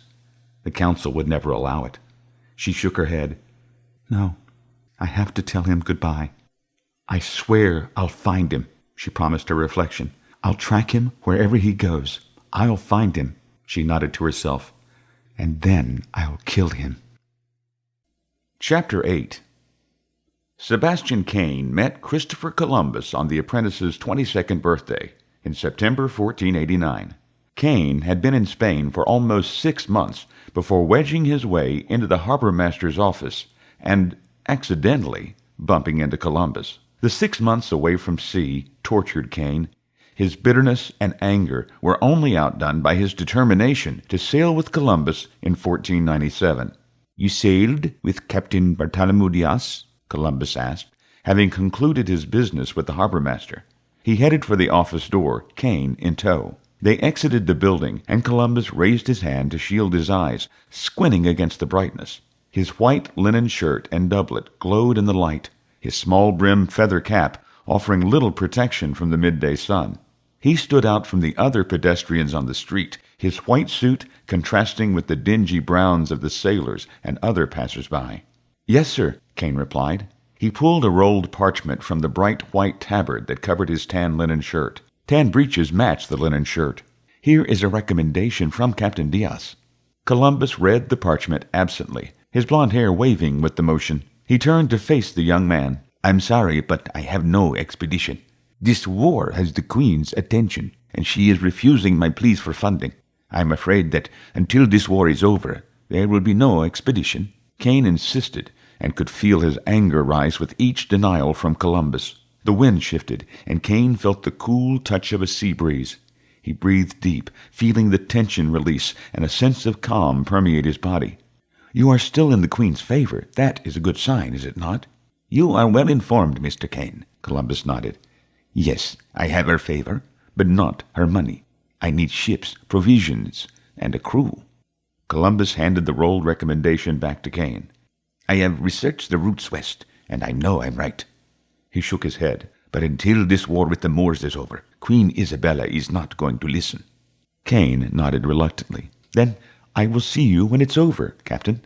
Caine bowed slightly, turned, and left Columbus standing in Avilés without another word. He enlisted in the Spanish army the next day. Caine stood with the vanguard of Queen Isabella's forces as they stared at the gates of Granada, the Moorish capital of Spain for over 7 centuries. The devoutly Catholic Spanish queen had driven the Muslim empire back to its final stronghold, and her troops now awaited the final order to attack. Sebastian Caine had made a name for himself on the battlefield by letting his internal rage consume him. His guild training, coupled with his natural sadistic tendencies, confounded the enemy. His expertise in close-quarters battle, which included most of all 15th century combat, allowed him to survive many battles. He moved quickly up through the ranks. Caine still missed the sea, however. War may have become his second home, but the sea was still his first love. He often thought of requesting a transfer to the Navy, but dismissed that thought. He knew that the Spanish-Muslim War would be decided on land. If he wanted to end it early, he needed to be on the front lines. He had fought, killed, and been wounded in service to the crown. He had received many commendations, 2 from Queen Isabella herself, as well as his commission and the company he commanded. He stood before that company, some of Spain's finest. They formed 6 ranks of 12 men each, standing on the outskirts of Granada's gates. None of it meant a thing to Caine. The fact that he stood there 5 years ahead of history meant everything. He positioned himself in front of his troops, waiting for the negotiations to end and for the order to attack. In the silence of the afternoon, he recalled Rick Brewer's stories of influencing history. Caine found his involvement in changing history did not thrill him in the slightest. It was simply a means to an end. His thoughts drifted to the history of 1497, when Granada finally fell, a bloody siege lasting more than 4 months. 25,000 men, women, and children died after the Sultan ordered his brethren to fight to the last. The entire population of Granada died at the hands of the Spanish army. Caine had no sympathy for those who lived or died. He simply wanted the war to end so he could sail to the New World. The gates opened, interrupting his thoughts. Caine watched as Queen Isabella's ambassador exited, a smile on his face. No surprise there, thought Caine. The idiot is always smiling. The gates remained open, which did surprise Caine. He had learned many tactics from the guild and his time on the front lines. You always close the gate. Unless... Caine watched as the ambassador quickly walked to the commander of forces and spoke quietly. The smile on his face never wavered. The commander nodded, then abruptly turned and issued commands to his adjutant, who passed the word down the ranks. Caine, who stood on the far right flank of the formation, was too far away to hear the initial orders. He waited impatiently for word to filter down the line to his company. A runner finally approached Caine. Out of breath, the young man gasped, "Stand down! A deal has been struck." Caine relayed the order, but warned his men to be vigilant in case of a ruse. It was a lesson that Caine had learned the hard way early in his career as a soldier. Within an hour, a team of glistening Andalusian stallions led a small caravan out of the city gate. Caine watched as Sultan Muhammad XII, Abu Ad-Allah, rode atop the lead stallion, his face displaying sadness and failure. The Sultan broke down as his procession left the city for the final time. The Muslim sovereign took one last look through the gate at the palatial gardens and his city. He burst into tears, crying, "Allahu Akbar!" Caine dropped his sword, helmet, and shield as the Sultan wept. The renegade paused, stripping his armor as a woman left the caravan, marched purposefully to the kneeling Sultan, and stood over him. She was an older woman, and although Caine did not understand what she said, he recognized the scolding tone she used with the king. Caine laughed and continued to strip his armor. The final piece of metal fell to the ground, and Caine turned his back on the scene.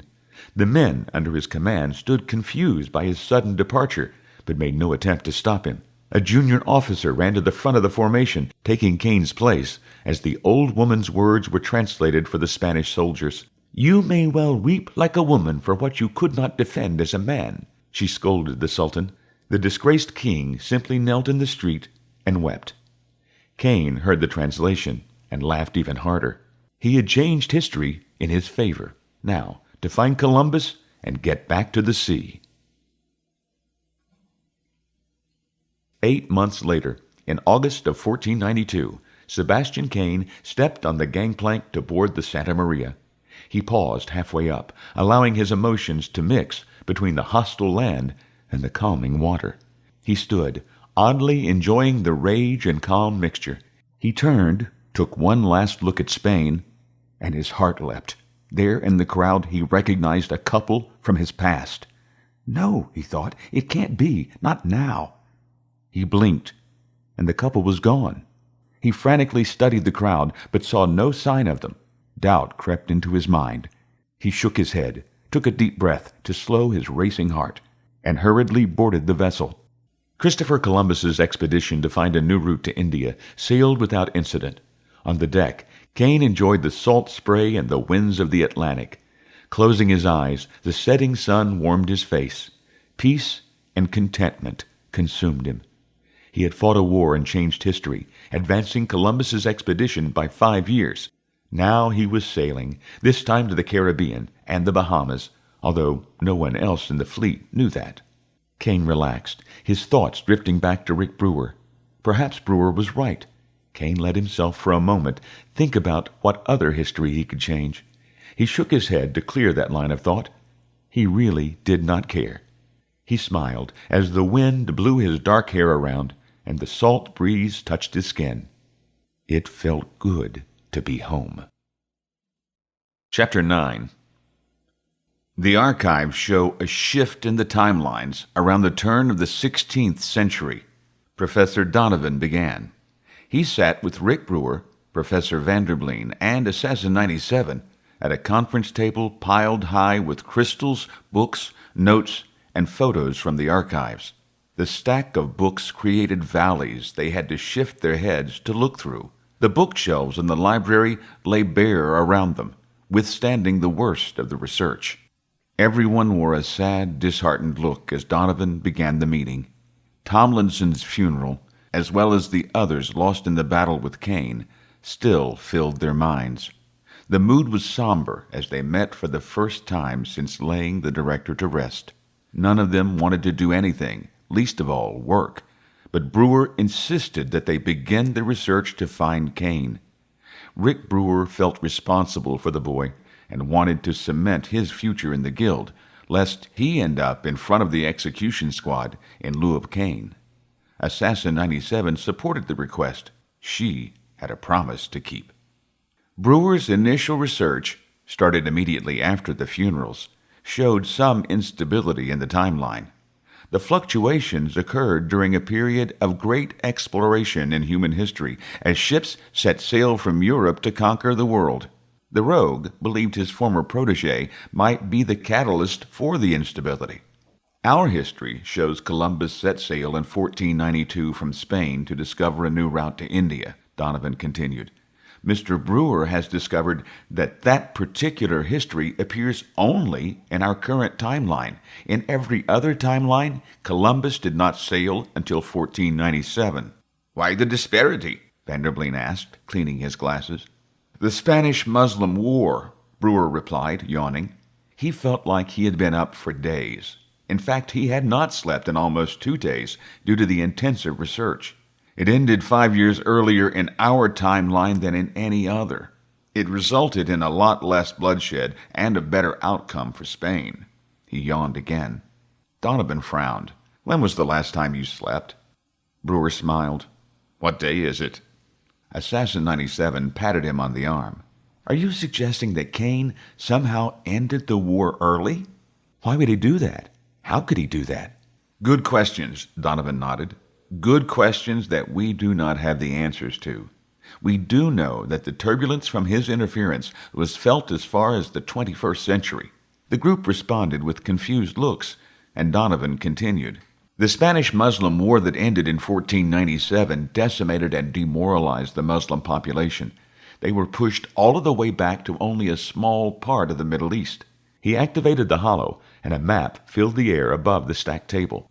They comprised a small part of what we know as Saudi Arabia, Iraq, and Iran. They did not become a major player in world politics until the latter 21st century. The holograph changed from a small area of the globe to an area that covered the entire Middle East. Now, history shows that they attempted to establish a world caliphate in 2023 that brought on a war which nearly destroyed the entire Middle East. You think Caine changed history to destroy the world 500 years later? Vanderbleen scoffed. No, Brewer replied, stifling another yawn. He rubbed his eyes. He felt annoyed at the question and knew that he would soon need sleep or say something he would most likely regret. Sebastian is smart, but that's not how he thinks. He's more of a here-and-now kind of person. Whatever he did, you can be sure it had an immediate effect on his life. He could be like you and not age, Vanderbleen countered. Brewer turned toward the professor, tilting his head to the left to see around a stack of books. He took a deep breath and reminded himself this was not about him. I hope not. His psychotic tendencies, combined with slow aging, could be disastrous. So what do we do? Asked the assassin. I think we need to, Donovan began. Send me back, Brewer interrupted, standing as he spoke. Out of the question, Vanderbleen objected. Absolutely not, Donovan protested. Sebastian would kill on sight anyone he recognized from the guild, Brewer pleaded, laying out his case. Except me. You can't be sure of that, Donovan snorted. He could have shot me before he skipped. He didn't. Brewer rubbed his face. He waved to me. He won't kill me. Donovan stared at Brewer for a moment. He looked skeptical. He finally turned to address the assassin. What do you think? Assassin 97 looked thoughtful for a moment, steepling her fingers in front of her face as her eyes darted from Brewer to the hologram suspended above her. Her plan began forming immediately. She nodded. I think Rick has a point. Anyone else that approached Caine would be an immediate threat. You could skip back and shoot him from a mile away, Vanderbleen interjected. Not with the weapons of that time, she said, shaking her head. She turned to Brewer. I hope you know what you're asking for. Brewer nodded. Fine, Donovan sighed. I'll bring it up to the council. Donovan returned to the library less than an hour later to find Brewer asleep, his head on the table. Assassin 97 and Professor Vanderbleen stood away from the former apprentice, allowing him to catch up on rest as they discussed the possibilities of a skip. They abruptly stopped their conversation as Donovan returned. The assassin moved to the table, gently waking Brewer. His eyes snapped open, and he sat upright with a jerk. It took him a moment to focus, and then he checked the time. He combed his hair with his hand and rubbed the sleep from his red, bloodshot eyes. The others gave him a moment before sitting at the table. Brewer discreetly used his robes to remove the small pool of drool on the table. The council is furious that we left them out of our research and planning, but they have approved the plan with one caveat. Donovan appeared haggard, but he smiled nonetheless. When I told them who was doing the research, one of them actually laughed and said, I should have known. Donovan laughed humorlessly and turned to Brewer. Apparently, there are a few on the council who still don't trust you. Brewer scoffed as Donovan continued. They threatened to put us all to death for even mentioning your involvement. How many is a few? Assassin 97 asked, curiously. Donovan's smile turned to a knowing grin. All of them, but I convinced enough of them that it was the best idea we had. What's the caveat? Brewer asked, letting his worry fill his voice. Assassin 97 has to go with you. Brewer looked perplexed. With orders to kill him? He shook his head. I will not set him up like that. He is my friend and deserves the same chance you gave me. You'll have to ask her. She received her orders directly from the council. Brewer turned his head slowly toward the assassin. His accusing eyes focused on her like a laser. You've already talked to the council? Why didn't you tell me? The assassin smiled disarmingly. You were sleeping, and you needed the rest. And, she emphasized the word, letting it draw out, I was waiting for the right moment. She paused for a response, received only a sour and contemptuous look in return. She continued, No, my orders are not to kill Caine. I will be there strictly to observe. I am your shadow, nothing more. Realization struck Brewer. You're there to make sure I don't go rogue again, with orders to kill me? Assassin 97 shrugged slightly, but said nothing. Like I said, Donovan chimed in, the council doesn't trust you. Brewer nodded his understanding, shooting another cold look at the assassin. And if I get out of line, she kills me. Very eloquently put, Mr. Brewer. Vanderbleen stood, clapping the man on the back. Now go and finish this business. I need you back in the lab on Wednesday. The professor nodded and left the meeting. The meeting adjourned. Donovan turned back to a stack of hollow crystals and books to continue his research. He absent-mindedly thought, I wish Assassin 101 were here. He is much better at these painstaking tasks. Assassin 97 and Brewer made their way toward the door after Donovan agreed the meeting was over. Brewer grabbed her arm, stopping the walk and turning her toward him. Would you really kill me? Brewer asked. The assassin smiled, patting his hand on her arm. Don't worry. It'll be painless. Brewer returned the smile as she released herself from his grip and continued down the corridor. Brewer, with an uncomfortable chill, noticed that she did not really answer the question. Rick Brewer stepped from the skip bubble into a darkened alley in the Spanish town of Seville. The opaque white light from the bubble illuminated the alley, and he could see Assassin 97 standing near the alley entrance. He turned, watched the bubble close with a quiet pop, and let his eyes adjust before turning back to his partner. I've never seen the bubble before, he whispered. The memory of his first and only other skip replayed in his mind. Flying through the air, crashing into a balloon, and finally coming to rest in the freezing snow. The thought of snow sent a shiver through his body. This trip was much nicer, he acknowledged as he rubbed his arms. How are you feeling? The assassin asked, moving next to him. She placed her hand on his forehead and then checked the pulse in his wrist. Any after effects from the skip? No, I feel great. His voice rose in the still of the night. A dog barked a block away, then went silent. The final battle of the war took place a few hundred miles from here. Let's hope we can catch a ride on a caravan. The assassin smiled as she rubbed her arms vigorously. Brewer watched her mimic his own movements, and she smiled. I get cold after a skip. It's normal. Brewer nodded and looked around the alley. Narrow cobblestone streets, wooden and brick masonry buildings, and slow-burning candlelit street lamps surrounded the small, dingy alley. He sighed. I've been in worse. His thoughts drifted back to the first months after his exile, living in the back alleys of France. He looked around to compare with his life in 200 years. Architecture may have changed, but the alleys remained the same. He dropped the line of thought. He had a mission to complete and a soul to save. He turned his attention to Assassin 97. Let's get started. 2 days of travel found the couple within a few miles of Granada.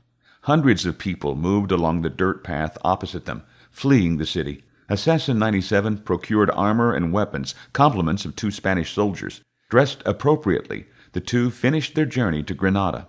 Thousands of soldiers stood shoulder to shoulder outside the gates of the city. The assassin and Brewer blended into the last rank on the outskirts of the formation. They watched the last of the refugees, laden with their meager belongings, take to the streets to flee the impending battle. Dogs ran circles around horse-drawn carriages. The squeak of the wheels and the barking of the dogs were the only sounds in the eerily quiet morning. The outskirts of the city blended the contrast of the open prairie and towering mountains with the civilized urban sprawl of 15th-century Spain. Dirt roads, in reality little more than paths, gave way to a hardened, packed earth on which the citizens of Granada traveled. The foothills of the mountains led to a fertile agricultural plain. trees and shrubs formed a layer around the city walls. The large wooden gate to the city connected tall brick and mortar sections of wall. "We'll never find him in this mass of soldiers," Brewer complained after searching the armored troops for the third time. He stood a few inches taller than most and took advantage of his height. "If he's even here," Assassin 97 replied skeptically. She studied each soldier as best she could. Armor hid most of their faces. The assassin thought she saw Caine a few times, but those were false alarms. Her frustration began to show. "He is here, Rachel," Brewer responded confidently. "I can feel it when things change, remember? This impending battle is giving me one of those feelings." She absently nodded as she scanned the crowd, her mind elsewhere. "Rachel. He called me Rachel," she thought. Her husband, somewhere in the future, was the only other person on the planet to call her by the name she used to have. She found it oddly intriguing that two very different people would have that kind of common focal point. The gates opened, and Brewer watched as a well-dressed man exited the city, a caravan in his wake. Assassin 97 could not see over the crowd, but she heard a man's cry of anguish, followed by a woman's rebuke. Raucous laughter and the sound of armor clanging to the ground split the morning air, and the assassin tried to pinpoint the source. She rose on her tiptoes, searching when Brewer pointed to her left. There! It was Sebastian Caine, dressed in Spanish armor, walking away from a formation of soldiers. Assassin 97 watched as the young man, he had aged a few years since she had seen him a week ago, threw down the last of his armor. He continued to laugh as he disappeared into the crowd. "Did you see?" Brewer asked in surprise and awe. "He was leading that contingent of soldiers." "Whatever he wanted, he must have gotten it," the assassin replied, worry filling her voice. She looked around, half expecting the sky to open up and destroy them all. "The Muslims surrendered," Brewer replied as a wave of temporal distortion washed over him. He had experienced déjà vu and even time shifts before, but never the outright sense of change that filtered through his body. That's what he wanted, the surrender. The feeling was exhilarating, intoxicating. He closed his eyes and let the time distortion course through his body. Assassin 97 grabbed Brewer's arm, dragging him away from the formation. He snapped out of the euphoria and stumbled his way after the woman. "We need to follow him," she said. "Whatever he is planning, this is the catalyst." The skip's opaque light faded, the door closing behind Brewer as he stepped into the control room. Donovan, Vanderbleen, and 2 council members greeted him. "Welcome home, Mr. Brewer," Donovan smiled. The door opened again, and Assassin 97 joined the assembly. She immediately rubbed her arms. "Welcome back, Assassin," the elder councilman said. "What did you discover?" Assassin 97 looked to Brewer and saw that he stood perfectly still, no side effects from the skip evident. Her teeth chattering, she nodded for Brewer to brief. "Gentlemen and lady," Brewer nodded to the female council member. "We found Sebastian Caine in 1492 Spain." He paused as he remembered the feeling as the time distortion flowed through him. If he had experienced that feeling when he was traveling, he would have fought harder to stay in the past. Why didn't I experience that feeling when I was changing history? He mentally added that query to the list of questions he wanted answered about his life. The former rogue wanted to feel that again. Brewer knew he had to continue to skip. He had to find Caine. He had to find out how to feel that again. Brewer put all of that out of his mind and addressed the council. "Caine commanded a company of troops against the Muslim city of Granada." Looks of astonishment hit each face of his audience. Brewer paused, allowing them to digest that data before moving on. "He left the army as soon as the city surrendered, dropping his weapons and armor right there on the field." Brewer smiled. He had their full attention now. "We followed him for 8 months. He met with warriors, naval captains, scientists, scholars, and several famous explorers from that era. His focus, however, seemed to be on Christopher Columbus." The elder councilman gasped. "You didn't let him kill Columbus, did you?" "No," Brewer shaking his head in disbelief. "If Caine had killed Columbus, you wouldn't know to ask if he had killed Columbus," he thought. Sometimes he worried about the intelligence of the council members. He smiled. "Just the opposite. Caine seemed determined to help Columbus on his journey." "The last we saw of Caine," Assassin 97 chimed in, her teeth finally under control, "he was boarding the Santa Maria to make the voyage with Columbus." She looked down at the floor, embarrassed. We also think he might have spotted us as he boarded the boat, so we decided instead of joining the expedition to return and report in." 8 months? The female council member interjected. 8 months, and you didn't attempt to contact or capture him? "Sebastian was never alone," Brewer replied. He looked the woman right in the eye. She blinked and looked away. Brewer continued. "We, both of us," he waved his hand in between the assassin and himself, "felt that observing him was better than possibly disrupting the timeline further." "You did well," Donovan said, placing himself between the councilwoman and Brewer. "What is your next move?" "We skip again," Brewer replied instantly. "This time to the Bahamas, where Columbus makes his first landfall. We will arrive ahead of the expedition and set the meeting in our favor. I want to make sure we have the advantage when we talk with Caine." Brewer looked at the assassin, and she nodded that he should continue. He turned back to Donovan. "I don't want to risk him bolting, or worse." Donovan nodded his understanding, and then turned to the council members behind him, who stared blankly at Brewer. Silence filled the room. Finally, the elder councilman took a deep breath and threw his hands in the air. "Do what you want," he muttered, and turned to leave. The female council member held her stare a moment longer, then turned and left the control room. "I don't think they like you, Rick," Vanderbleen chuckled as he watched them leave. "Feelings mutual," Brewer responded with venom. He stared at the empty door for a few moments before turning to Donovan. "Okay, let's go." Donovan held up his hand. "Hold on." He looked at Assassin 97. "You may not be affected by the skip, but she is. She needs to rest for at least a day before you can skip again." "She needs rest," Brewer replied. He pointed a thumb at his chest. "I don't. I don't want to just sit here for a day or two. You can send her tomorrow." Brewer smiled. "Have her arrive at the same time I do." Brewer wanted to get back and maybe find a way to feel the time distortion again. He looked at Donovan and saw the suspicion darken his features. "I want to keep moving." Donovan looked at Vanderbleen, who shrugged.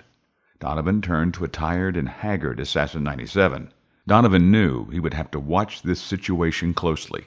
There had been cases of assassins becoming delusional from skipping too frequently. "Well?" he asked. She smiled. "I trust Rick. Besides, I'll be right behind him." Assassin 97 stepped from the skip bubble into the sunny skies of the tropics. She squinted, bringing her left hand up to shield her eyes against the bright light. The salt air breeze stung her skin. Eyes adapting slowly to the light, she finally focused on Rick Brewer standing 10 feet in front of her. A body lay at his feet, and she saw a pistol pointed at her head. Chapter 10. Assassin 101 stared at his reflection in the mirrored dome and smiled. "I'm in space," he muttered gleefully. His mirrored reflection showed a red, skin-tight Mylar suit, oversized helmet, and a rebreather oxygenation pack on his back. Dull red and green lights twinkled faintly on his left wrist and chest plate. The idea had hit him like a stun bolt. Outside the box. He sat down in the dusty access hallway and drew out his plan in the dust. He erased twice, moving a few feet and drawing it out again. He smiled as the variables aligned. He erased his third set of drawings and left the dust-strewn access corridor. Assassin 101 stayed in the recessed walkways as much as possible. He used the utility corridors to move about the lunar base undetected, moving quietly, only leaving the utility system to procure the items he needed. He met no resistance as he went about his tasks. The assassin spent several of his meager hours gathering the items he needed for the extravehicular activity, or EVA, Mylar suit, oxygen tank, access codes, and a lethal weapon. The last two items reluctantly provided by two, now comatose and bound, security guards. He arrived at the airlock and checked the time. He had a little over 3 hours before the governor would be shot. The memory brought forth a wave of doubt. This was the only mission he had ever failed. Was he the reason why? Would this work, or only make the timeline worse? The Guild had trained him not to have such thoughts, but the Guild had never concocted a scenario like this. Still, it would not help to dwell on the situation. There was work to be done. The assassin depressurized the airlock. He moved slowly across the lunar landscape, following the prints from maintenance personnel who had traveled this route before, and made his way toward the main dome of the installation. I hope no one is out here today, he thought, as he stumbled in the lighter gravity. Correcting himself, without ending up face first on the lunar surface, he jumped lightly in the low gravity to acclimate himself. The assassin practiced a few more steps, confident he now had the hang of movement, and found he enjoyed the lightweight sensation of the moon's gravity. He proceeded, slow but steady, and reached the outskirts of the dome in under a half hour. 30 minutes down, he thought, as he surveyed the area around him. Moon rocks, boulders really, lined the perimeter of the structure. Large metal and beryllium support beams arched over the mirrored dome, lining the superstructure inside and out. Every other girder contained a ladder for maintenance crews to crawl up and check the protective shield. The 12-inch thick bubble, constructed of a beryllium and plexiglass mesh, proved stronger than 10 feet of forged steel and transparent aluminum. No wonder the starships want beryllium for their hulls, the assassin thought, as he lightly rapped the dome.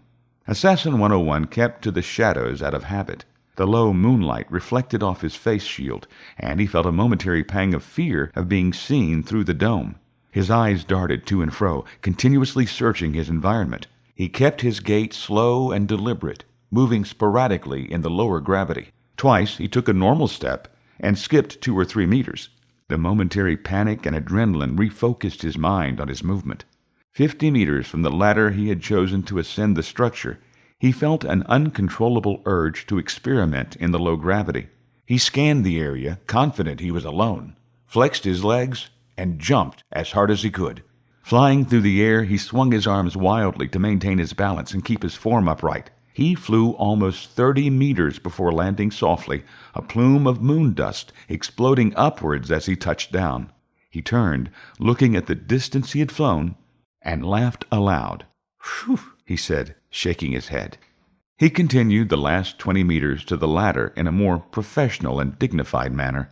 He paused at the base of the ladder, checking his surroundings once again before his gloved hand touched the first rung. He raised his head as much as he could in the helmet and saw the curve of the dome high above him. He doused the helmet lights, hiding his presence in the darkness, and began to climb the ladder hand over hand, ensuring he had a firm grip each time. The ascent became monotonous, automatic, and he allowed his view to drift across the moonscape. Halfway to his destination, he focused on something inside the mirrored dome and froze. 20 feet below him, on a support catwalk high above the citizens of the dome, he saw a figure placing seismic sensors. He watched for a moment as the man inside the dome set another sensor. The assassin shifted position, following the figure. He saw his own shadow on the catwalk move, and the assassin froze again. Memories flooded his mind. He vividly remembered placing the sensors and a few cameras on that catwalk. Assassin 101 stared at the figure and realized that he gazed upon himself. He clung to the ladder, mesmerized at his mirror image. He shivered as he recalled the feeling of being watched while on the catwalk. Now he understood that it was not his overactive imagination, and made a mental note. If I feel like I'm being watched, stay vigilant. I might be. He watched as his former self halted placing the sensors, snapped his head up sharply, and checked his surroundings.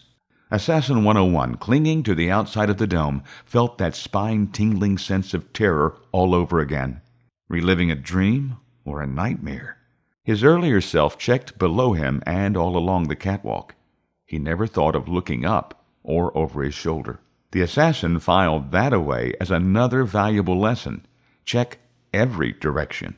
He watched as his former self went back to work. The man finished placing his sensors and then pulled out a small tracker to ensure everything was in working order. Assassin 101 watched his former self replace the tracker on his belt, gather up an empty satchel, and make his way toward a nearby ladder.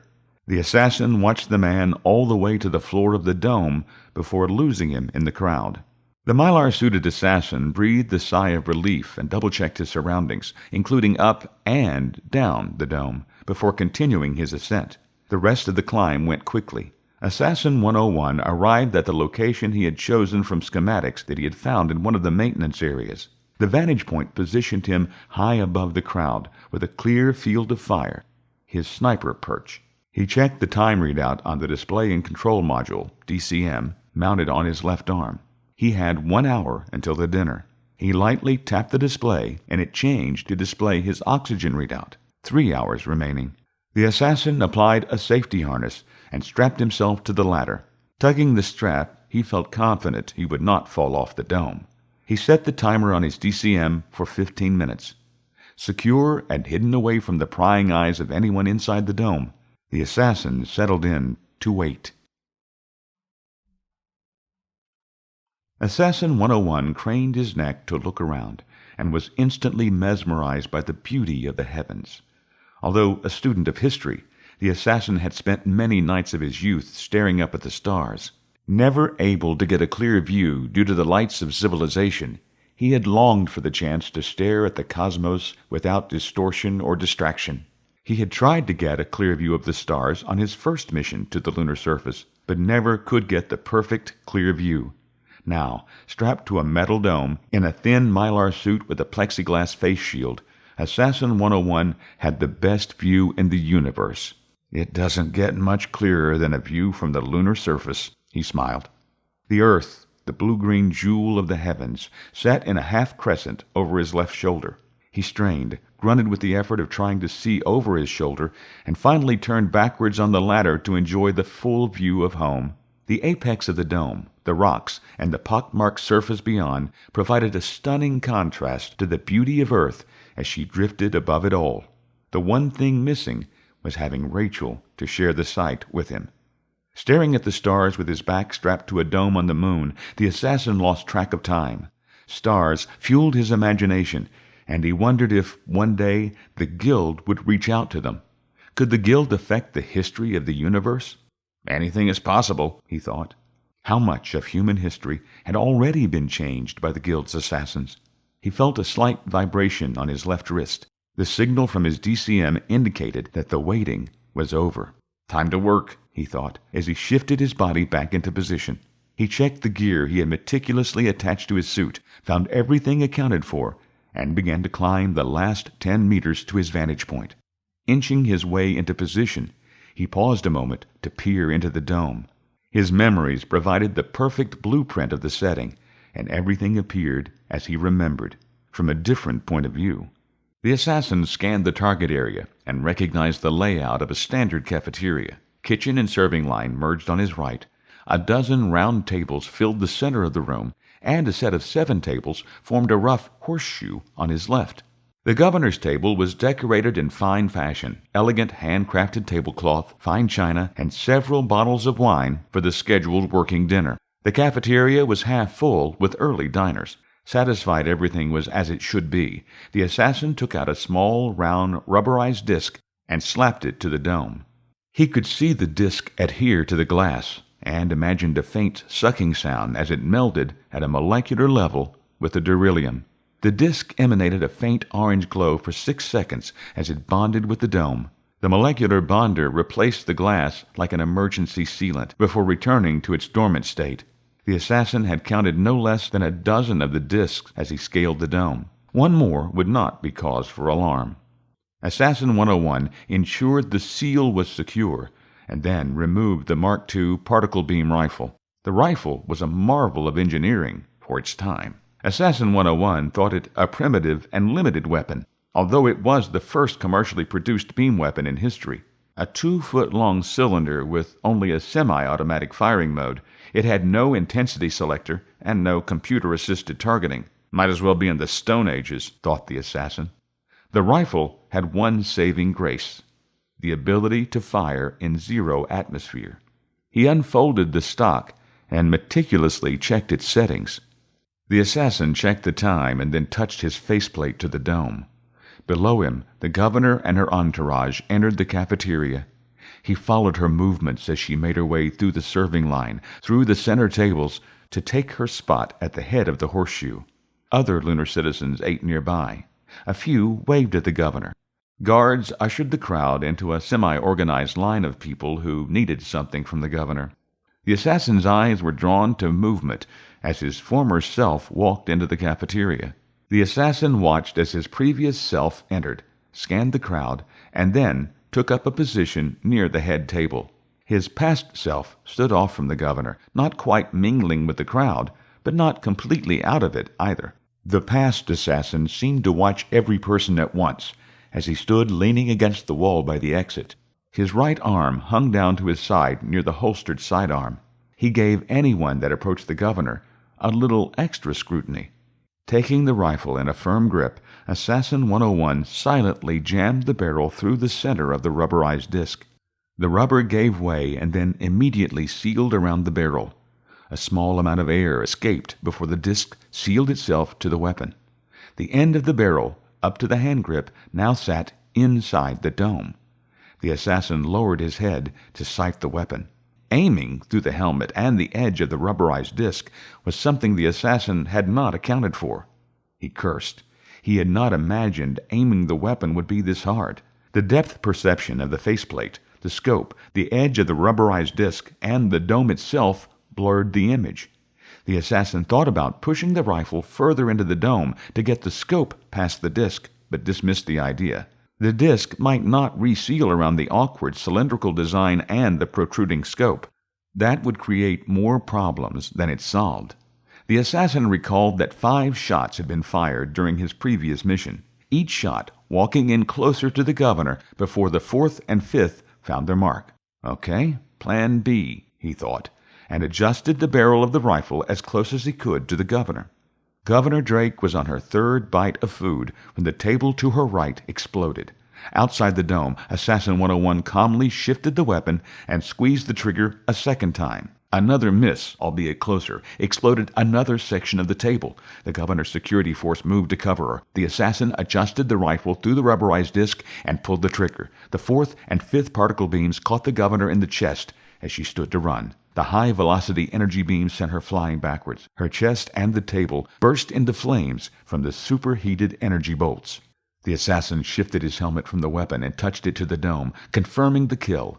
He searched the room and found his former self under the cover of an overturned table. The man, weapon drawn, searched frantically for the source of the shots. His gaze zeroed in on the catwalk, and the assassin got one clear last look at his former self. The look of failure on his face spoke volumes. Assassin 101 remembered that feeling, the helplessness of watching the woman he was there to protect die, the bitterness of defeat. He had sworn never to taste that again. He pulled the rifle from the rubberized disc, watching it instantly reseal. He touched the faceplate to the dome one last time. He saw security, panicked people, running around without purpose, and his former self still under cover, still searching. He smiled. In 3 years, I'll know who beat me. The assassin made the descent down the dome in minutes and set off across the lunar landscape. He trotted back along the edge of the dome, his footprints mixing with those of maintenance crews.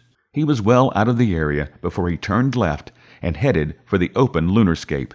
Within minutes, he was behind a reef of boulders and out of sight of Lunar Base Armstrong. The assassin spotted a distant crater well away from the base that would hide the light from his skip bubble. The assassin picked up his pace and made good time toward the distant crater. Still a half-kilometer from his destination, Assassin 101 checked, made sure no one was around, and allowed himself one last bit of frivolity, a running jump that sent him flying in the low gravity of the moon. Chapter 11. Assassin 97 instinctively went for the weapon concealed at the small of her back. Her hand closed on the stunner, and the weapon was halfway out of the holster before Rick Brewer lowered the pistol and held up his empty left hand. "Whoa, whoa, whoa, whoa!" he yelled, his eyes widening in disbelief. He had no idea the assassin could draw that fast. Assassin 97, keeping the pistol low but ready, surveyed the area. Her eyes looked at the haggard and dirty Brewer. His usual pristine clothes were wrinkled, his hair dirty and disheveled. She turned and saw a nearby rainforest and heard the distant call of animals from the wood. She felt the cool ocean breeze caress her face and closed her eyes for a moment. The smell of salt air stung her nostrils.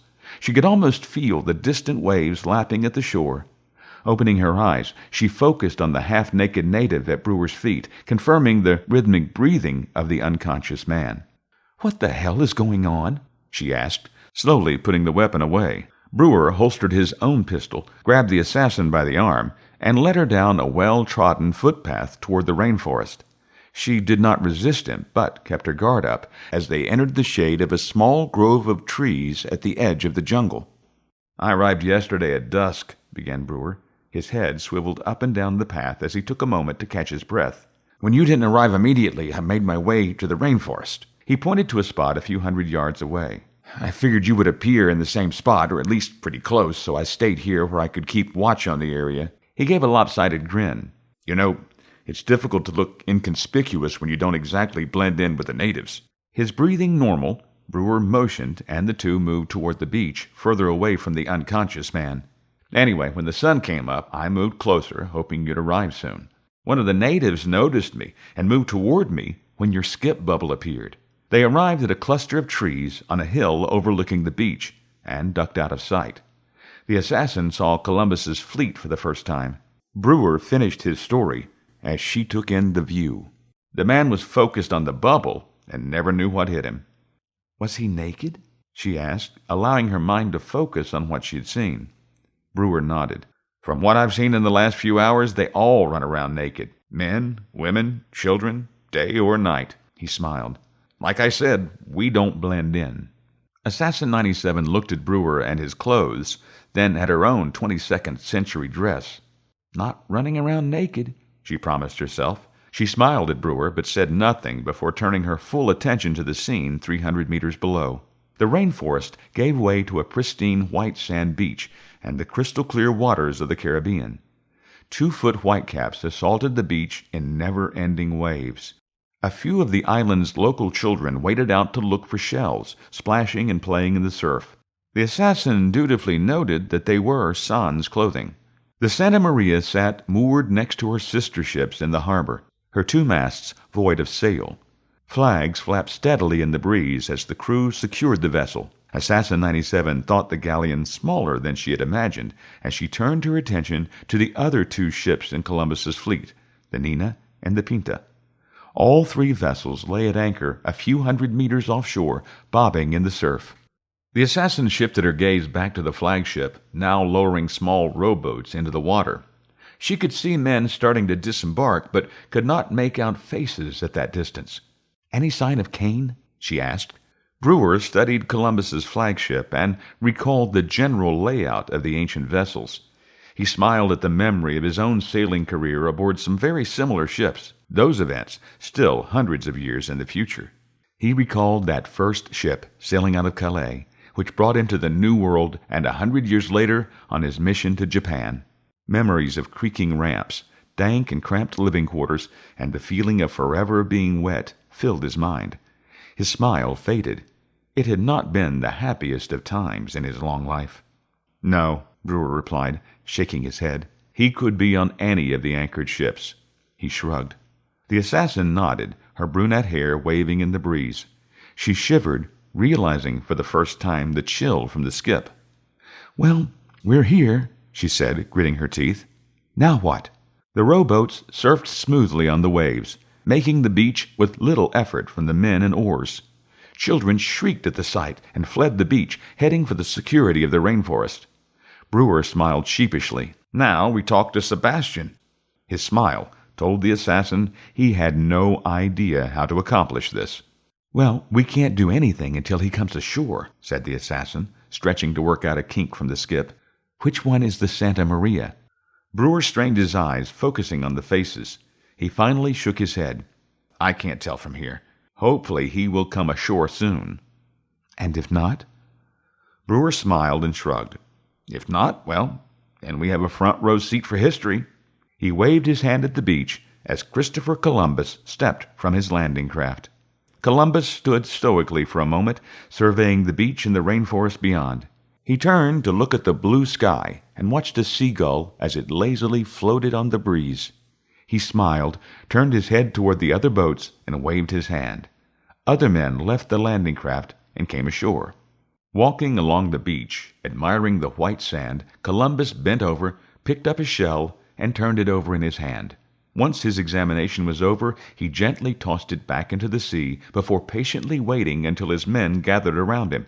Surrounded by his crew, Columbus took off his hat, lifted his hands into the air, and made a statement in Italian. Assassin 97 translated for Brewer. "In the presence of those assembled, I, Christopher Columbus, take possession of this land and its inhabitants in the name of the King and Queen of Spain." The assassin whispered the words as, out of the corner of her eye, she could see the natives emerging from the rainforest. Several men led the way, all of them naked. She caught herself admiring the physiques, well-muscled with very little body fat. Warriors, she thought, leaders of men. The men carried fruits, local animals, including several birds, flowers, and other local items. The island's inhabitants approached timidly, unsure of the men in strange coverings.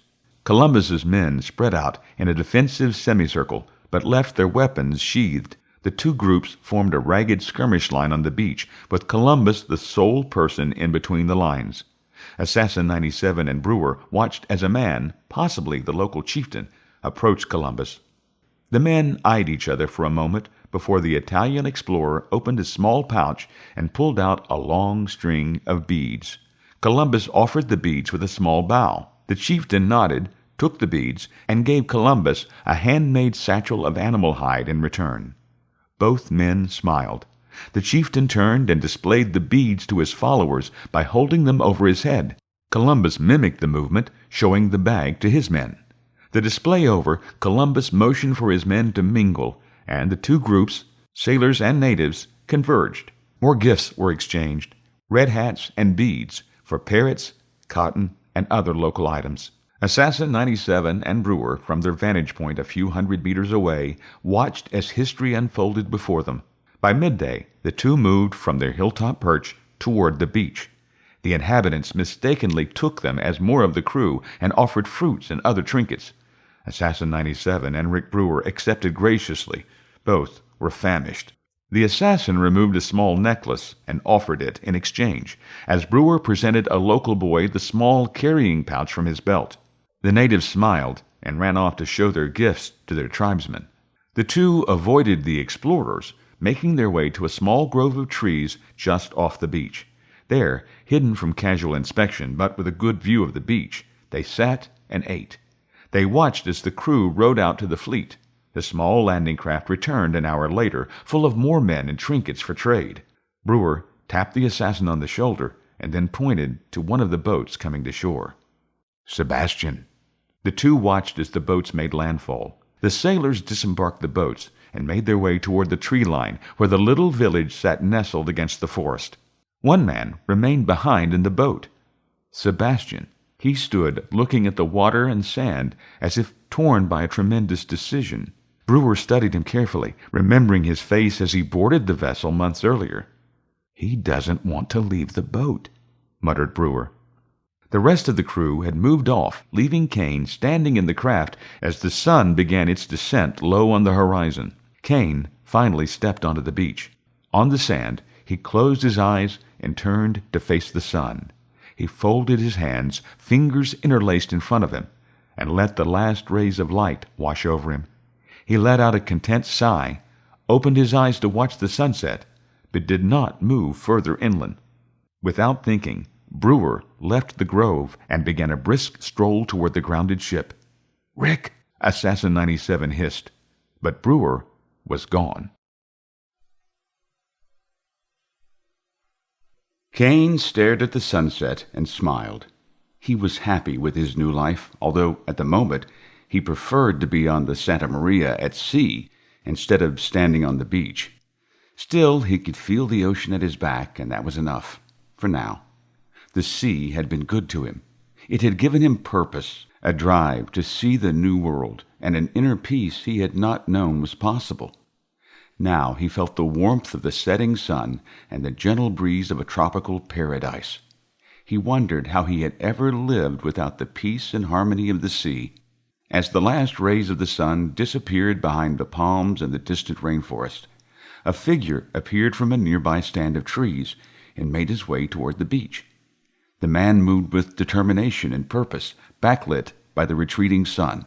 The man halted halfway between the grove and beach. Caine looked to his left, where the crew had disappeared, then back to the right to the stand of trees. A flicker of movement in the trees caught his eyes before he focused on the man standing only a few dozen meters from him.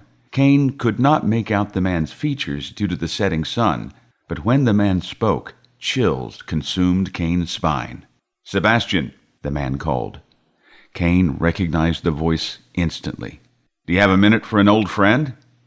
"I'm not going back, Rick," Caine said, stepping blindly backwards into the landing boat. He almost tripped, regained his footing as he stepped into the boat, and then crossed his arms in defiance.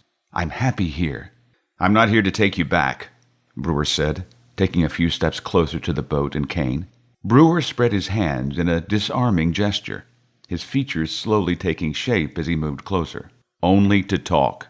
A few of the crew emerged from the rainforest, torches lighting the way. Several of them moved toward the stranger, calling out in Italian and Spanish. Caine held up a hand and held them at bay. "Who else is with you?" he asked, pointing to the grove of trees. More soldiers appeared, several of them moving toward the grove that Caine pointed to.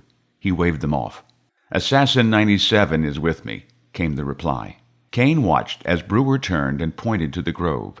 Several of the sailors behind him gasped as the stealthy assassin emerged from the shadows on cue, her hands up and empty. She quickly made her way down the beach, and a ring of sailors encircled them. "Like I said, we just want to talk." The last rays of the sun disappeared, but the men on the beach held enough torches on the beach for everyone to see.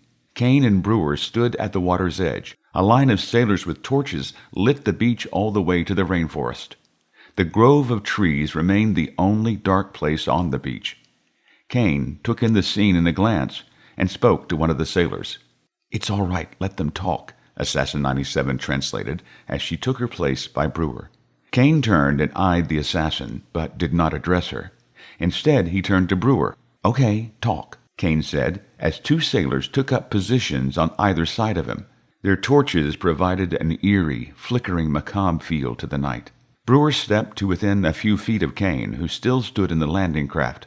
Brewer's gaze shifted to the three dark shadows floating offshore, and once again remembered his sailing days. He cleared his head and focused on Caine. "You're looking well. Looks like the past agrees with you." Caine raised his hands and motioned at the sea behind him. "I'm happy, Rick. For the first time in my life, I'm truly happy. I will sail the seas until I die." "I'm glad you found your place, Sebastian. I'm glad you found peace, but you're also changing history." Brewer's solemn tone and low voice showed the seriousness of the issue. "If you continue, you could jeopardize the timeline." "Like you did?" countered Caine, his voice even and calm. Brewer found it a bit unnerving. "You spent 200 years influencing history, Rick. How much did you change?" Brewer marveled at Caine's steady and forceful voice. Brewer had expected to be fighting for his life by now, not defending his past actions. His unease grew as he realized he had no moral high ground to stand on. "I've been here 10 years, Rick. I've changed one small thing." He shrugged. "The sea called, I answered." "One thing? That one thing changes the world 500 years from now," Brewer countered. He glanced at the two men on either side of Caine and forced himself to keep his voice steady and low. "The Muslims that would have been defeated in 1497 would have been decimated. You caused a surrender instead of an outright defeat." Brewer stared at Caine. "They nearly caused World War III in the 21st century. You couldn't have waited 5 more years to sail with Columbus?" Caine shook his head. "The sea is tranquil." His voice took on a distant echo, as if he was somewhere else. "It calms me. I've never felt more in control." He closed his eyes and took a deep breath. "More at peace." He opened his eyes and stared at Brewer, his voice focused and calm. "I need the sea, Rick. I'm lost anywhere else." "You're lost anywhere else." Brewer's voice faded in echo. He could not believe this was the same angry man who had killed Tomlinson. "You can't take me back, Rick. I won't allow it." Caine stood tall, his voice stern. "I'm going to sail forever." "Not forever, Sebastian," Brewer said sadly. "What happens when this mission ends?" "I'll sail with him again," Caine countered. "And do you remember what happens to Columbus in a few years?" said Brewer, knowing that his friend knew history as well as he did. "That was the other timeline, Rick," Caine smiled. There's no reason to believe his third voyage in this timeline will end in disaster as well. But what if it does, Sebastian? Brewer asked. Caine shrugged. There are other explorers, plenty of expeditions in the next decade. And every time you go out, you risk the timeline. Brewer shook his head. I can't allow that.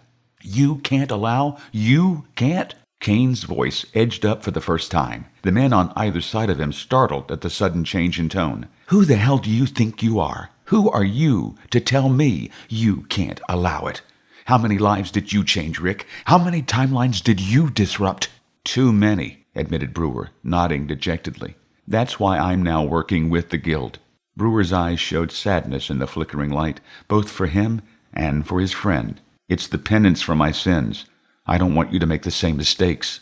Sebastian smiled, his voice the calm, even tone he had before. I won't, Rick. As long as I'm left alone, just let me sail the seas in peace. Silence filled the gulf between the two men, and Rick Brewer sadly realized the conversation was over. He nodded forlornly. Goodbye, Sebastian. Goodbye, Rick. Brewer turned and made his way back toward the grove of trees. Assassin 97 fell into step as he passed. Neither said a word until they were deep in the jungle and confident no one followed them. He stopped their trek at a small glade. The rising moon provided enough light to see the assassin. Brewer's sadness shone in the moonlight. What is it? She asked. He said, just leave me alone. Brewer stared at her in the shadows. That's exactly what I said when I was being hunted by your husband. Assassin 97 breathed a heavy sigh. She knew Brewer had done bad things, including almost killing her. She tried not to think of the history that could be changed by Caine. So what do we do now? We go home. Whatever he is going to do will have been done by the time we get there. We research it, find out what he will do, and the repercussions of his actions. Brewer said, reaching around his back to activate his retrieval beacon. Assassin 97 reached under her shirt to her left arm, activating hers. And if the repercussions are bad? 2 oval skip portals materialized in the jungle glade, lighting the small area. Animals scurried away, and the jungle noises faded instantly, replaced with the gentle hum of the skip bubbles. If the repercussions are bad, said Brewer, stepping into his bubble, then we come back and we kill him. Chapter 12. The skip back was so brief that Assassin 101 half expected to step through the door into his own time. He stepped from the opaque time stream into the dull yellow of the skip control room. His mind still on his time, he expected to see Donovan and Tomlinson standing there to greet him. When he saw the smiling Augustus Papadakis and the forlorn look of Michael Lassiter, he knew he had returned to the 26th century. Well done, Assassin, well done, stated the solitary council member that stood with them. Mr. Papadakis has briefed us on your mission. Papadakis nodded absently before his eyes widened noticeably, and he moved to study the spacesuit the assassin wore. He reached over and touched a button on the left sleeve, tracing the control conduit from the DCM to the oxygen tank control on the front of the suit. The assassin brushed Papadakis away, unsealed and removed the helmet. What? I said, well done, the council member repeated, as Papadakis once again moved in to examine the suit the assassin wore. Mr. Papadakis has briefed us on your mission. He has. The assassin stood confused before swatting the librarian away a second time. Will you stop? He said through gritted teeth. Papadakis deftly took the helmet from the assassin's hand. The librarian took 2 steps back, mesmerized by the bowl-shaped object. How do you know how the mission went? The assassin asked the librarian. Lassiter and the councilwoman turned and stared at Papadakis, who stood oblivious to the conversation. Mr. Papadakis? Lassiter said. Mr. Papadakis? Lassiter raised his voice. He grabbed the librarian by the shoulder and turned him face to face. Lassiter yelled, Augustus! When he still did not get a response, he said quieter, What the hell is wrong with you? Papadakis' smile broadened as he looked up from the helmet he held in his hands. His voice sounded distant. The suit is in prime condition. It will make an excellent addition to the archives. He rolled the helmet over in his hands, and a small amount of debris fell. Look! He cried. Moon dust! Michael Lassiter shook his head and turned to the assassin. Can you debrief us? He said. motioning to the councilwoman and himself. The assassin stood quietly for a moment before answering. He had become a good judge of character as an assassin, and his senses told him something was amiss. He looked at each person, studying them intently. The councilwoman stood bored, impatient to be briefed. She seemed uncomfortable outside of the security provided by the council chambers. Mr. Lassiter stood annoyed, not only at the erratic behavior of Papadakis, but also at the silent assassin. Mr. Papadakis stood giddy as he studied the spacesuit. It was plausible that the Augustus Papadakis in this timeline was completely different from the one he had known before the skip.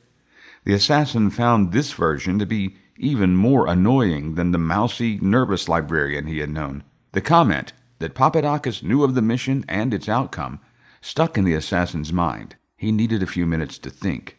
"Mind if I change first?" he said finally, a disarming smile planted on his face.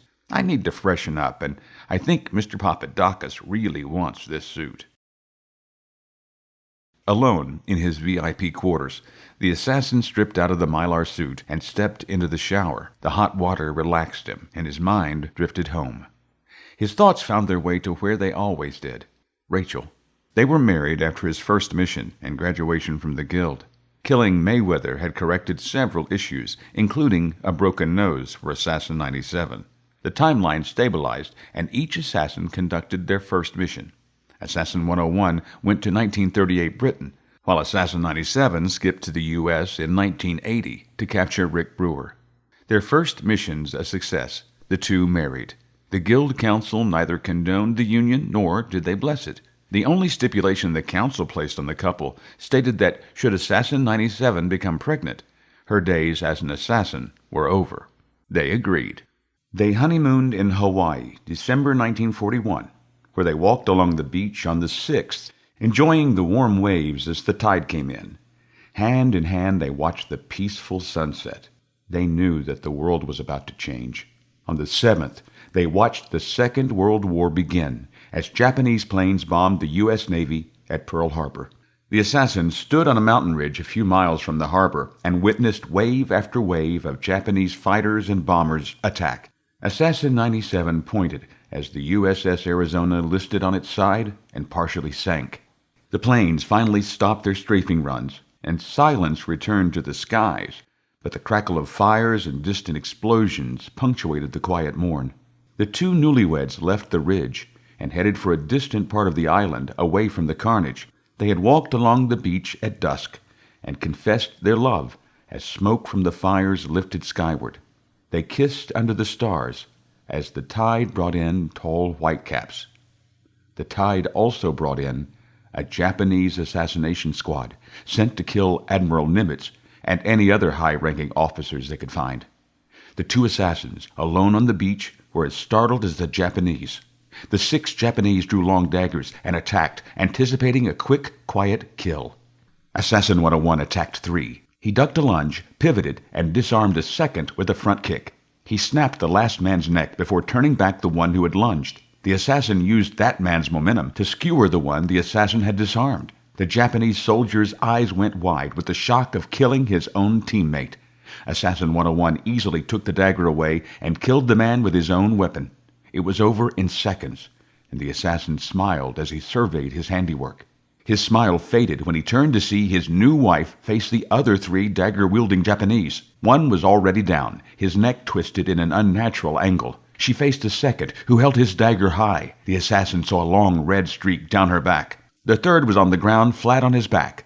Assassin 101 saw the man start to rise. He thought better of it as Assassin 97 disarmed and then killed his teammate. The last surviving Japanese soldier went for his pistol instead. Assassin 101 grabbed the dagger from the chest of one of his victims and threw it as Assassin 97 turned to face her final attacker. Her eyes went wide as she saw the pistol out of its holster and tracking on target. The dagger caught the man a half-second before the soldier pulled the trigger. The soldier collapsed. Assassin 101 inspected the damage done to his wife, feeling her flinch as he gingerly touched the wound on her back. She smiled at him through the pain. He knew at that moment that he could never partner with her on a guild-sanctioned mission. Assassin 101 smirked as he and Assassin 97 examined the Japanese soldiers. I don't remember ever reading about a hit squad in the history books. Assassin 97 smiled and placed her arm in his. Now you know why, she said, stepping over one of the bodies as they continued down the beach. They returned to the guild the next day. Assassin 97 needed medical attention for her wound. They vowed, standing in the guild infirmary, never to skip together on a mission. Neither one wanted to be there if the other was injured or worse. That line of thinking brought Assassin 101 back to the scalding hot shower and a persistent knocking at his door. Steam vented the room as he turned off the shower, wrapped a towel around his waist, and, dripping wet, answered the door. "Are you all right, Assassin?" asked Lassiter as he entered the room uninvited. "I've been knocking for 5 minutes." He looked at the dripping assassin. "Have you been in the shower for an hour?" Assassin 101 looked at the clock by the bed and shrugged. "Looks like," he said with another shrug. "What's up?" he called. "We need to debrief you on the mission," Lassiter replied, bending over and admiring the discarded spacesuit. He picked up the helmet and studied it intently.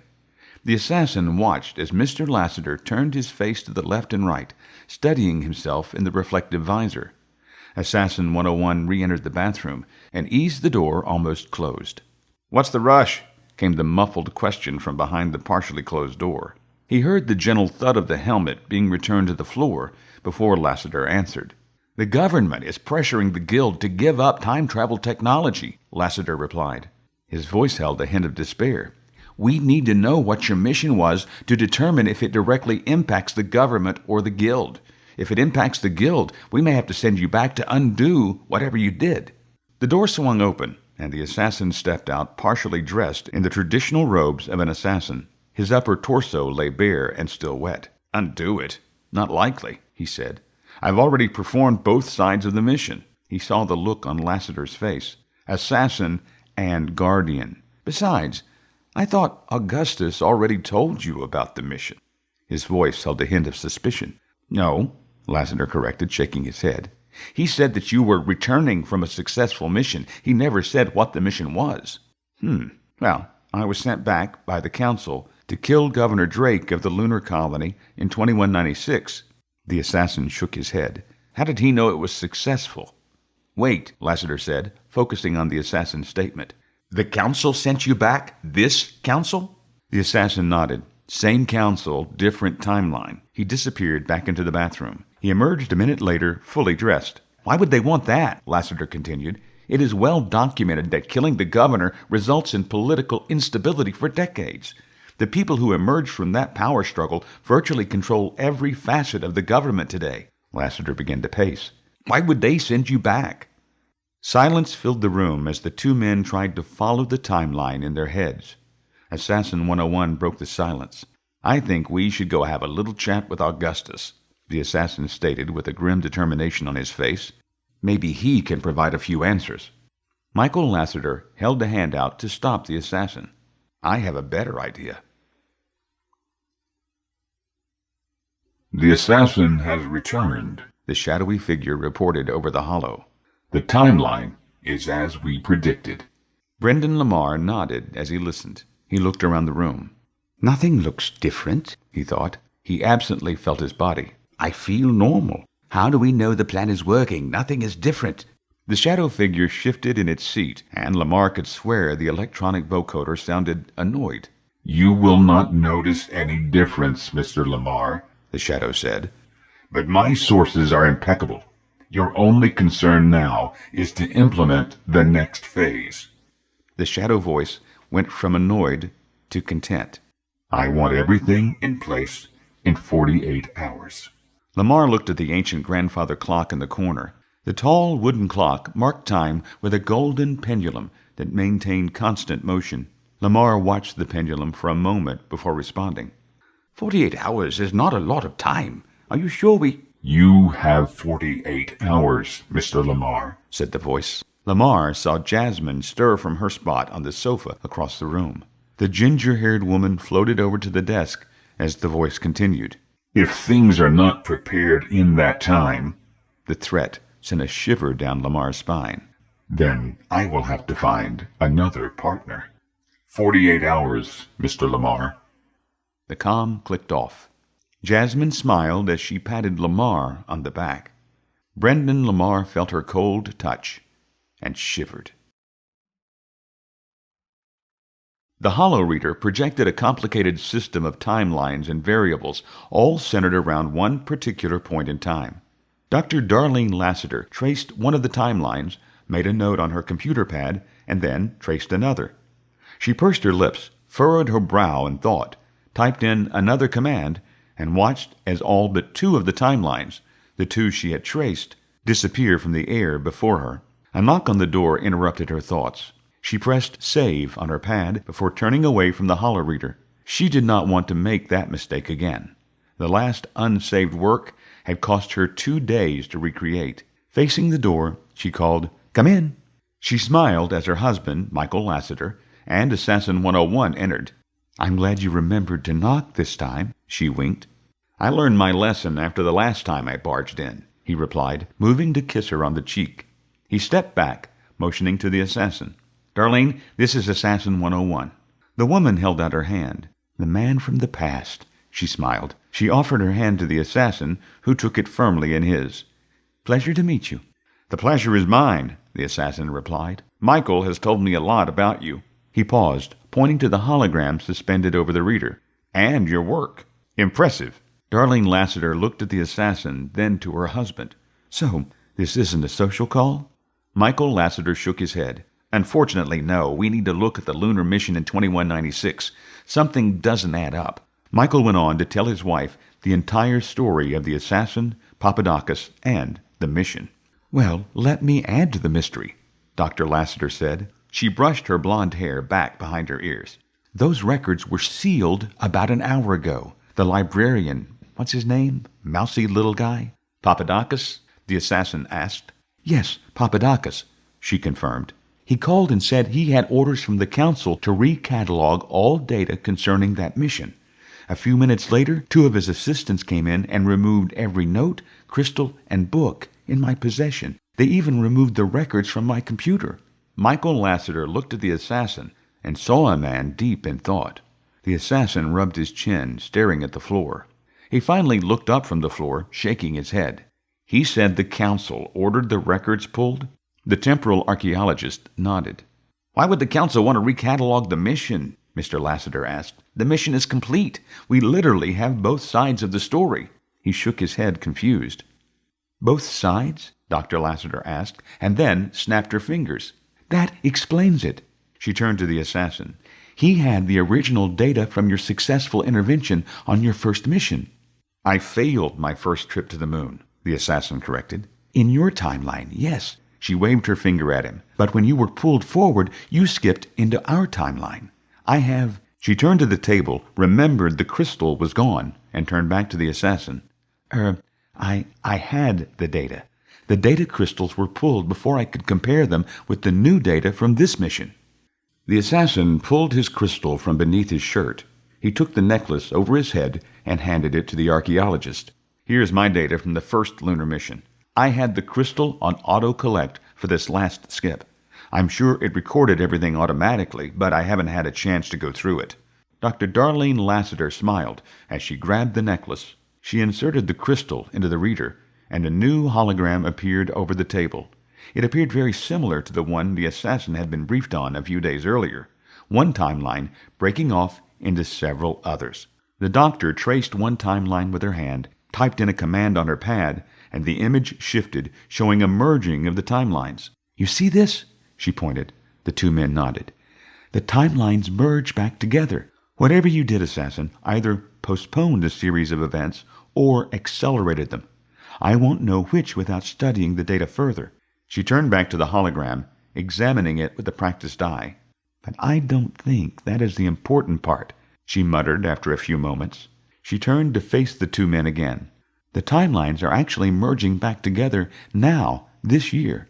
Whatever you were sent to do worked.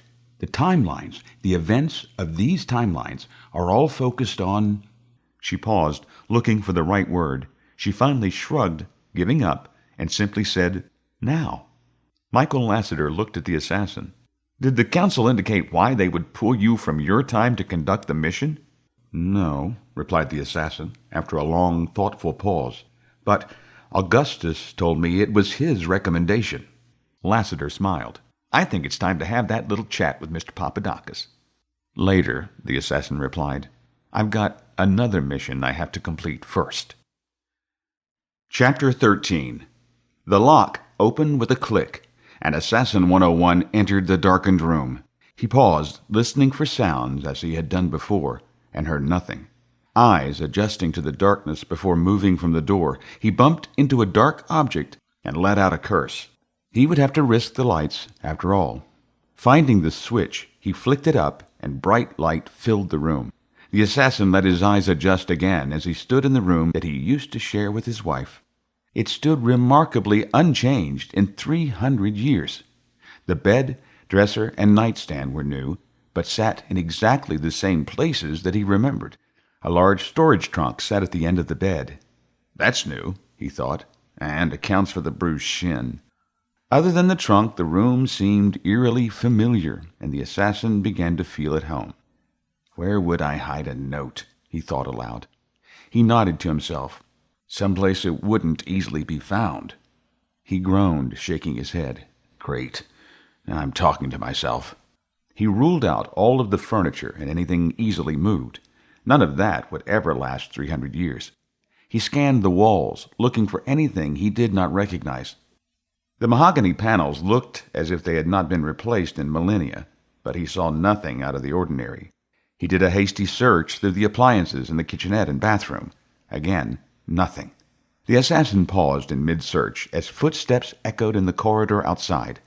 The footfalls grew louder, and the assassin moved toward the door, dousing the lights. The room plunged into darkness as the footsteps stopped right outside the door. A key went into the lock, and the assassin prepared to disable but not kill whoever opened the door. Light from the hallway poured into the room as the door opened. The assassin saw a hand enter the room and flick the switch. Michael Lassiter entered as the room was once again bathed in light. Assassin 101 relaxed and lowered the arm he had poised to strike. Michael Lassiter closed the door, turned, and startled when he saw the assassin. "What are you doing in my quarters?" "Looking for something I left here 300 years ago," replied the assassin. He resumed his search as the near-combat adrenaline spike faded. He felt the smooth mahogany walls, looking for a bump or other anomaly that would indicate a hidden compartment. You left here?" stammered Lassiter. He sat down heavily on the chest. "But this room has been my family quarters for centuries. What did you leave?" "A note," replied the assassin. He detached the light fixture, found nothing, and reattached it. "Augustus told me that I left a note that might, at least partially, explain why I'm here and what I'm supposed to do. I want to find the note before we go and talk to the librarian." The assassin dismantled an electrical panel and peeked inside. Nothing. "Damn it," he cursed, and replaced the panel. "I'm running out of places to look." Assassin 101 glanced at Lassiter, still sitting on the chest. The man stared at a hollow cube he had picked up from the bedside table. Lassiter wore a confused yet happy expression as he raised his head to look at the assassin. "You are my great-great-great-great-great-great-great-great-great-grandfather. The first Lassiter in the guild." Lassiter smiled and held up the hollow cube for the assassin's inspection. Assassin 101 took the cube and pulled a chair from the desk opposite the bed. He sat and looked at the small device. The hollow showed an old man, roughly the assassin's build, with curly gray hair and a genuine smile on his face. The old man sat, surrounded by kids and grandkids. Assassin 101 smiled at the cube and stared at his future. "An old man," he laughed. "Who would have thought I would live to be an old man?" He slid his finger over the cube's surface and looked through several other pictures of kids, grandkids, and great-grandkids. "Are there any pictures of my wife?" Lassiter gently took the hollow from the assassin. "No. She died a few years before this one holograph was taken. There are no holographs of her that survived the years." The assassin nodded. They sat in silence for several minutes, each lost in his own thoughts, before Lassiter jumped to his feet.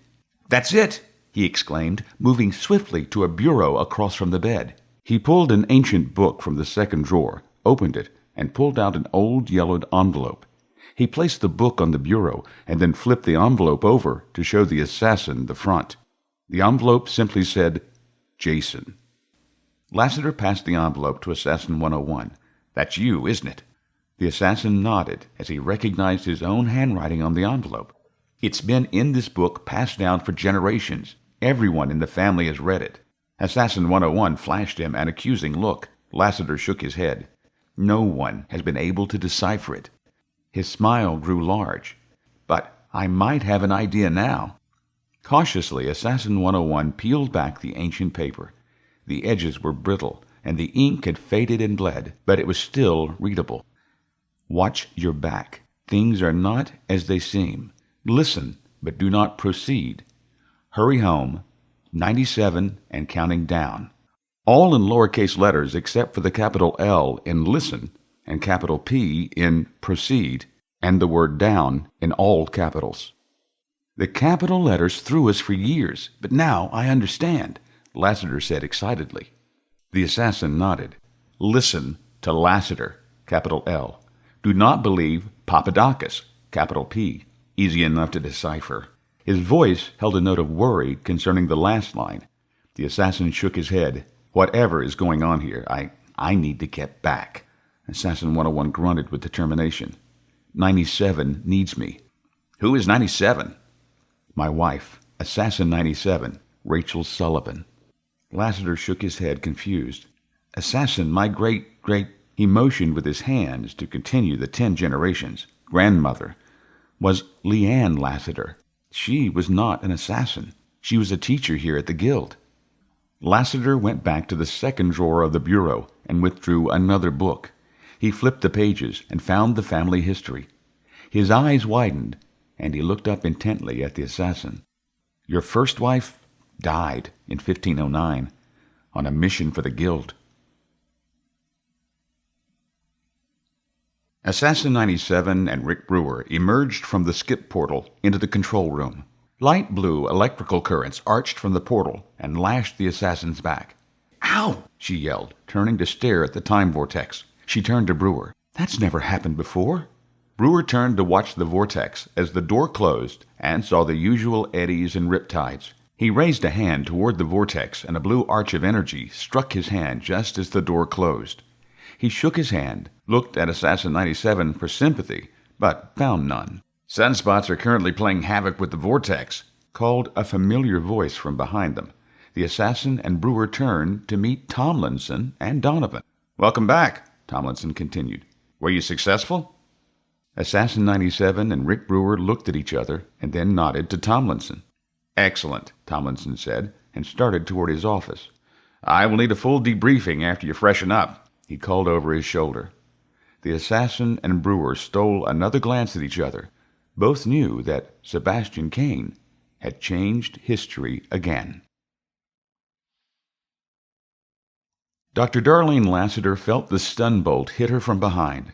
Crying out in pain, she bounced off the research table and hit the floor. The low power setting did not knock her unconscious, only rendered her paralyzed. She lay on her side, facing the table, and heard soft, padded footsteps. A pair of sandaled feet wove their way into her view. Fear gripped her as the sandals paused in front of her. The dark pants, or was it the hem of her robe, rising above the black sandals, gave no hint as to who had assaulted her. She closed her eyes, expecting the worst. The sandals turned and made their way to the table where the hollow reader hummed softly. Dr. Lassiter opened her eyes as she heard the hum stop, then the sound of the assassin's crystal being removed from the reader. She tried to lift her head, but could only move her eyes. She had a little better view of the sandals and the black garment, but still could not determine who was in her lab.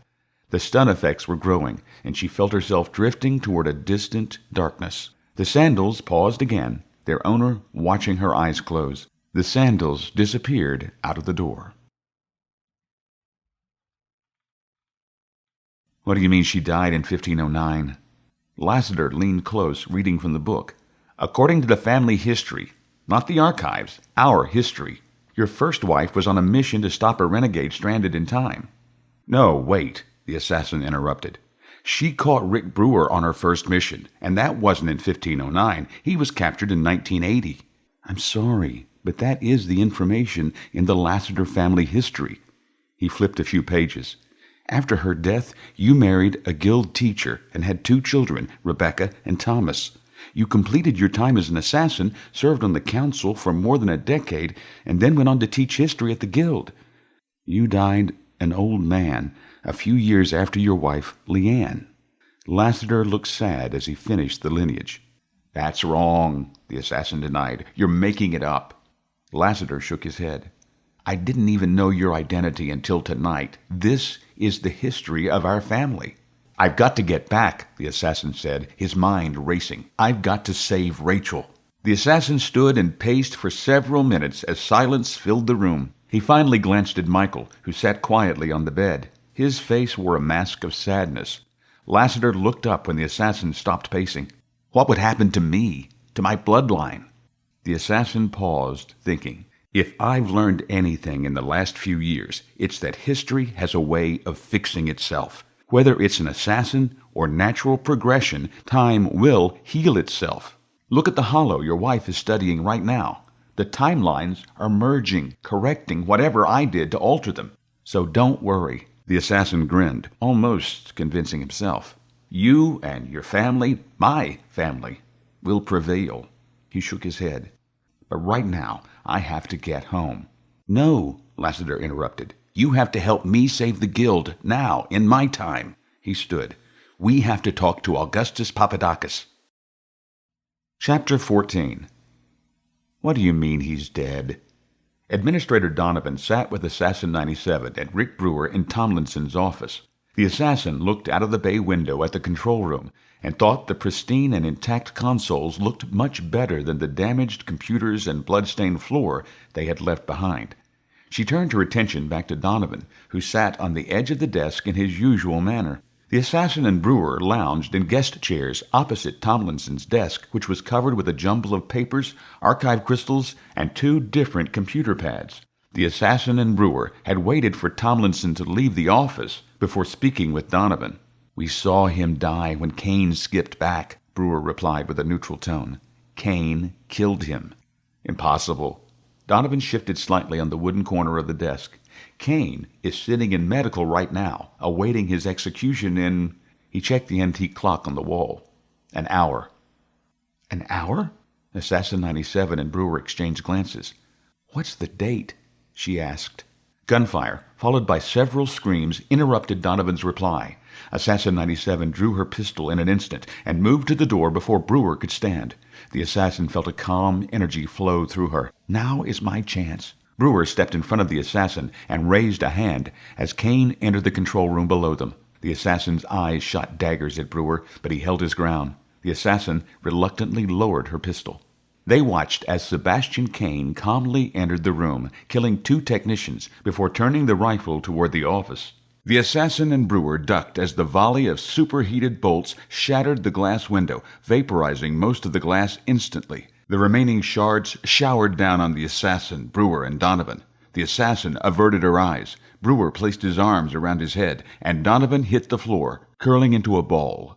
The shower over, Brewer eased his way in front of the assassin, taking up most of the door and keeping her at bay. He watched as Caine activated the skip controls, spun the time dial wildly, and stepped into the vortex. He disappeared into the time stream before the door could fully open. Brewer watched as the door finished cycling open before starting to close. Silence, the smell of charred flesh and burning electrics filled the room. Donovan unwound himself and crawled to the assassin and Brewer, his breath catching at the sight of Tomlinson lying in the middle of the control room, unmoving. Guards slammed the doors open and spread out in an effort to clear the room. Each guard yelled clear before lowering their weapons and ushering in the medics, who swarmed over the wounded, dying, and the dead. Brewer grabbed the assassin and slid her into the far corner away from the door. Small shards of glass cut both of them as they slid out of sight. "What are you doing?" she hissed as Brewer held a single finger to his lips. "We just walked in," he said, pointing to the control room floor. Both sat with their backs against the wall and listened to the conversation below. Donovan stood in the doorway, watching as Rick Brewer and Assassin 97 entered the control room. He cut his eyes quickly to the corner, then back to the scene below, as Brewer's voice could be heard above the medics. "We need to go after him, now!" The assassin heard the sounds of a brief struggle as she remembered pinning Brewer to the wall. She stole a glance at Brewer and could tell that he too was reliving the conflict as he unconsciously rubbed his throat. "You two stay here," Donovan said quietly out of the corner of his mouth. "Once the room is clear, set the coordinates and follow him." He disappeared without another glance. The dim light from the computer screen lit their faces as Assassin 97 and Rick Brewer studied the history archives. The computer supplied the only light in the entire control room. Administrator Donovan had ushered everyone out of the control room an hour after Tomlinson and the other technicians were removed. 2 cleaner teams, apprentices on their first real assignment, were sent in to sterilize the room. Several of the apprentices became ill at the sight of the blood, broken glass, and general destruction of the room. They were quietly removed from the project and taken away to be dealt with. "Leave the office," Donovan said, as 3 apprentices began up the stairs to where the assassin and Brewer hid. "The glass can be cleaned tomorrow. Get this." Donovan waved a hand at the bloody bandages left by the medics. "Cleaned first." Donovan went back up the stairs to survey the damage to the skip control room. He lowered his head and closed his eyes, as if saying goodbye to his old friend. "The controls indicate that Kane skipped back to 1637 Bulgaria. Promise me that you'll find and kill that son of a bitch." The assassin looked at Brewer, who said, "Promise."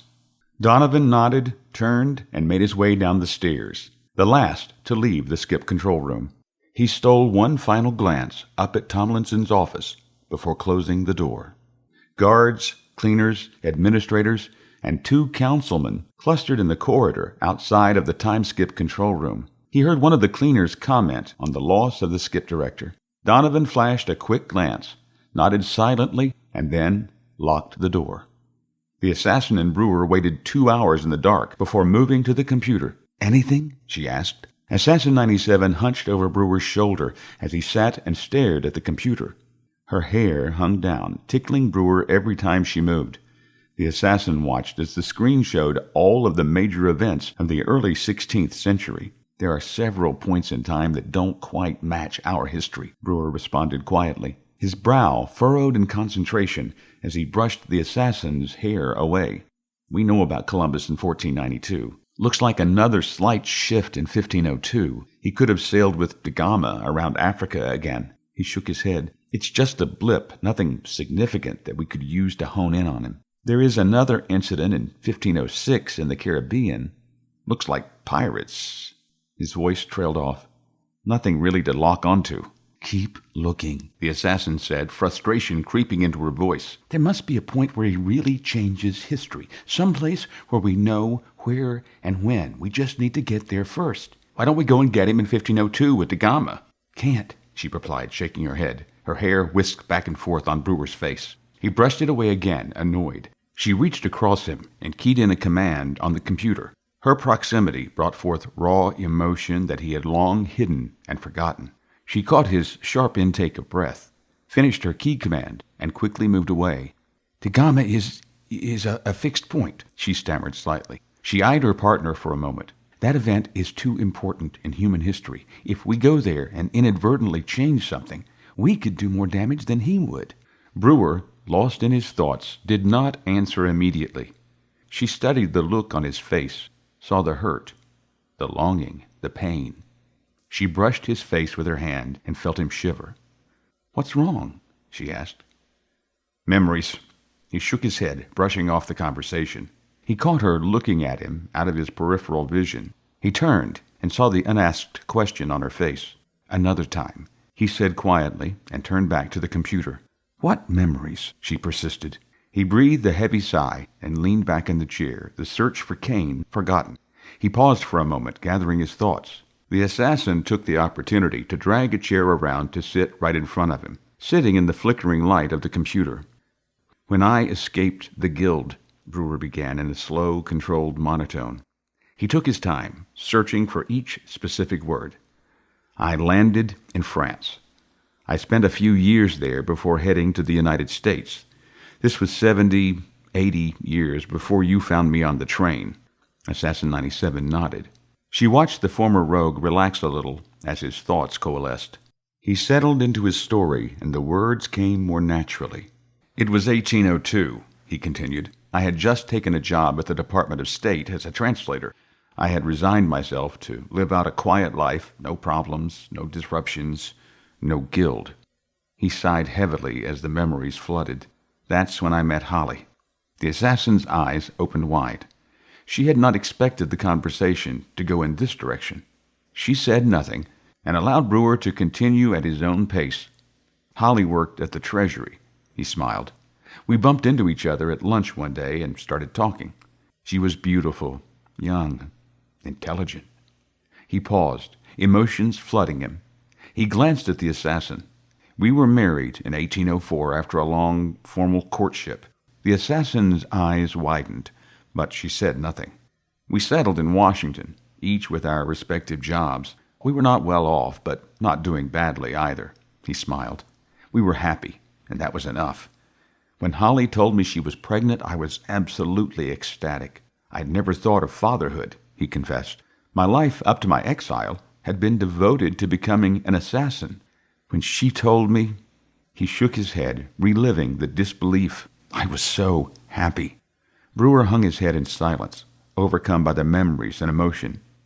The assassin waited, but when he did not start back, she could not resist. "What happened?" Brewer looked at Assassin 97 with tears in his eyes. "She died, giving birth to my daughter." He choked out the words. I'm sorry," she said. "I didn't mean to drudge up." He held up a hand to stop her. "You didn't know. How could you? I've never told anyone, not even during the guild debriefing, about Holly." "And your daughter?"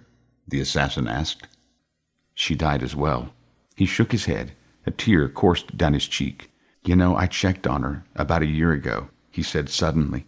"After I had a little flexibility in the archives library, I looked her up in the timelines." Tears streamed down his face. "She died in every one of them. Every one. There was no deviation." He looked at the assassin. "She always died. How is that possible?" he asked. The assassin thought for a moment. "Sounds like she was a fixed point in time." She cupped her chin. "There must have been something about her, something that determined she must die in every timeline. There is always a split somewhere, but not with her." His voice trailed off. "I'm sorry." He gave a half-hearted smile full of pain. "When you showed up on that train, I thought I'd seen a ghost. You look so much like her."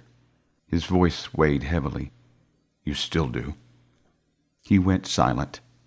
Assassin 97 searched for something to say, anything that might quell the man's emotions.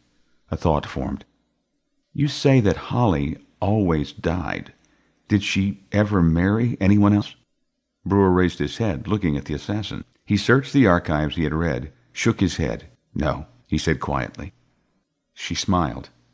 "Then you brought her something she never found in any other timeline. Love." She pointed at Brewer. "You are the singular difference in her life among all of the timelines. That has to count for something, right?" Brewer nodded, not quite smiling, but the assassin could see his emotions change as he rolled over the thought in his mind. His eyes flicked to the computer screen as it went dark due to lack of input. He tapped the spacebar, and the screen returned to life. He cleared his head, fighting those long-forgotten feelings. Silencing his own demons reminded him of what Caine had said. "It's the sea," offered Brewer in a mesmerizing voice, changing the subject so abruptly that the assassin startled and stepped back from Brewer. "It has a calming effect on him." The emotional state finally released him, and his thoughts refocused on the mission. "We need to look for a period where he might be away from the sea." He moved the chair back behind the keyboard and began a new search of the archives. More pirates? No. The final voyage of Columbus? Disastrous, but not due to Caine's influence. The War of the League of Cognac? Too far out of the search in 1526. The screen flashed again, and Brewer leaned into it. He quickly sat back, clapped his hands, and then pointed at the screen and said, "That's it." "England?" she asked, reading the screen. "Yes, England in 1509. the coronation of King Henry VIII.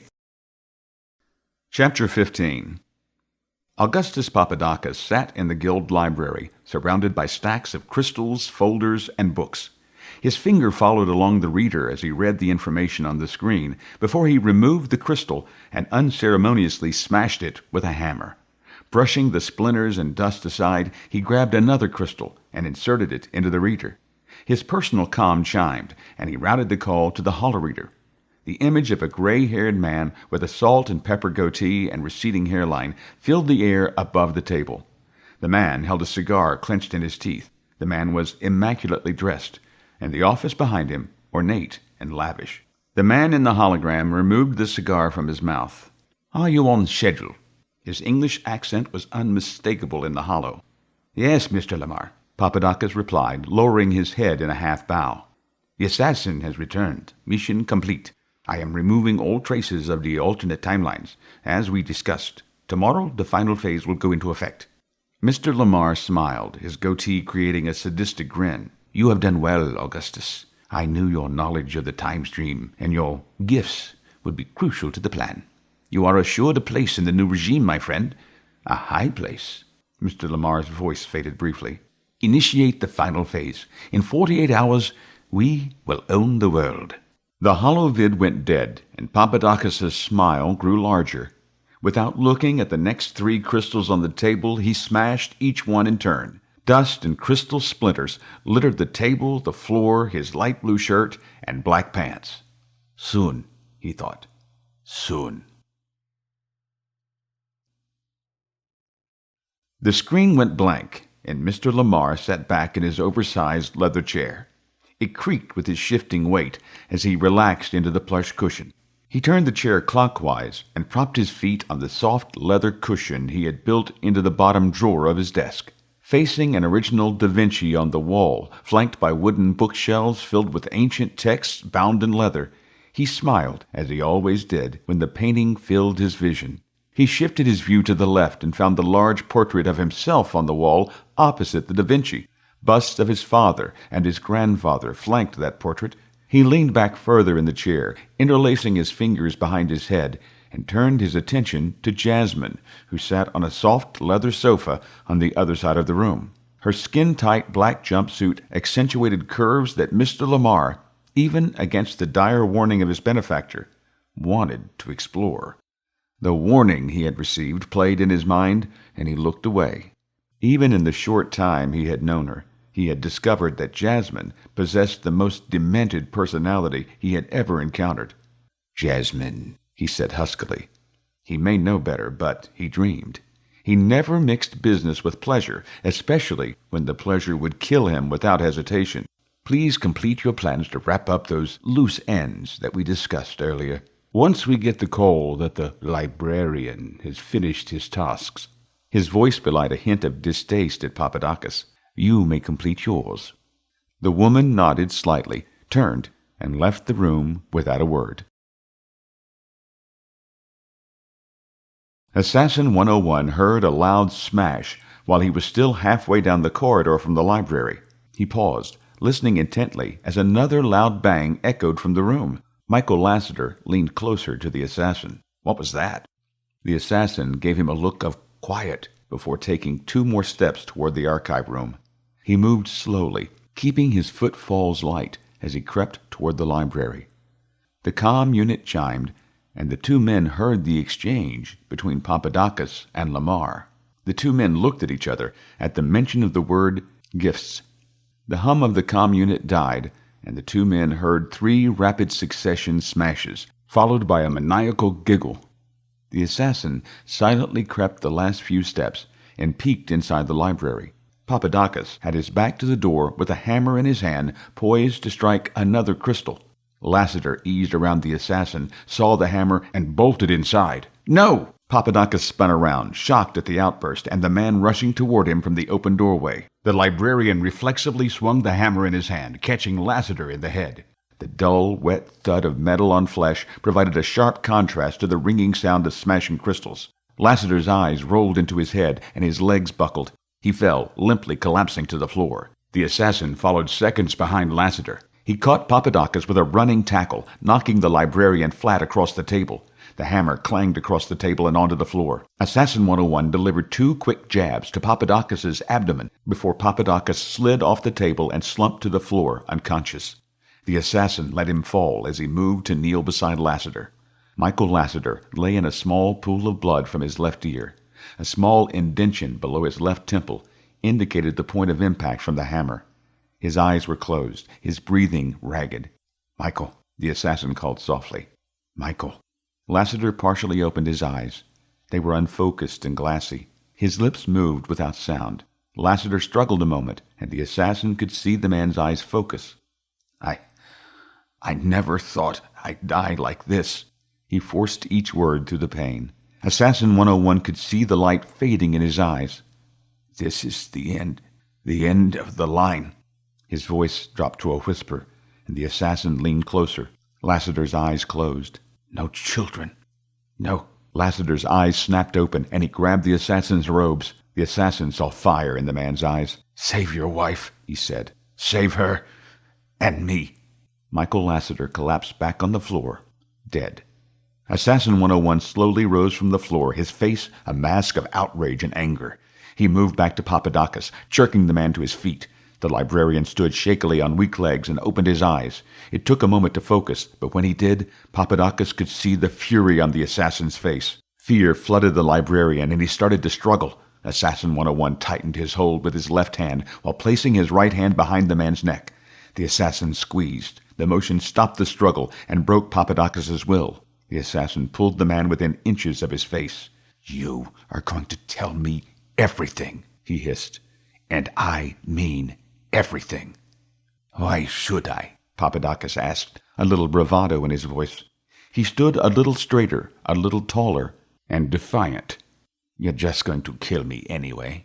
Assassin 101's lips curled into a smile that chilled the librarian to the bone. He slumped, bravado gone, as fear consumed him. "True," the assassin responded coldly, "but there are many ways to die." Who is Mr. Lamar? The question, asked by one of the 2 female council members, echoed off of the walls of the fishbowl chamber. 5 members of the council sat on the raised dais, each dressed in their traditional black robes. The chamber remained unchanged, save for the dozen security guards, Assassin 101, and the manacled Papadakis. Augustus Papadakis shook in fear, glancing nervously at the assassin. The librarian gulped as his mind recalled, in precise detail, the assassin's monologue of how exactly Papadakis would die if he did not tell the truth. The librarian gulped, turned to the council, and confessed his involvement with Mr. Lamar and the plot against the guild. "Mr. Lamar is a businessman," Papadakis began. He saw the cold, merciless look from the assassin and felt his legs start to tremble uncontrollably. Somewhere in the back of his mind, he wondered if he would receive any mercy and be killed quickly. He somehow doubted it. "He is wealthy, well connected to the government, and he wants to run the guild." "What do you mean, run the guild?" asked the same councilwoman. Do you remember the attempted buyout of the Parliament 2 years ago?" The woman nodded. "That was Lamar. After the Parliament refused him, he destroyed 30 members of the Parliament, both financially and politically.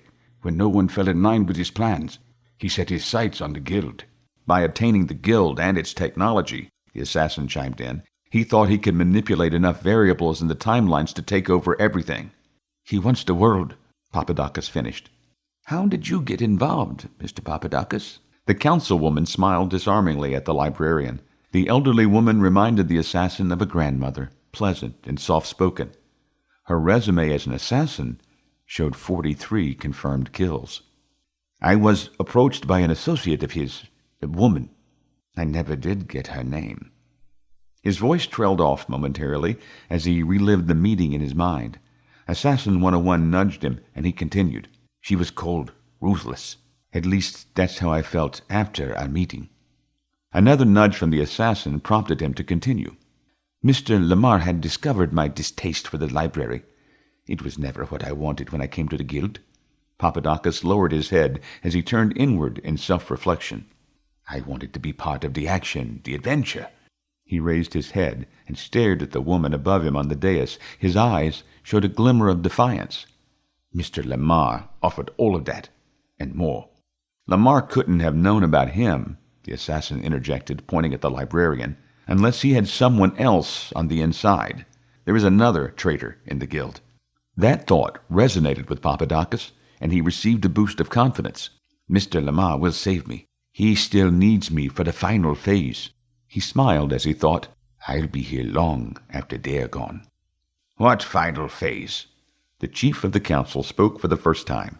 Papadakis' confidence evaporated, and doubt resurfaced on his face. He stammered, I don't know. He didn't tell me.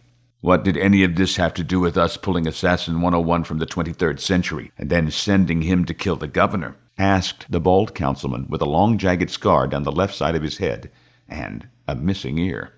Papadakis nodded at the assassin beside him. Because he started the chain of events. Assassin 101 pointed at the librarian. He has temporal displacement syndrome, the ability to sense time changes. That's why he said that I returned from a successful mission. The assassin shook his head. I've seen it a few times, but never as strong and precise as this. He can sense alternate timelines even before they are created, the assassin explained. When I completed the lunar mission the first time, it created a series of events that stabilized the timeline. When I failed the mission, the events were, he searched for the word, more pliable, malleable. By bringing me here, he, Assassin 101 again pointed to the librarian, was assured the timeline could be bent to his will. When Mr. Lamar contacted me, he wanted a way to get to the government through the guild. Papadakis' voice kept changing from frightened to emboldened. He sounded like an adolescent whose voice was changing. I told him I could give him the guild, and then he could do as he wished. I researched the timelines and found a point of contention. Papadakis confirmed the assassin's theory. The lunar base. It is the focal point of hundreds of timelines with an almost 50-50 split for the outcome. I knew that by disrupting that point, our history would be changed. Our current political climate would be unstable enough to manipulate. So, you convinced us that by killing the governor, we would actually improve conditions, stated the grandmotherly councilwoman. Yes, the librarian smiled, proud of his achievement. By recommending that we use Assassin 101, and then destroying the evidence, no one would ever suspect me. The chief of the council looked at the librarian. So you recommended the assassin because he was involved at the beginning? Not entirely. Papadakis interjected, but said nothing more. The council waited for him to finish, but the librarian remained silent. The assassin nudged the librarian. Papadakis responded with a look of malice, but said nothing. Lassiter, the assassin said, and received the reaction he wanted. Papadakis' eyes flashed with hatred. The assassin turned to the council. He did not like Michael Lassiter, the assassin said, realizing the plot went much deeper than he had thought. By bringing me here, if I were to get killed, then my bloodline would never exist. Michael Lassiter would not be here to... The assassin stopped in mid-sentence and turned, staring wide-eyed at Papadakis. No, not Michael, the assassin said slowly. Darlene.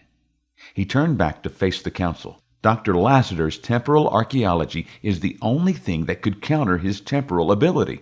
That's why he was destroying the holocrystals. A sobering thought gripped the assassin. Does she know about Michael?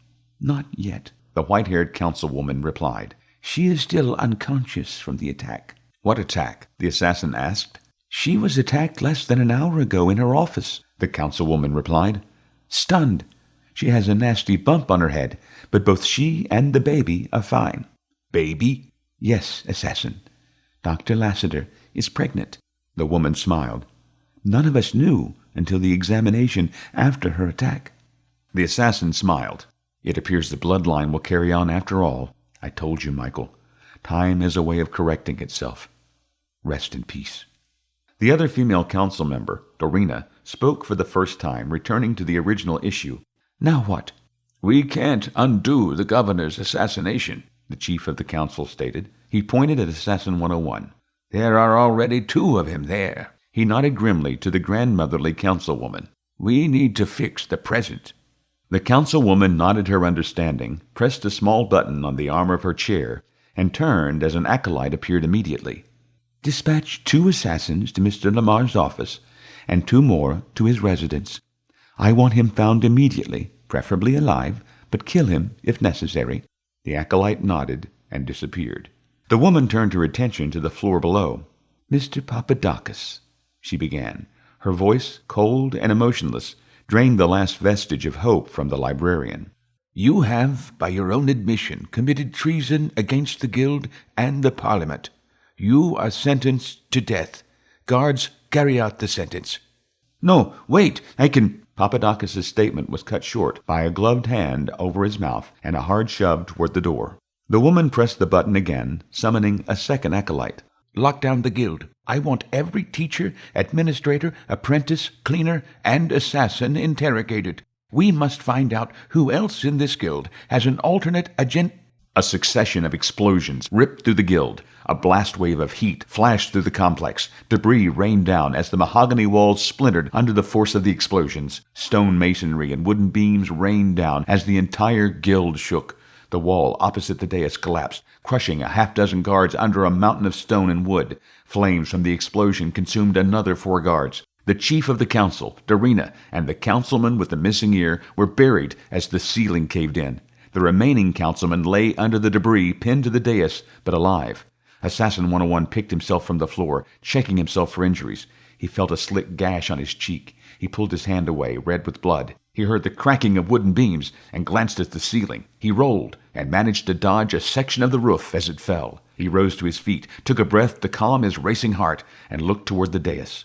Lights flickered hypnotically as the grandmotherly councilwoman shakily stood on the broken remains of the dais as pulse rifles fired in the distance. She moved through the debris carefully, checking her fallen comrades for signs of life or a workable communicator. She rolled Darina over and stood in stunned silence. The councilwoman bent down and retrieved a small transmitter from Dorina's hand. Assassin 101 saw the woman's reaction in the sporadic light, ran up the hidden staircase without thinking, and moved quietly beside the old woman holding the transmitter. The woman looked at the assassin, at the transmitter, and back to the assassin. Disgusted, she threw the device against a partially demolished wall. "Traitor!" she spat at Darina. "I will bring down your entire family tree." "You were right, assassin," the woman said, fury in her voice. "There was another traitor in the Guild." She pointed at the dead woman. An out-of-breath acolyte, the second one summoned, appeared at the woman's side. He doubled over, trying to catch his breath. The councilwoman noticed the gash on his head. Blood leaked slowly from the wound. "Report." "We count over 50 men armed with rifles and grenades." A distant explosion punctuated the statement. "They are storming the Guild." "Casualties?" "Hundreds are dead." The acolyte swayed slightly on his feet. He waved away the woman's offered hand. "They are killing everyone. No survivors." She turned to the assassin, her jaw clenched in anger. "Loose ends." He nodded at her unspoken question. "They are tying up loose ends." "Our guards were taken by surprise," the acolyte said, producing a hollow reader. The assassin and the councilwoman read the scrolling text over the young man's shoulder. "The explosions were precise. Guard outposts, secure doors. The guards were quickly overwhelmed. The assassins and apprentices cut off from the armory. They're being slaughtered. Casualties are high," the acolyte concluded. "Have they reached the skip control room?" Assassin 101 asked the acolyte. The acolyte typed in a series of commands, read the response, and shook his head. Assassin 101 turned to the woman, flashing an evil grimace. "I have an idea," he said, "but I'll need your help." Chapter 16. Caine sailed again with Columbus in 1493 on the second voyage to the New World. The fleet made landfall in Hispaniola, near the settlement they had left a year earlier. They found the settlement destroyed, with no trace of survivors. Caine surveyed the remains of the settlement. 5 years earlier than in my timeline, and there are so many parallels. If the similarities continue, Caine thought, Columbus will lose favor with the Spanish court over the loss of the settlement. He bid his farewell to the explorer upon their return to Spain, and sailed to Portugal on a merchant vessel. Caine felt the peace of the sea, but ferrying goods from point to point bored him. Within months, he wanted to explore again. In 1497, Caine made his way to West Africa, where he found his old friend Bartholomew Dias. The two men sat at an outdoor cafe near a mining community in Guinea. The summer sun beat down, and sweat poured off the 47-year-old Diaz. Caine sat fidgeting, feeling anxious while away from the sea. He plastered a polite smile on his face as the two reminisced about the years. "Sebastian," Diaz said, wiping his brow with a cloth for the 100th time, "I have been ordered back to Portugal." He looked around at the brown dirt and mud village. He shuddered. "King Manuel is planning another expedition, and I am to go along as a route advisor. I'd like you to come along as well." Caine instantly nodded. "Of course, Captain." He struggled to remember a second voyage of Diaz, but his lessons escaped him. "A young man named Da Gama is leading the expedition." Diaz smiled. "I am not to be the captain this time, only an advisor." "Da Gama?" Caine asked. He had no recollection of an explorer by that name. A sense of worry instantly consumed him. Had he changed something unintentionally? Would the guild be sending someone to kill him? Caine worriedly looked up and down the crowded African street. "Vasco da Gama." Diaz nodded. He laid 2 coins on the table and stood. "I met him once a few years ago after our voyage. He seemed a quite capable young man." "Vasco da Gama," Caine repeated, nodding. They left Africa the next day, headed for Portugal. Caine spent hours in his small quarters, recalling his history lessons. He could remember no mention of Vasco da Gama. Caine felt a sense of dread for the first time in years, and spent the 3-week voyage in fear. If he had changed history, the guild would be coming. Caine stepped from the ship in Portugal. It felt good to be out of the oppressive heat of Africa.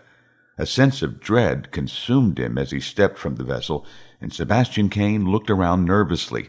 Diaz saw the nervous demeanor and made a comment that Caine looked as if he expected the hand of God to strike him down. "Not God, Captain," he laughed, "but sometimes they do think they are gods." He shook it off. "I'm fine. I've just been away too long, that is all." Diaz watched him for a moment and nodded his reluctant acceptance of the excuse. "This way, Sebastian," he said, and led the way toward the distant office of Vasco da Gama. Vasco da Gama had dark, intelligent eyes and a confident, charismatic air about him. His full, dark beard blended with the dark blue clothing he wore. Da Gama held Diaz in high regard, especially after the old captain produced the written order from King Manuel. "You will report to Portugal," Diaz read from a crumpled parchment, "and assist Captain Vasco da Gama in his mission to establish trade routes to India." "I welcome your experience," da Gama replied, shaking the old man's hand. He turned to Caine. "And you are?" "This is Sebastian Kane," Diaz introduced. "He has sailed with me for many years. He is a strong, intelligent man with many talents." Diaz clapped Caine on the back to emphasize his belief in the young man. "Then I welcome you both," da Gama smiled. He held his chalice in a toast, and the other two mimicked him. "To a safe and successful voyage." Caine spent almost 2 years with da Gama, exploring the coast of Africa and the Indian Ocean. The expedition rounded the southern tip of Africa in the fall of 1497 and sailed into the Indian Ocean. The crew encountered natives, plundered villages, experienced deadly setbacks, and great successes. Many men died, but the riches the expedition uncovered made the rest very wealthy. Caine simply smiled through it all. Exploring new lands excited him. Caine was elated when he discovered he did not know everything that the future held. The guild forgotten, he felt content with his life as a sailor at sea. In August 1498, da Gama set sail for home, against the warning of Diaz. "We need to wait, Captain," Diaz stated. "You will be sailing into monsoon season. The tides and the wind will be unpredictable." "If it is a monsoon," da Gama countered, "then it is predictable. We set sail for home." It took the fleet 3 months to cross the Arabian Sea. The tides were rough, the winds inconsistent. Storms rocked the fleet of 3 ships, and many of the crew died due to disease. With a reduced crew, da Gama could no longer sustain 3 vessels, and ordered one of them scuttled and burned. The 2 remaining ships finally made the turn for home in early January. the expedition returned to Portugal with 55 of the original 170 crewmen. One of the dead was a young cabin boy, raw and full of emotion. Sebastian spent most of the trip teaching the boy how to read, write, navigate, and think. Their bond grew strong, and Caine smiled at the thought that he had made a difference in the boy's life. He died when a sudden storm hit the fleet. Wave after wave of whitecaps pummeled the ship, and the boy was washed overboard. His body never recovered. Caine's joy at his protege turned to hate for Da Gama, and he plotted revenge. Diaz found Caine outside the stateroom door of Captain Da Gama a week after the storm. Caine carried a lantern and a knife. "What are you doing?" Diaz asked. Caine looked his friend in the eyes. The lantern placed half of Caine's face in shadow, creating an evil, deadly look. He rolled the small dagger in his hand. The blade gleamed in the lantern light. "I'm going to kill him," Caine replied quietly, nodding to the stateroom door. "If he had listened to you, we would not have sailed into the storm, and many of the crew would still be alive," seethed Caine, gripping the dagger tightly. "He needs to die."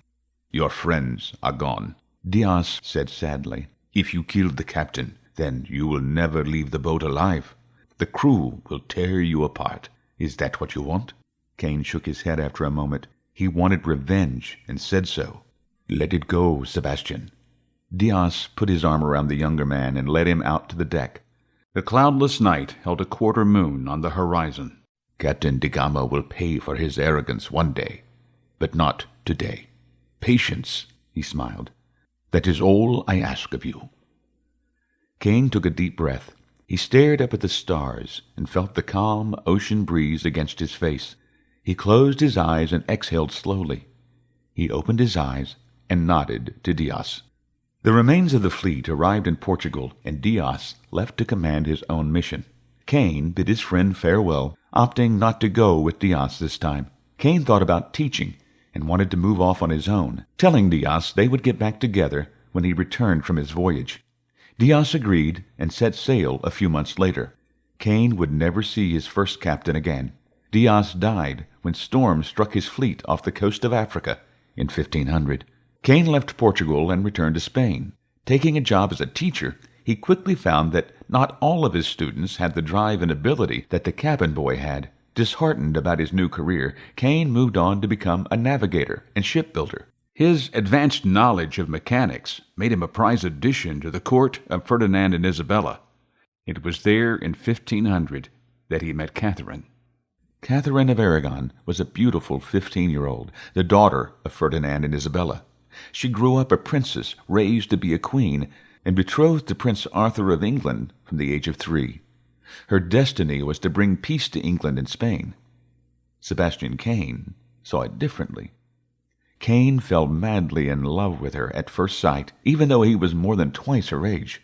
His passion for the woman consumed him, eclipsing his contentment and passion for the sea. He spent every waking hour thinking of her. Every night he dreamt of her. Sailing no longer held any joy for him, and his anger returned. When Ferdinand sent for a vessel to carry Catherine to England, Caine volunteered to navigate.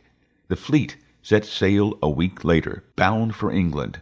The flotilla of vessels encountered a storm on the second day of the voyage. The wind howled, and water cascaded over the guardrails. The water seeped through the deck, dripping on the men hunkered down below.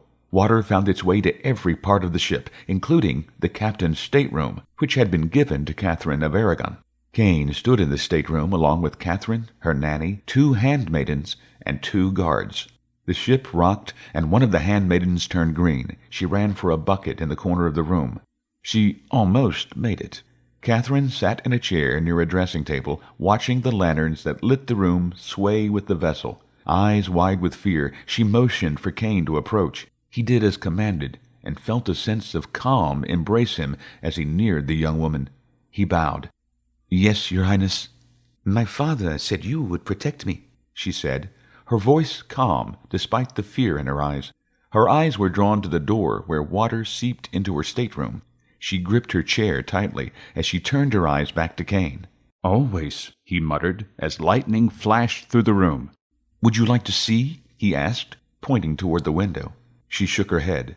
"Knowledge will always trump fear." Caine smiled, extending his hand to the woman. "Once you see and understand, the fear will subside." She nodded timidly, stood without the aid of his extended hand, and allowed Caine to lead her toward the bulkhead. Catherine peered out of the bay window at the raging sea. The menacing sky sent her shivering. Lightning flashed, and the boom of thunder was immediate, causing her to jump. Recovering, she looked out of the window again and saw one of the other vessels in the fleet in the distance. The ship looked tiny and fragile as it bobbed on the sea. A flash of lightning silhouetted the vessel. She startled again at the immediate thunder. Catherine saw lightning flash and heard waves crash against the hull. Her fear began to subside, and she grew calmer the longer she watched the storm. She returned to her chair, relaxed and confident, a few minutes later. Her entourage stood in silence as the storm raged. Her nanny crossed the room and held the girl's hand. Catherine patted the old woman, giving more comfort than she gained. Caine took a deep breath to stifle his desire to be the one holding her supple palm. Caine stayed with her until the storm passed. "Thank you for staying with me, Signor Caine."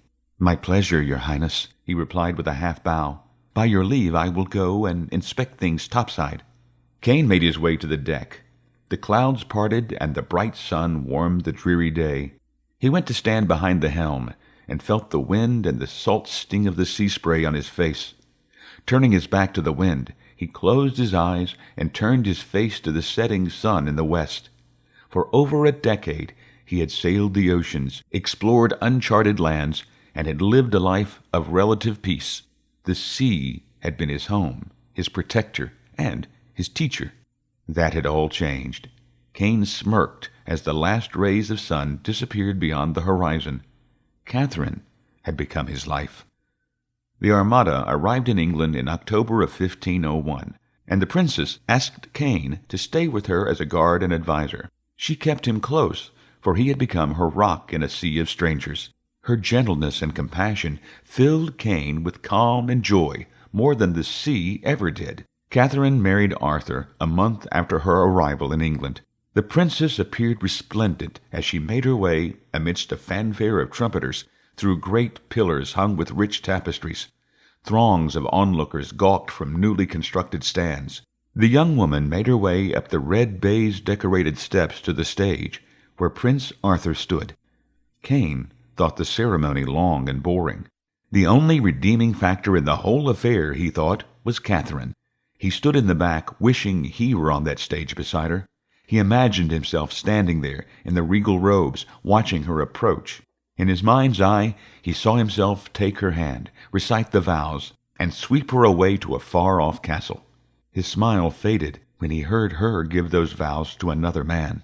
The ceremony concluded to great applause, and Arthur slipped away to the reception area.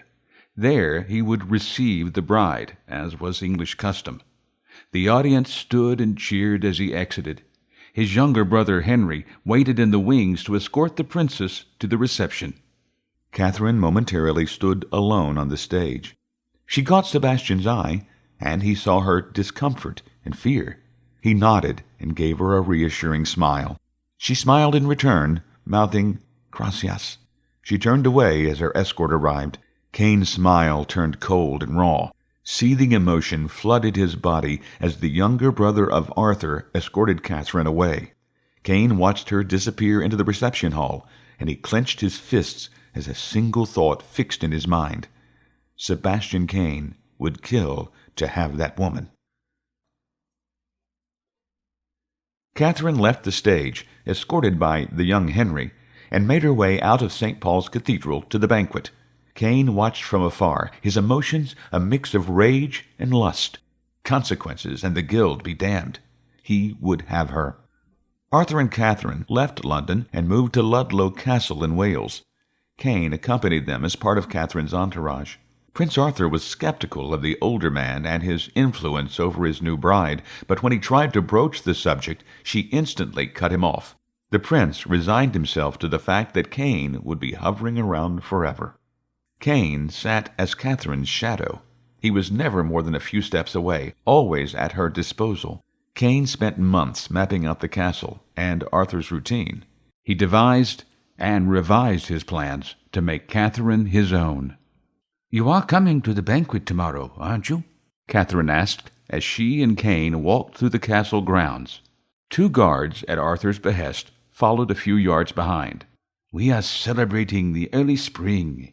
She was giddy, smiling and executing pirouettes across the courtyard. She had already told Caine that she was happy to be out of the castle after a cold winter. Sebastian Kane smiled. Her energy and excitement was contagious. "Yes, of course," he replied. "I wouldn't miss it." "Good!" she exclaimed, and ran along the well-manicured grass. She danced, spinning with her arms spread wide, head tilted back. She laughed in the bright sunshine. Caine stopped, leaned against a low stone wall, and watched the young woman. His heart leapt, and he knew it was time to put his plan in motion. "I wouldn't miss it," he muttered. Dozens of people filled the banquet hall at Ludlow Castle. Most wore dull, dark fabrics, although splotches of vivid reds and greens wove their way through the monochromatic crowd. Lines of long wooden tables held a variety of meats, stews, and other tasty treats. The din of conversation assaulted Sebastian Caine as he entered through a side entrance reserved for the royals and their trusted advisers. Sycophants surrounded the renegade instantly, attempting to gain the princess's favor through Caine. He smiled politely, all the while seething inside. He hated the political game he was forced to play, but Caine knew if he did not, he stood a good chance of losing his position with Catherine. Caine nodded, smiled, and shook hands, all while remaining steadfastly non-committal. He snagged a flagon of ale from a passing servant and downed half of it in one gulp. The strong alcohol did nothing to deaden the incessant chattering of those around him seeking favor. He raised his cup to his lips again, and the mob suddenly vanished. Caine lowered the flagon and turned to watch the crowd move toward a set of double doors as Prince Arthur emerged. Unlike the noisy crowd that rushed and assaulted Caine, these same people quietly formed a line and bowed as the prince passed. Caine watched the prince proceed down the reception line for a moment before he turned his back to the scene, sneered, and finished his ale in one gulp. The chatter behind him increased in volume, and Caine knew the prince had passed through the line. Snippets of conversation tugged for his attention, but Caine ignored them. The renegade sneered and grabbed another flagon from a passing attendant. The flagon was halfway to his lips when a voice sounded behind him. "Sebastian, you don't look happy." Caine turned to face the prince, lowering the flagon simultaneously. Arthur wore a dark shirt with gold trim, with an orange tunic and dark hose tucked neatly into his boots, complemented by a ceremonial sword and dagger sheathed at his waist. His long dark hair touched his shoulders, blending in with the dark shirt. Caine stared into the prince's brown eyes for a moment before he looked away and bowed. "Not at all, Your Highness," he replied. "I'm only grateful that the unruly mob that accosted me showed you the proper respect." Caine hoped the words did not hold the contempt that he felt. Arthur smiled. "You play the political game well, Sebastian." The prince nodded his head. "You would make a formidable enemy." He clapped Caine on the back. "I'm very grateful you are my ally." Caine bowed again. "You flatter me, Your Highness." Caine turned, dropped his full flagon on a servant's tray, and grabbed a pair of goblets of wine from another passing servant. With his back still partially turned, Caine dropped a small dose of powder into one of the goblets. He turned to face the prince, offering the wine. "A toast." Caine smiled, holding his goblet at eye level. Arthur raised his wine as those near the two men turned to join in the toast. "To Prince Arthur, long live the prince." The prince nodded and drank. The crowd drank. The music played. Caine raised his own goblet a little higher, a salute to the prince, and took his own drink of wine. Prince Arthur nodded his approval and moved off into the crowd. "Tonight we celebrate an early spring in the year of our Lord 1502. Caine watched the prince make his way through the crowd. "Keep your friends close and your enemies closer," he muttered, and took another drink of wine. His thoughts drifted to a conversation he had had with Rick Brewer. A smile touched his lips as he stood in the banquet hall, surrounded by people he loathed, cheering the man that Caine had just poisoned. He smiled at the situation and wondered briefly if Brewer would find it as amusing as Caine. After all, Rick killed his first president with a strain of the flu. Why shouldn't I kill my first prince with something similar? The prince died a month later. It's not the coronation, Brewer explained to the gathering. It starts 7 years earlier with the death of Arthur. Brewer stood in the archive room at the end of a long conference table. Assassin 97 sat to his right, Donovan to his left.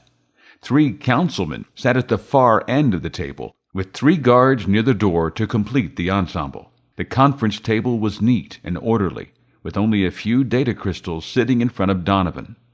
Sebastian left the sea in 1501 to accompany Catherine of Aragon to her wedding. Brewer shook his head. The last time I talked to him, he said he would never leave the sea. Something changed. Caine skipped to Bulgaria. Donovan interrupted. It was not the first time that he had tried to change the subject. You promised you would go after him.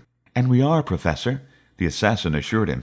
The timelines are crossing. Similar events are now decades, even centuries apart. We need to go to the earliest event and correct it. Theoretically, all of the timelines will revert to their previous tracks.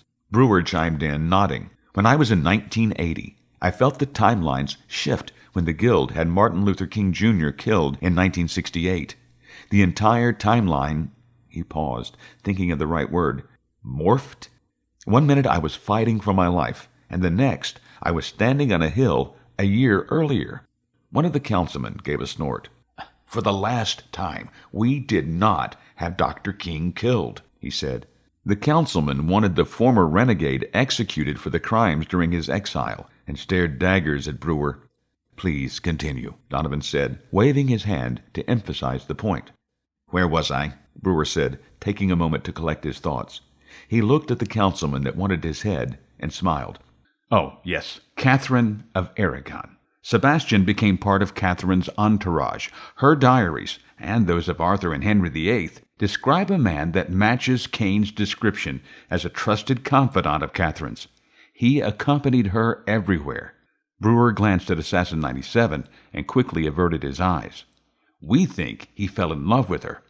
So much so that we think he killed Arthur and Henry in order to have her for himself. The assassin finished, unaware of the look. You think that Caine killed King Henry VII and Prince Arthur in order to marry Catherine of Aragon? Preposterous, the councilman exploded. King Henry died of old age, and Arthur died of the sweating sickness, tuberculosis. Are you trying to get your execution order reinstated? Not King Henry VII, Assassin 97 explained. King Henry VIII. Our history shows that Arthur and Catherine lived happily until 1522, when both died in a fire in Ludlow Castle. Assassin 97 smiled. In our timeline, Henry VIII was crowned in January 1523, not in June 1509. So what do you intend to do? The councilman asked. His tone belied his disbelief and contempt. Stop him from killing Arthur? Actually, Brewer answered, your history works out better than ours in that respect. He pointed to the assassin. We don't think it should be changed. The councilman opened his mouth to speak, but Assassin 97 spoke first. What concerns us is what Caine will do to Henry VIII.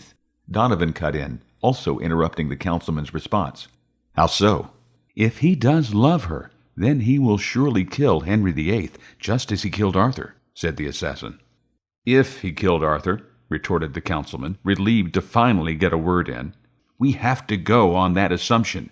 Brewer smiled at the councilman. If he kills King Henry VIII, England, all of Europe, will be plunged into a decade-long war with repercussions for centuries.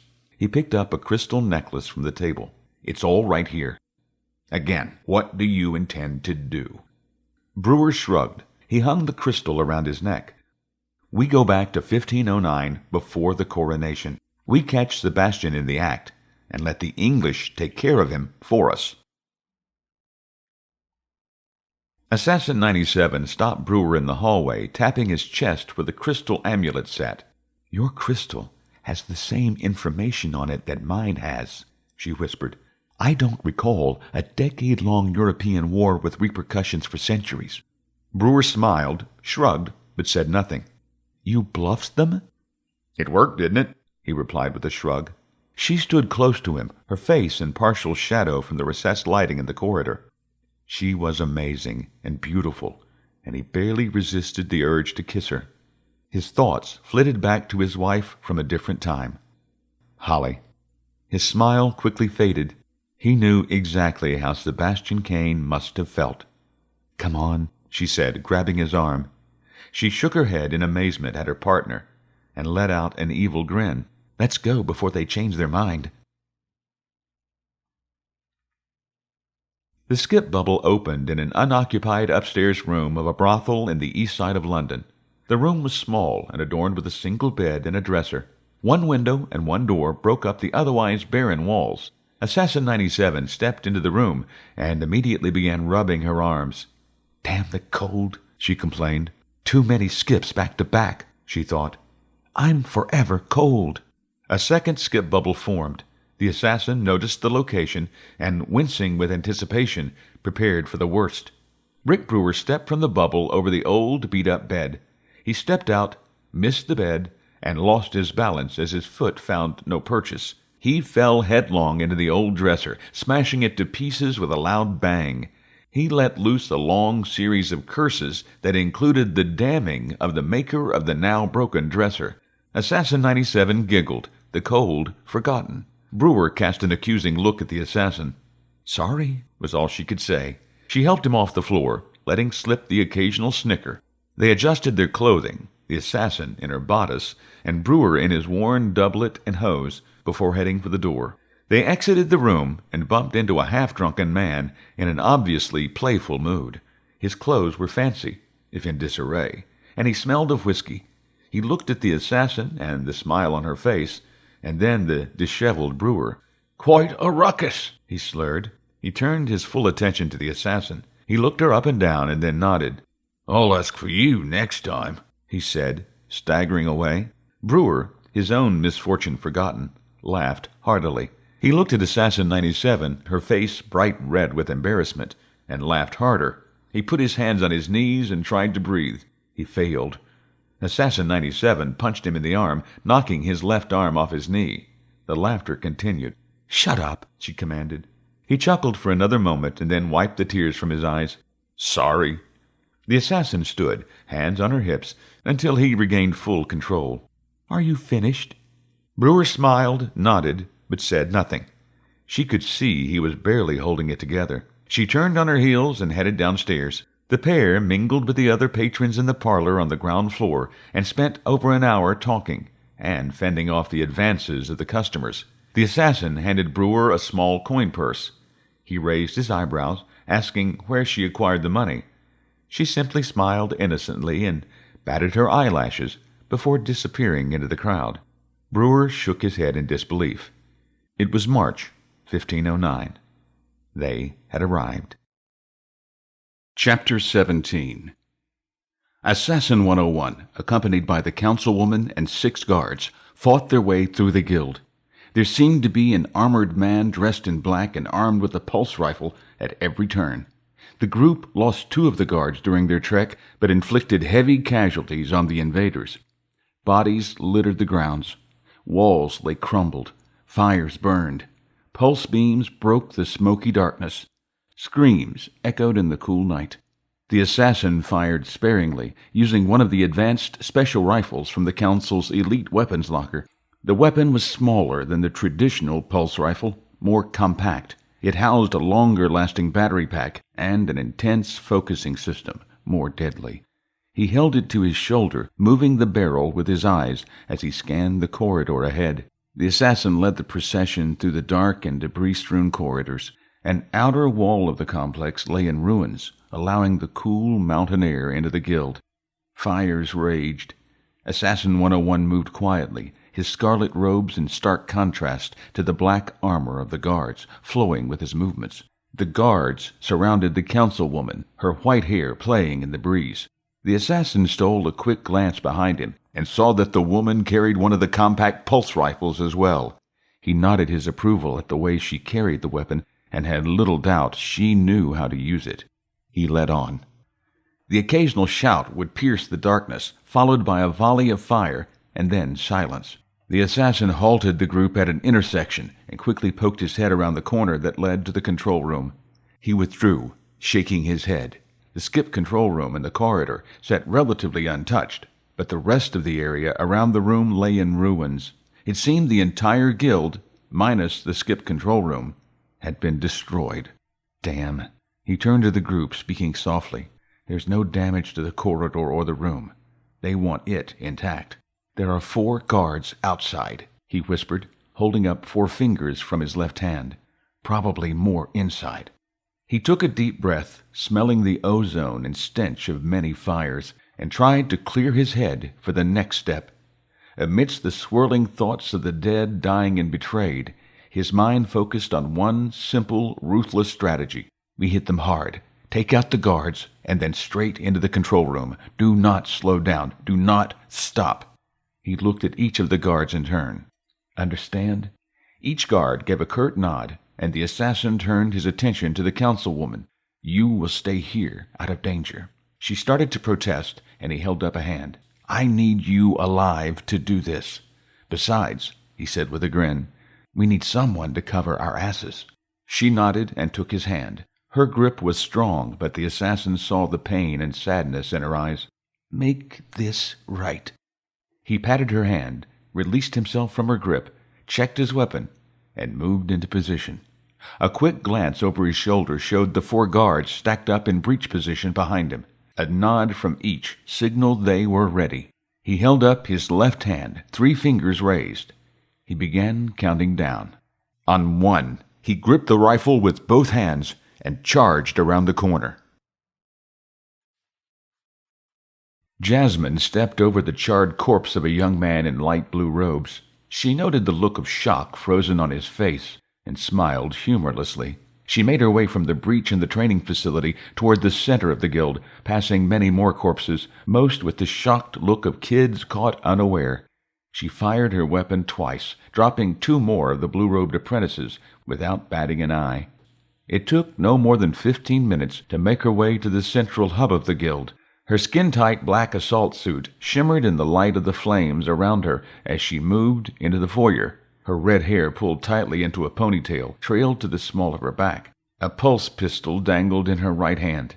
A squad of 8 armored men provided escort. The escort fired on the inhabitants of the guild, occasionally moving in for hand-to-hand combat. Squad 1 has the skip control room secure, reported one of her escorts. He held a hand up to his armored helmet, listening to the report. The uniform was a mix of neoprene and armor, skin-tight and flexible, with armor over the vulnerable areas. Built-in knee and elbow pads gave extra protection where needed. The helmet's visor doubled as a heads-up display, readily relaying troop locations, orders, and objectives. The escort's visor was up as he continued his report. Squads 2 and 3 are sweeping through the installation. Casualties are lighter than anticipated. He looked over and watched as 2 men dragged a prisoner toward the woman. We found this man being escorted through the corridors. The 2 uniformed men roughly dropped Augustus Papadakis at Jasmine's feet. He claims he works for Mr. Lamar. Jasmine bent down, raising the librarian's head with her left hand. She noticed the cuts and bruises, and the fear in his eyes. No, not fear, she thought. Hope. She brushed his cheek with her gloved hand, comforting him. She smiled. Yes, I believe he does work for Mr. Lamar. She stood, watching as Papadakis began to relax at her soothing words. Jasmine raised her pistol, watched with amusement as his face registered his fate, and shot Papadakis without another word. The body toppled over. But he was just fired. The guard with the visor raised smiled and motioned toward a distant corridor. This way. They took 3 steps, and the guard stopped, putting his hand to his helmet. Repeat that? He turned to look at Jasmine. His face registered surprise. Squad 1 is under attack. Assassin 101 silently rounded the corner, his pulse rifle leading the way. He felt the presence of the other men moving behind him. He carried the rifle up and ready, both eyes open, aiming down the weapon through the small combat sight. He lined up his target and held steady. His sight picture never wavered. He moved several feet down the corridor before one of the men guarding the skip control room looked up, yelled, and went for his holstered sidearm. The assassin fired, hitting the man in his unarmored throat, and switched targets. The next guard took the superheated pulse bolt beneath the arm. The man dropped to the floor screaming. The guild guards behind the assassin opened fire, dropping the remaining invaders with a series of shots that struck armor, skin, and bone. The guild guards continued to follow the assassin as he charged into the control room. Raising a leg, Assassin 101 kicked the door open, splintering it. His momentum carried him into the skip control room, and he threw himself to the right of the door. Pulse beams followed his movement as he slid behind the first control station in the room, curling into a ball as the pulse beams incinerated the panel. One by one, the guild guards entered the room, splitting left or right. Each guard picked a target and opened fire. The invaders concentrated their fire on the assassin, ignoring the door. The precision of the entrance, aided by the distraction of the assassin hiding behind the computer banks, caught the remains of Squad 1 by surprise. Pulse beams crisscrossed the time-skip control room. The gunfight was over in seconds. Assassin 101 took a tentative glance over the red-hot slag that moments before was a time control panel. He could feel the heat radiating from the panel as he stood, careful not to touch the still melting metal. "Secure the door," he ordered, checking himself for damage. He looked at the guard closest to the door. "And bring in the councilwoman." The assassin made his way to an undamaged control panel, while the guards began checking the invaders. The guards removed the weapons from the dead and began dragging the dead from the field of fire. The assassin watched for a moment, nodded his approval, actuated the computer, and began calculations for a skip. The councilwoman, hiding beneath a downed support beam, watched the assassin kick in the door, and then her team breach the room. She smiled at the precision of the entry, gripped the rifle tighter, and wished she could have gone in with them. She glanced at the carnage around her, and her smile faded. Outside of the untouched skip control room and the partially damaged corridor leading up to it, the rest of the guild was in shambles. Support beams, like the one she hid under, lay everywhere. The guild lay open to the elements, where walls stood less than an hour before. Small fires littered the landscape. They would rebuild. "The Assassin's Guild has stood since before recorded history. It will survive," she silently vowed. Movement caught her eye, and she instinctively shifted her weapon to a better position. A team of armored men and a red-headed woman dressed in black moved from right to left. The councilwoman peered under the beam and through the debris and watched the team move tactically through the remains of the guild. Her eyes locked onto the woman, and she noted the confidence and grace of the redhead as she moved through the debris. "That was me 40 years ago," the councilwoman thought, admiring the youth and elegant movement of the redhead. She heard a shout from the assassin to secure the door and watched as the squad of invaders split, seeking cover as a guild guard appeared at the door. The old woman knew she had to act quickly. Decades of training and missions filled her as she sighted her pulse rifle at the invaders and pulled the trigger. The pulse rifle registered no recoil as she pulled the trigger repeatedly. A barrage of superheated pulse bolts slammed the enemy squad from their left. The invaders, not expecting the sudden attack, died at the hands of an old woman who suddenly felt half her age. Jasmine ducked for cover behind a half-melted metal statue as her escort died. A quick glance showed that 5 of her 8 men were down, and the others were diving for cover as the pulse bolts poured from a concealed sniper position a dozen meters away. Her 3 men fired blindly at the guard in the door and at the hidden sniper. The ineffective fire only served to target their position. The sniper dropped 2 more of them with 2 precise shots. Jasmine recognized the greater threat in the sniper, lined up a shot through the debris, and returned fire. She was rewarded, and somewhat surprised, by the scream of an old woman. The councilwoman felt the first bolt shatter her left knee. Her support gone, she collapsed as a second bolt hit her in the abdomen. The old woman's aim stayed on target long enough to find the last of the armored invaders. Her last bolt hit him in the neck as she crumpled to the floor. Jasmine fired 2 more shots at the sniper position before standing from her concealment and took aim at the guild guard at the door. She predicted he would move and smiled in grim satisfaction as he shifted from the doorway for a clear shot. A single shot ended the threat. Jasmine moved toward the door to assess the new odds. Jasmine flinched as Assassin 101 emerged from the skip control room, startled at his appearance. She fired instinctively, missed, and felt the heat of the assassin's bolt as the superheated energy flashed past her head. The flickering light and crackling embers from the fires added a surreal feel as the two caught their balance and stood, staring at each other, weapons at the ready. The assassin feinted a move to the left and swung his rifle in a wide arc. Jasmine's pistol moved with the ruse, firing a round harmlessly into a nearby wall. The assassin's rifle connected, knocking the pistol from her hand. She executed a jumping high kick that knocked the rifle from the assassin's hands before he could bring it to bear. Both stood, unarmed, in the wreckage of the guild. Jasmine stood in a relaxed stance, controlling her breathing, and watched the assassin. His robes, dirty and blood-stained, blew in the slight breeze from the now open-air corridor. She watched as his eyes studied her from head to toe, stopping very briefly at her cold gaze. Her eyes shifted at movement behind the assassin. Assassin 101 stared at the black-clad woman. He saw her eyes move as he heard the guild guards at his back. "Secure the control room," he ordered, never taking his eyes off the woman. "Do not let it fall into their hands. Understood?" Retreating footfalls followed a chorus of affirmatives. She smiled. "So, you're the assassin from the past." Assassin 101 returned the smile and nodded. The two began circling each other. "And you would be?" "Jasmine."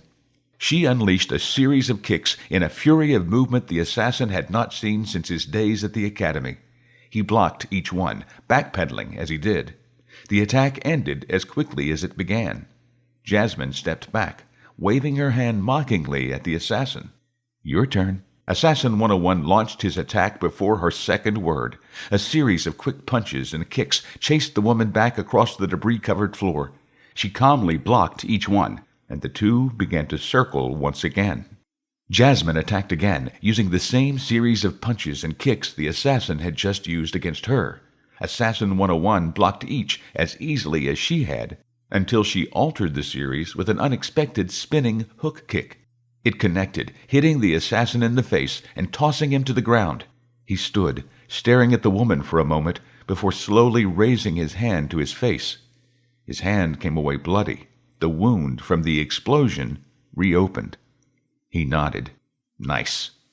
He counterattacked with a ferocity he had not felt in years, not since his first kill in the dojo as a first-year apprentice. Time seemed to slow as he relaxed into the offensive. 2 punches connected, knocking Jasmine back, and he pressed the advantage with a jump front kick to the solar plexus. The red-haired woman flew backwards, lost her balance, and fell. She rolled backwards and came to her feet, holding her discarded pulse pistol. Her once pristine uniform and hair, now a dirty and disheveled mess. She smiled as her finger tensed on the trigger. Brendan Lamar stood in the hallway overlooking the foyer of his mansion. The ancient projectile pistol in his hand had been in his family for centuries. He rolled the pistol over in his hand and wondered if it would explode when he pulled the trigger. Hearing the sounds of hover cars arriving, he steeled himself for what was to come. His personal guards opened fire on the hover cars, causing one to explode in a brilliant fireball that lit the entire courtyard in front of his mansion. Lamar watched through the window as black-clad figures moved into the shadows. His own guards wore black, and Lamar soon lost track of who was who as the battle raged. Lamar's stomach knotted in fear, and he knew that his time had ended. He thought of the shadowy figure, and that he or she must surely be dead if the guild was attacking him. Or you were used, simply a tool. That thought sent a chill down his spine, worse than the fear in his belly.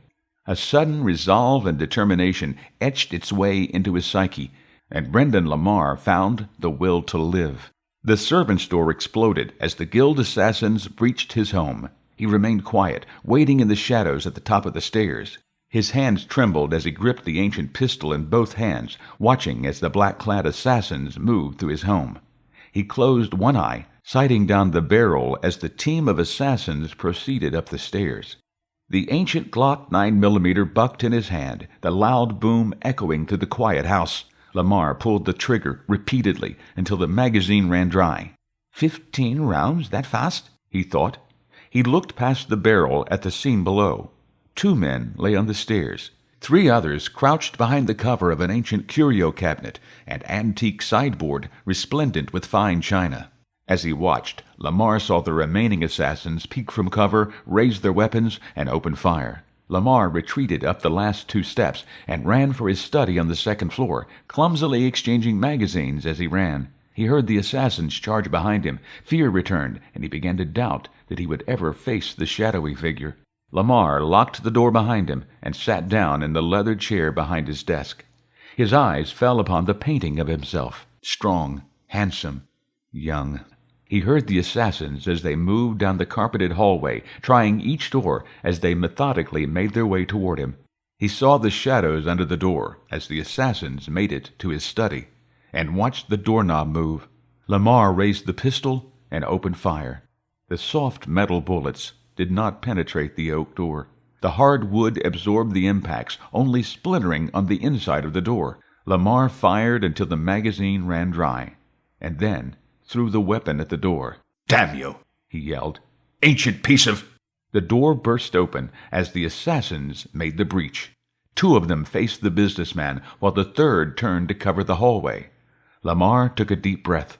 He picked up a cigar from his desk, slowly lit it with trembling hands, and exhaled a ring of smoke at the assassins. He stared coldly at the men, but said nothing. He took a long drag from the cigar. The assassins shot him before he could exhale. The pulse beam hit Jasmine in the wrist, shattering the bones and knocking the shot wide. The 2nd bolt hit her in the neck, fusing the veins and stopping the flow of blood to her brain. The 3rd and 4th bolts hit her in the chest. She was dead before she hit the ground. Assassin 101 looked to his right. Flickering fires backlit the councilwoman as she leaned against the downed support pillar. The adrenaline rush over. Fatigue gripped the woman, and she let the rifle drop to her side.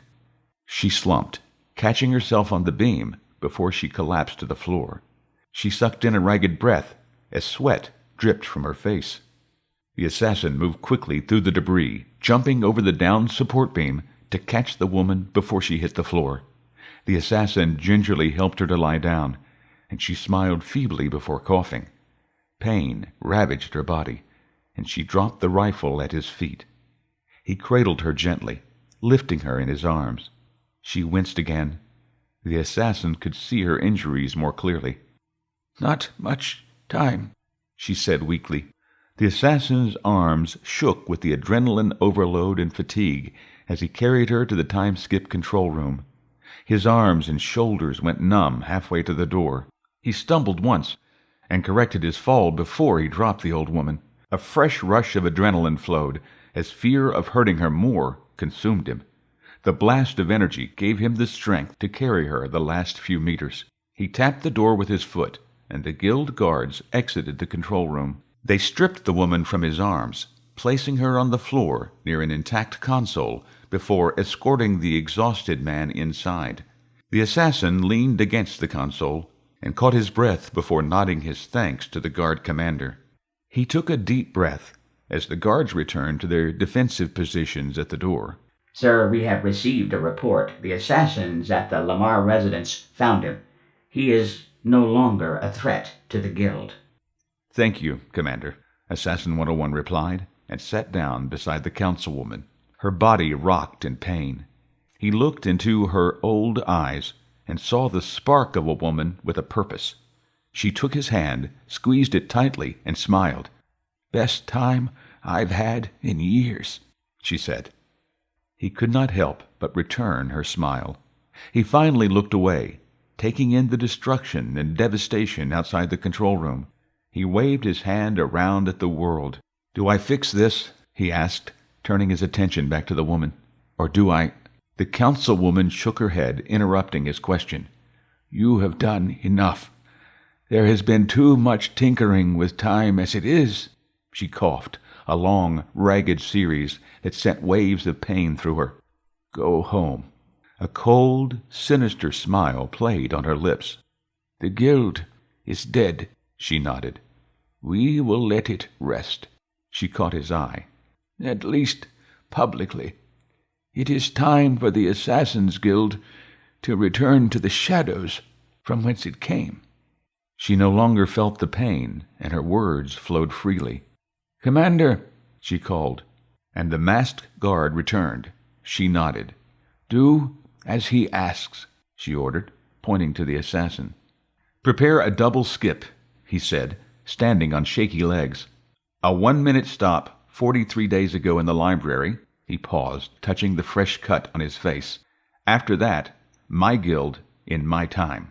The guard commander moved off. The assassin sat with the woman for another moment, nodded his thanks, and then joined the commander at one of the few remaining intact consoles. The assassin typed in the program for the double skip, and a set of coordinates appeared on the screen. The assassin studied the program variables and cast a quick glance to the councilwoman. She lay in pain, dying from her wounds. He turned his attention back to the computer and memorized the coordinates on the screen before pulling up a different program. Assassin 101 expertly typed in the commands to program the skip. With the guard commander's assistance, he entered the program for a double skip with a 1-minute pause to take the assassin back to the library to meet with Papadakis. The assassin stepped back to study his work. The coordinates set, and with the power building, Assassin 101 paused to take one last look at his future. The guild stood in shambles. His own family timeline ended. No, not ended, he thought. The Lassiter legacy will live on in Michael's unborn child. Did Dr. Lassiter survive the attack? He asked. I have no information on that, sir, the guard commander replied. The assassin nodded his head and turned to stare out of the door at what was once a mahogany-lined corridor. Sunlight filtered over the smoldering debris, creating long shadows in the early morning, the sunbeams like spotlights on the destruction. Structural beams lay broken. Fires burned, fueled by scattered debris of wood, paper, and bodies. The occasional spark exploded from damaged consoles. Other than the crackling flames, the labored breathing of the councilwoman, and the low hum of the skip controls powering up, the world seemed oddly quiet. A hand touched his shoulder. It's time, sir. The assassin awoke from his fatigue-induced trance, mesmerized by the flames. He nodded, and then turned his attention to the councilwoman nearby. Her chest did not move, and the assassin knelt beside her, checking her pulse. He silently cursed himself. An assassin cannot lose himself, not for a moment. He shook his head and stared at the old woman. When? About a minute ago, the commander replied. Even behind the mask, the assassin could hear the sadness and regret. He extended his hand, a small piece of paper held within. She did pass along her access code for the skip before she... He left the statement unfinished. Assassin 101 nodded and extended his hand. Thank you. You will take care of everything for her? The commander nodded, taking the offered hand. Good luck. The assassin took one last look around. You too. A minute later, he was gone. Augustus Papadakis jumped as the skip bubble formed behind him. A man dressed in dingy, bloody assassin's robes stepped from the bubble. The man wore a fresh cut with dried blood on his face, and the librarian could tell he was exhausted. Mr. Papadakis, the man began, the next time we meet you must give me a message. The man paused as the librarian nodded his head in shock. You must tell me that there is a plot against the guild, and there is a note for me in the quarters I shared with my wife. Do you have all that? The man finished. Papadakis nodded. Repeat it to me. There is a plot against the guild, and there is a note for you in the quarters you shared with your wife. Again, ordered the man. Papadakis repeated it. Again. Papadakis recited the message a third time, and then asked, Who are you? The man stepped close. Papadakis could feel the anger radiating from the man. "I am Assassin 101. The man turned, stepped back into the skip bubble, and disappeared. Chapter 18. Sebastian Caine sat in the privy chamber with Catherine and Prince Henry, anxiously awaiting news of the king, Henry VII. The walls held finely decorated tapestries and portraits of the royal family. Suits of armor from previous monarchs lined the walls. A gleaming set of armor with many dents and cuts from battle stood beside Caine as he hovered near Catherine. He could not take his eyes from the young woman, as he quelled the desire to hold her hand and comfort her. Prince Henry paced back and forth, crossing the parlor with a slow, methodic gait. Servants stood nearby. Physicians and clergymen entered and left the king's chamber almost non-stop. Caine's eyes kept flitting from the people moving about the palace to Prince Henry pacing to Catherine's hand. Prince Arthur's death had been hard on the princess, not only from an emotional standpoint, but also politically. She was no longer officially in the royal graces of the crown, nor was she officially out either. Caine's actions had caused her great pain and suffering, and he chided himself for not having thought through the ramifications of Arthur's death. The prince's death had brought Caine closer to Catherine, but at what cost? In the end, he determined that the ends justified the means. Now her fate and the fate of England rested with the king. 7 years she had lived a stranger in a strange land, a part of the family, yet not. Caine had lived that life for almost 20 years, a bond that drew them together, making Caine her most trusted confidant. He fell deeper in love with her with every passing year. After Arthur's death, the princess had moved to Richmond Palace at the king's behest. 14 months after the prince's death, Caine had found her crying next to a picturesque window in her chambers. Sunlight streamed in through the window, but the bright spring day, the immaculate grounds, not even the castle guards on review, could bring her from her melancholy. Caine rushed to her side, as he always did. "I have been betrothed to Henry," she said through the tears. "What? By who?" "The king." She paused. "And my parents." She wiped away the tears and shook her head as she looked at Caine. "Henry is young. It could be years before we wed." She turned back to the window, forlorn. "I will be stuck in this cage forever." "Your Highness," Caine said, kneeling beside her, "as cages go, there are worse."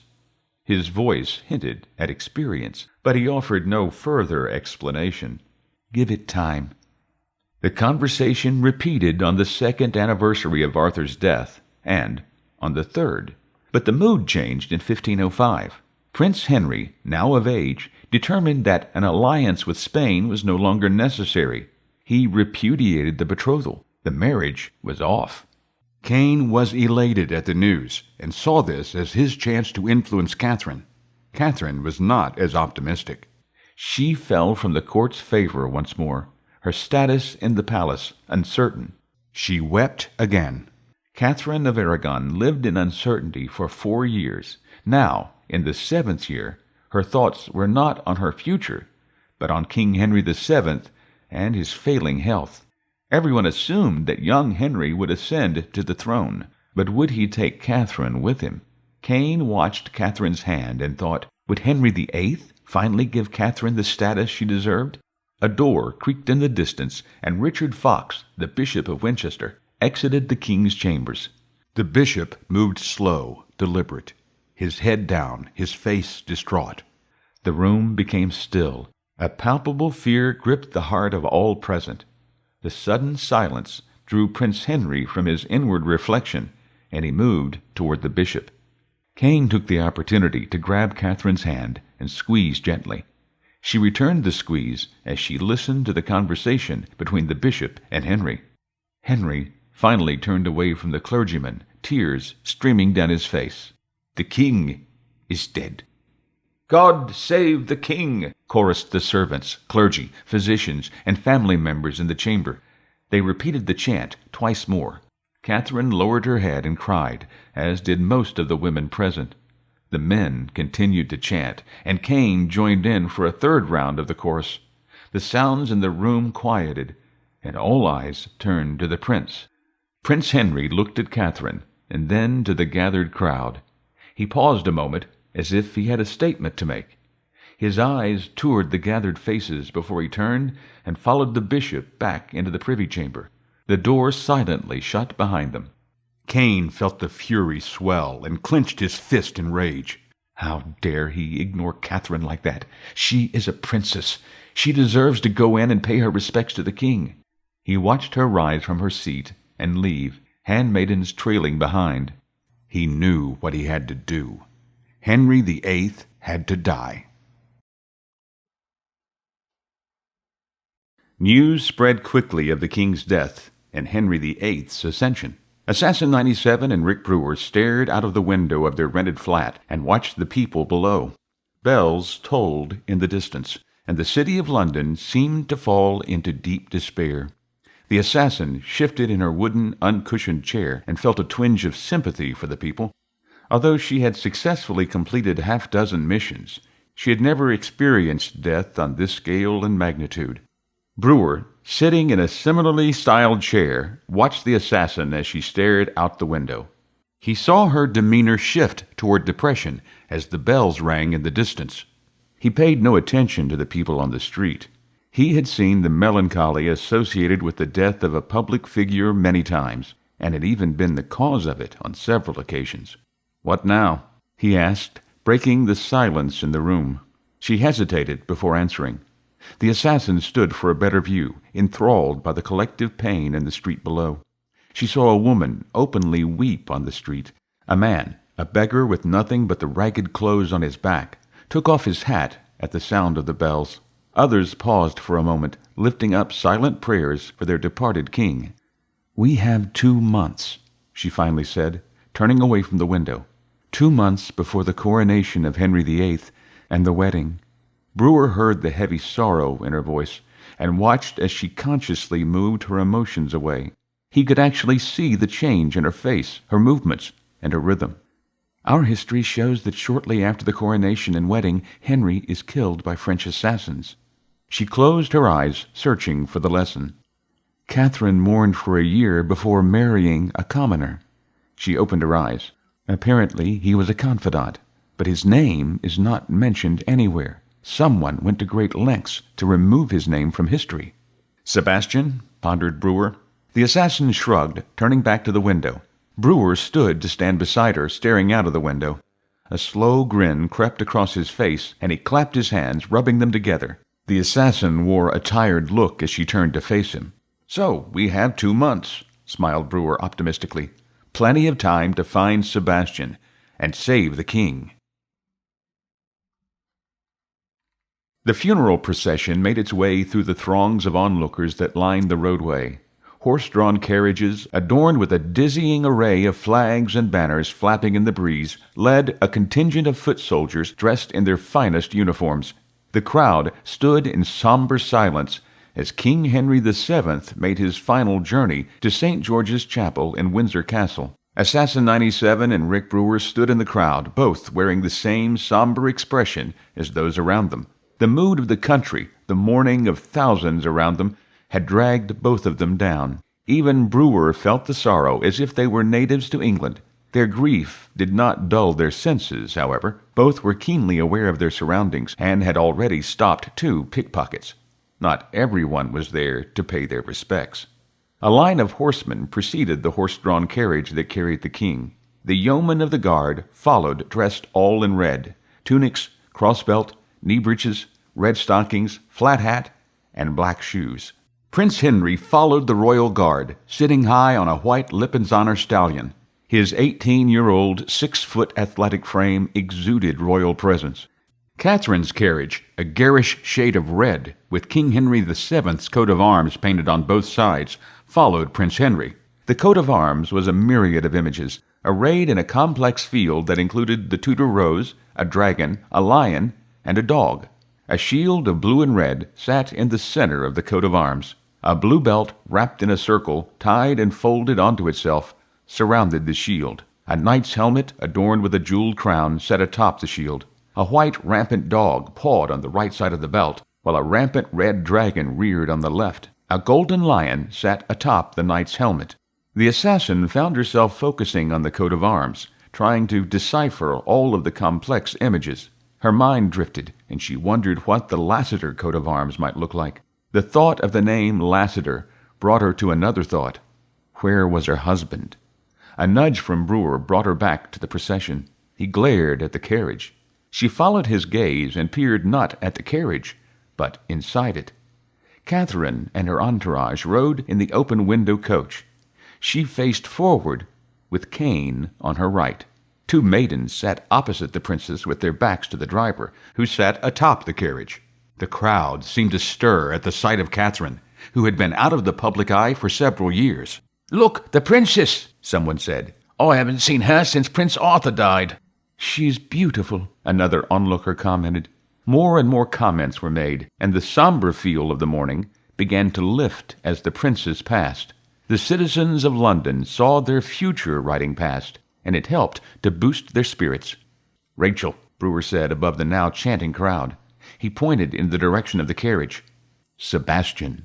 The assassin watched as the carriage passed them, observing Caine in profile as he turned to speak to the soon-to-be queen. She smiled at the comment, and he turned back, content. "Is he?" "Yes," Brewer nodded. He's the confidant," he said in disbelief. He turned to the assassin.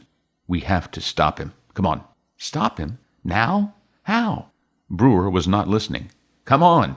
The two began moving through the crowd, keeping pace with the slow-moving carriage. "Pardon me? Excuse me. Sorry," Brewer said as he led Assassin 97 by the hand along the packed street. Sebastian Kane caught movement in his peripheral vision and turned his head, recognizing Brewer and the woman as they moved through the crowd. A cold chill raced down his spine as a moment of fear and doubt filled him. A fiery rage replaced the sudden fear almost instantly. "I told them to leave me alone." "Sorry, sons of—" he muttered, drawing a scolding look from Catherine. He smiled apologetically and turned to watch his two guild pursuers fight their way through the crowd. They were slowly losing ground, and Caine smiled. The guild had just provided the perfect scapegoats for the death of the new king. Sebastian leaned toward the window and turned his head until he made eye contact with Brewer. He allowed a malicious grin to find his face, and he waved with his fingers. Brewer stopped dead in his tracks, and Assassin 97 ran into him.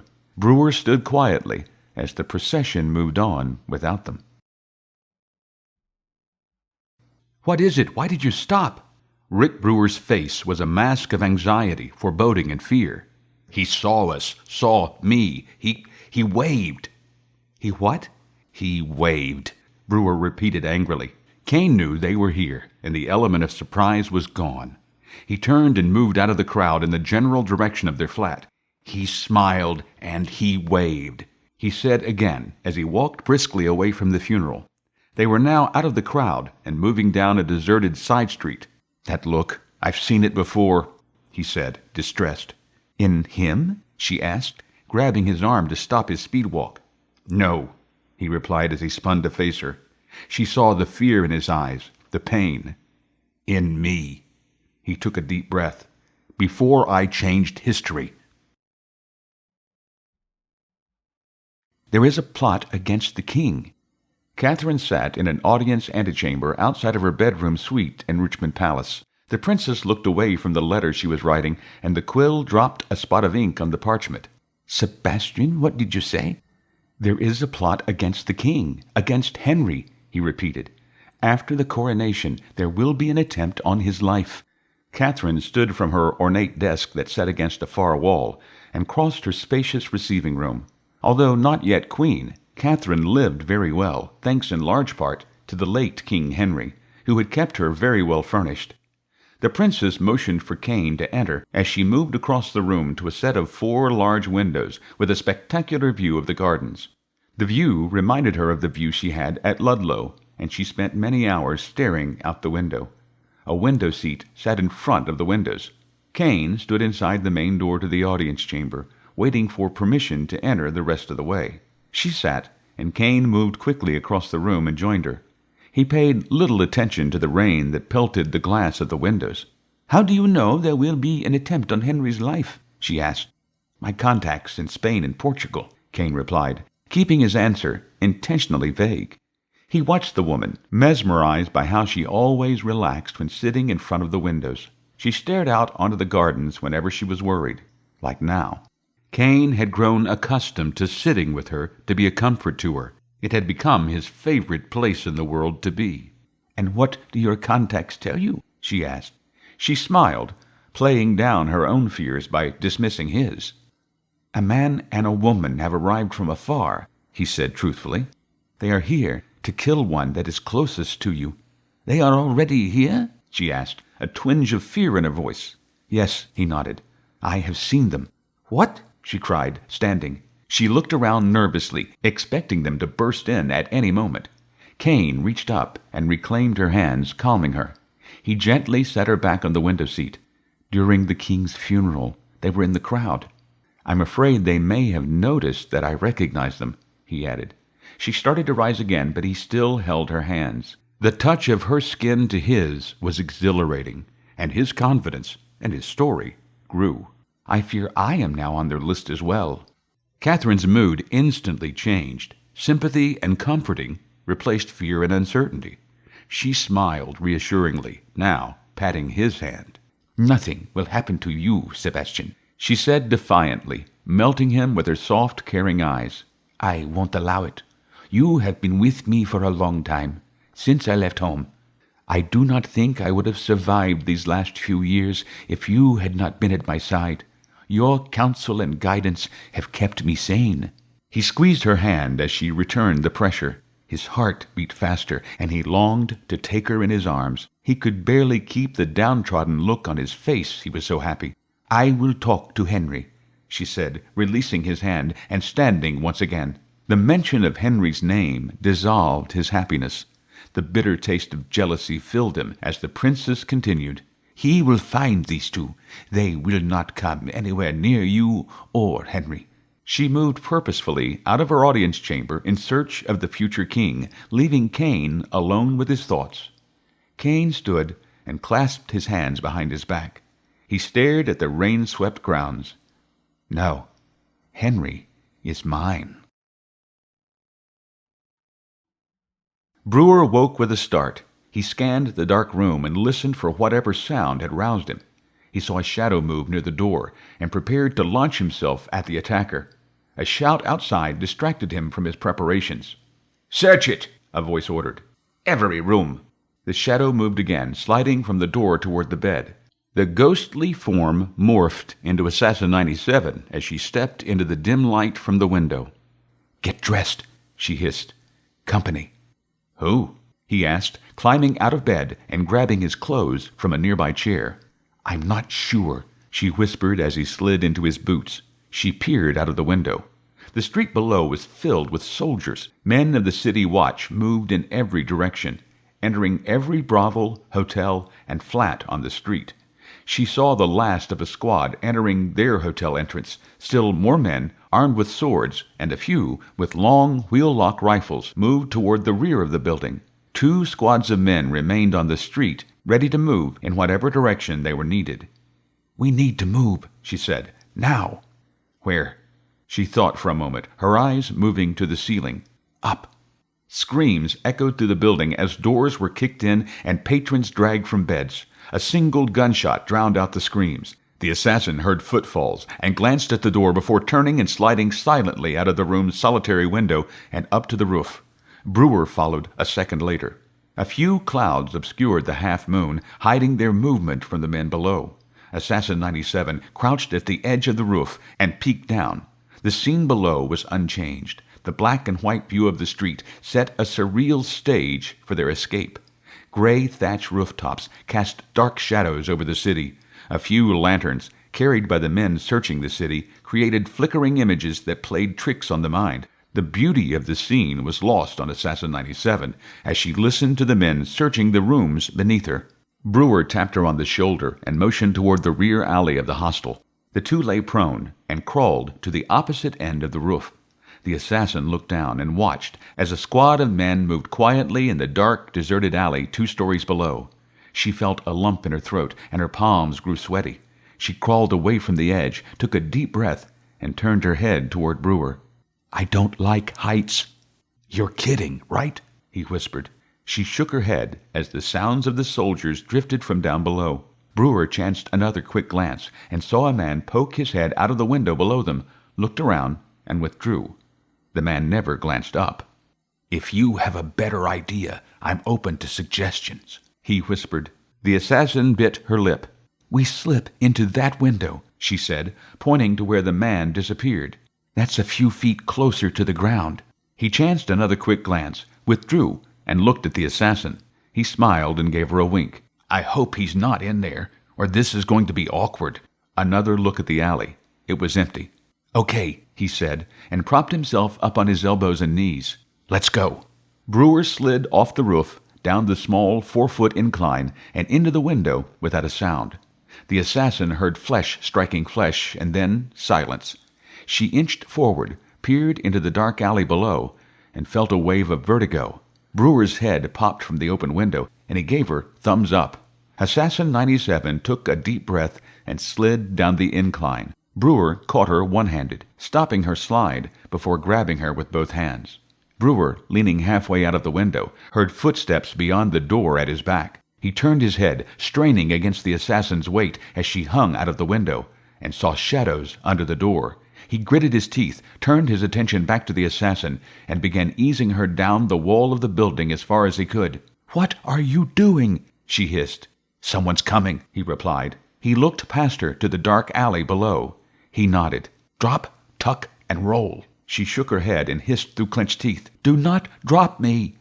The door to the room burst open. Rick Brewer dropped the assassin and moved to strike the 2 men that stood in the hallway. He faintly heard his name being called, followed by a crash.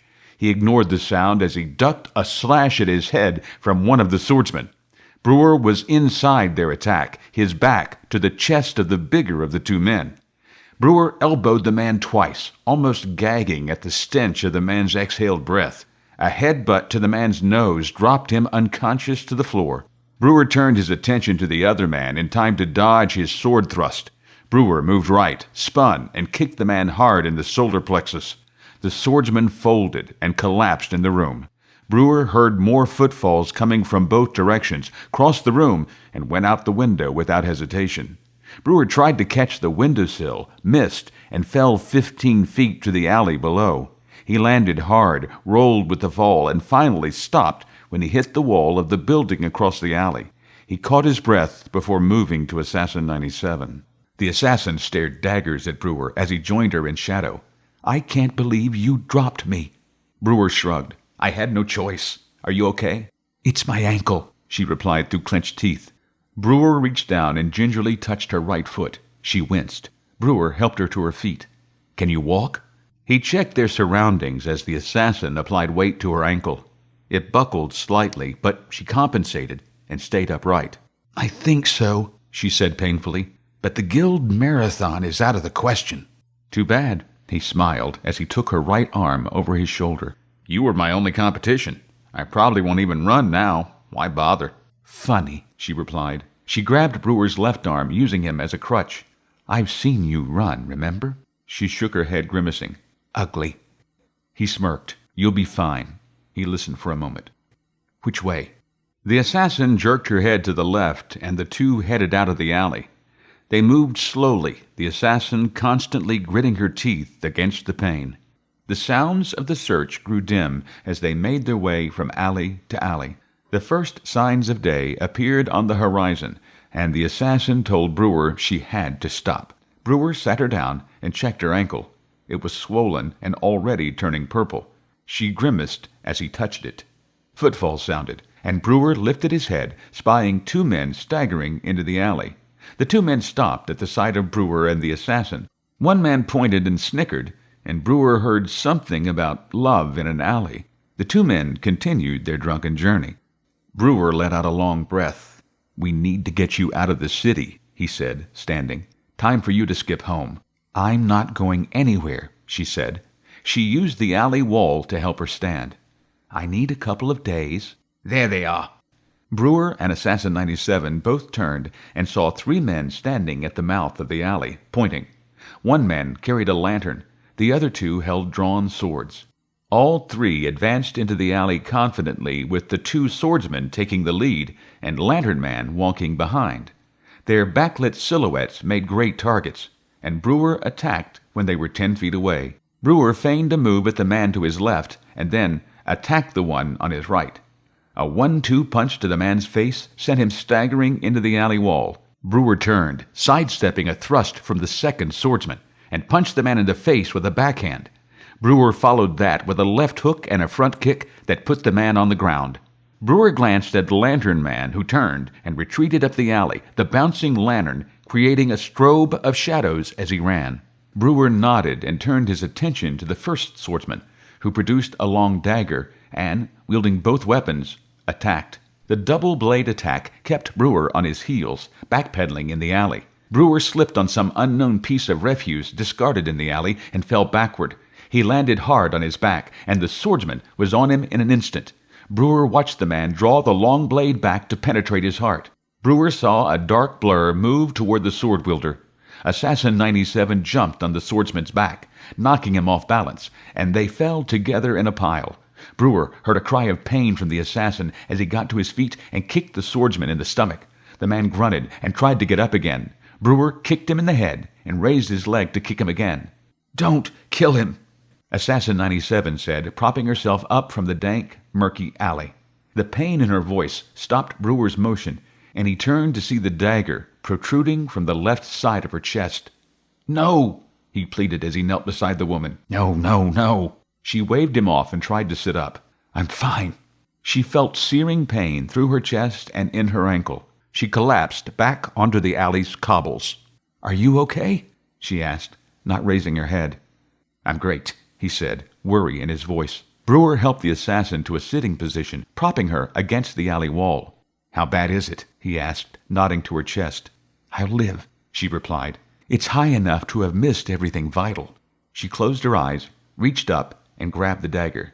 She pulled, but Brewer stopped her. "Don't," he said. "We need to get you out of here. Will you skip now?" She nodded and reached underneath her. Her nod stopped as she pulled out a mass of wires, circuitry, and plastic. She shook her head. "I don't think I'm going anywhere." She held out the beacon for Brewer to see as the morning sun lit the alley. Shouts and running footfalls echoed in the still, early morning air. "We don't have much time," he said, reaching for his belt. "Here, take mine." "No," she said, holding him at bay with her hand. "The guild would not send someone back for you. They would leave you here to die." "They'll do the same to you," he said, reminding her that an assassin on a mission was on their own.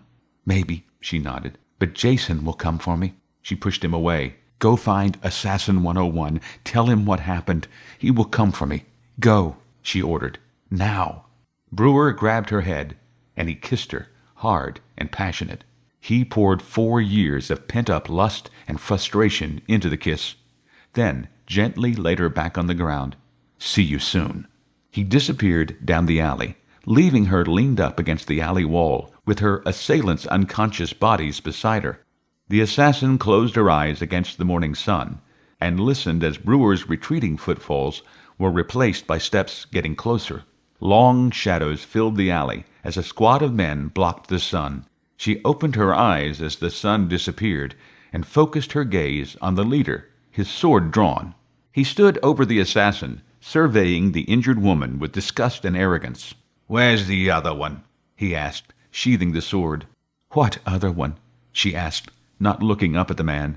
Instead, she stared past him at the sparse early morning clouds, releasing her mind and body to her destiny. She imagined Brewer several blocks away, stepping into a skip bubble. She could almost hear the pop as the bubble closed. "Your partner," the man said, annoyed. "We were told there were 2 of you." She turned her head to stare at the clouds once again. She stared at the clouds as they slowly moved across the blue sky. She smiled as she closed her eyes. "I don't know. He just disappeared." Chapter 19. "Where is Rick?" The voice purred, somehow both knowing the answer and puzzled at the man's absence at the same time. Assassin 97 opened one eye and rolled her head to her left to find the owner of the voice. "Hello, Sebastian," she said dryly. She closed her eye and rolled her head back. She lay on a hard wooden cot in a cell somewhere in the bowels of London. The smell of her dank, moldy cell and the unemptied pot in the corner assaulted her nostrils. She unconsciously moved her torn and bloody clothing to ensure it covered her completely. "Think for a minute," she taunted. "You'll figure it out." A humorless laugh. "He left you to die. I should have warned you about him." Caine leaned into the bars, sticking his face as far as he could into the cell. "But then we've never officially met, have we? So how could I have warned you?" His smile broadened. "Let me tell you about him. He has a history of instability." The assassin coughed a humorless chuckle that sent a wave of pain through her wounded arm and shoulder. It took away her thoughts about the throbbing of her ankle. She grinned through gritted teeth. "Funny. He said the same thing about you." "Are you in pain?" Caine asked, mocking concern. "Well, not to worry. Your pain will be gone very soon." She opened her eyes and watched his emotionless face as he spoke. "When?" she said, deadpan. "After the coronation in 2 weeks," Caine replied. "You are one of my gifts to the king. After I hand you over, he will trust me implicitly." "Until you kill him," she said, closing her eyes again. "To the last moments of his life," he admitted. "But Catherine will trust me forever." Assassin 97, with some difficulty, sat up. She held her shoulder as she moved, wincing from the motion. She swung her legs over, planting her feet on the floor. The swollen ankle competed with her shoulder in a battle of which part could ache more. The assassin thought it a tie as she tried to stand, tested the ankle, and thought better of it. She turned her head to stare at Caine through the bars. "I'd start making plans, Sebastian. Whether I die here or not, you will never marry Catherine. The guild will see to that." "Rachel," Caine said with a smile. "It is Rachel, isn't it?" She gave a curt nod. "You forget that I, too, am a student of the guild. I know many secrets, such as—" He paused, rubbing his chin in thought. "The guild's location in 1509.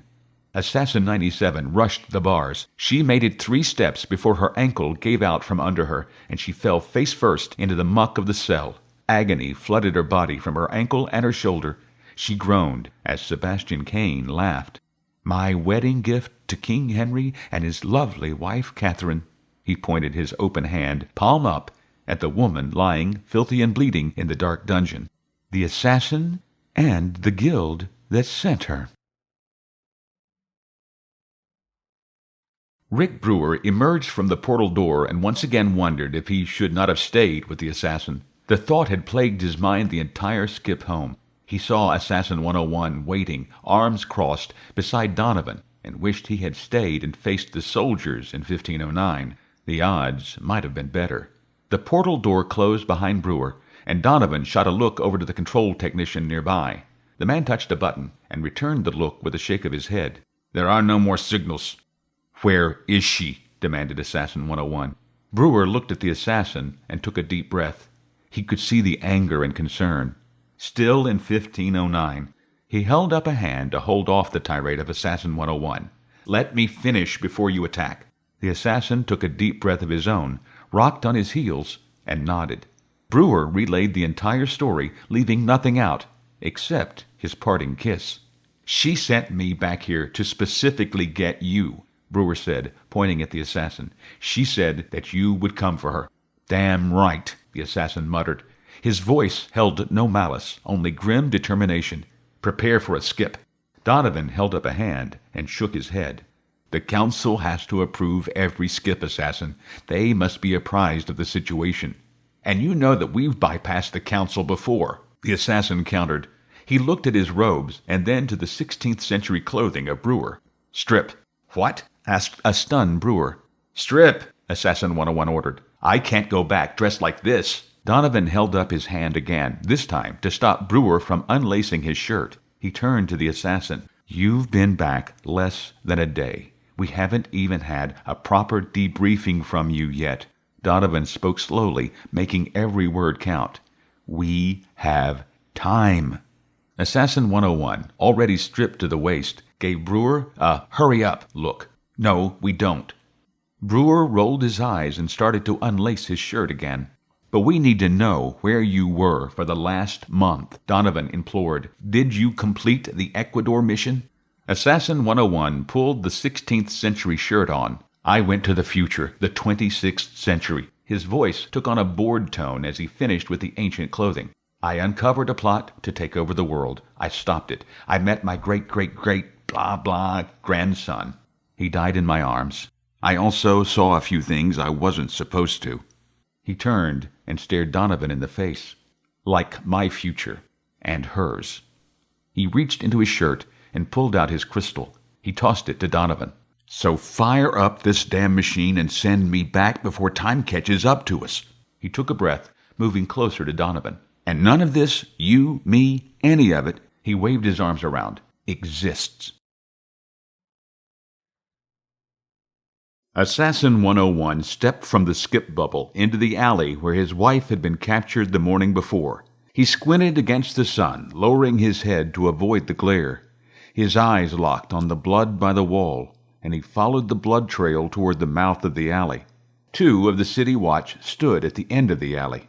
Both stood in silence, shocked at the man who had appeared before them. One man had his mouth hanging open. The other trembled in fear.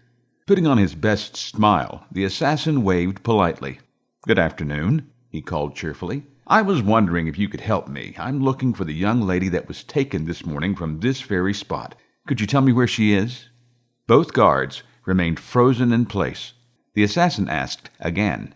When they did not answer a third time, Assassin 101 took a step toward them. The guard that trembled in fear shakily drew his sword, holding it toward the assassin. The blade shook, an extension of the man's fear. Don't you come any closer, demon. The man's voice vibrated in time with his blade. Fine. The assassin deemed the swordsman no threat, rolled his eyes, and turned to the other guard who had managed to close his mouth. Can you answer my question?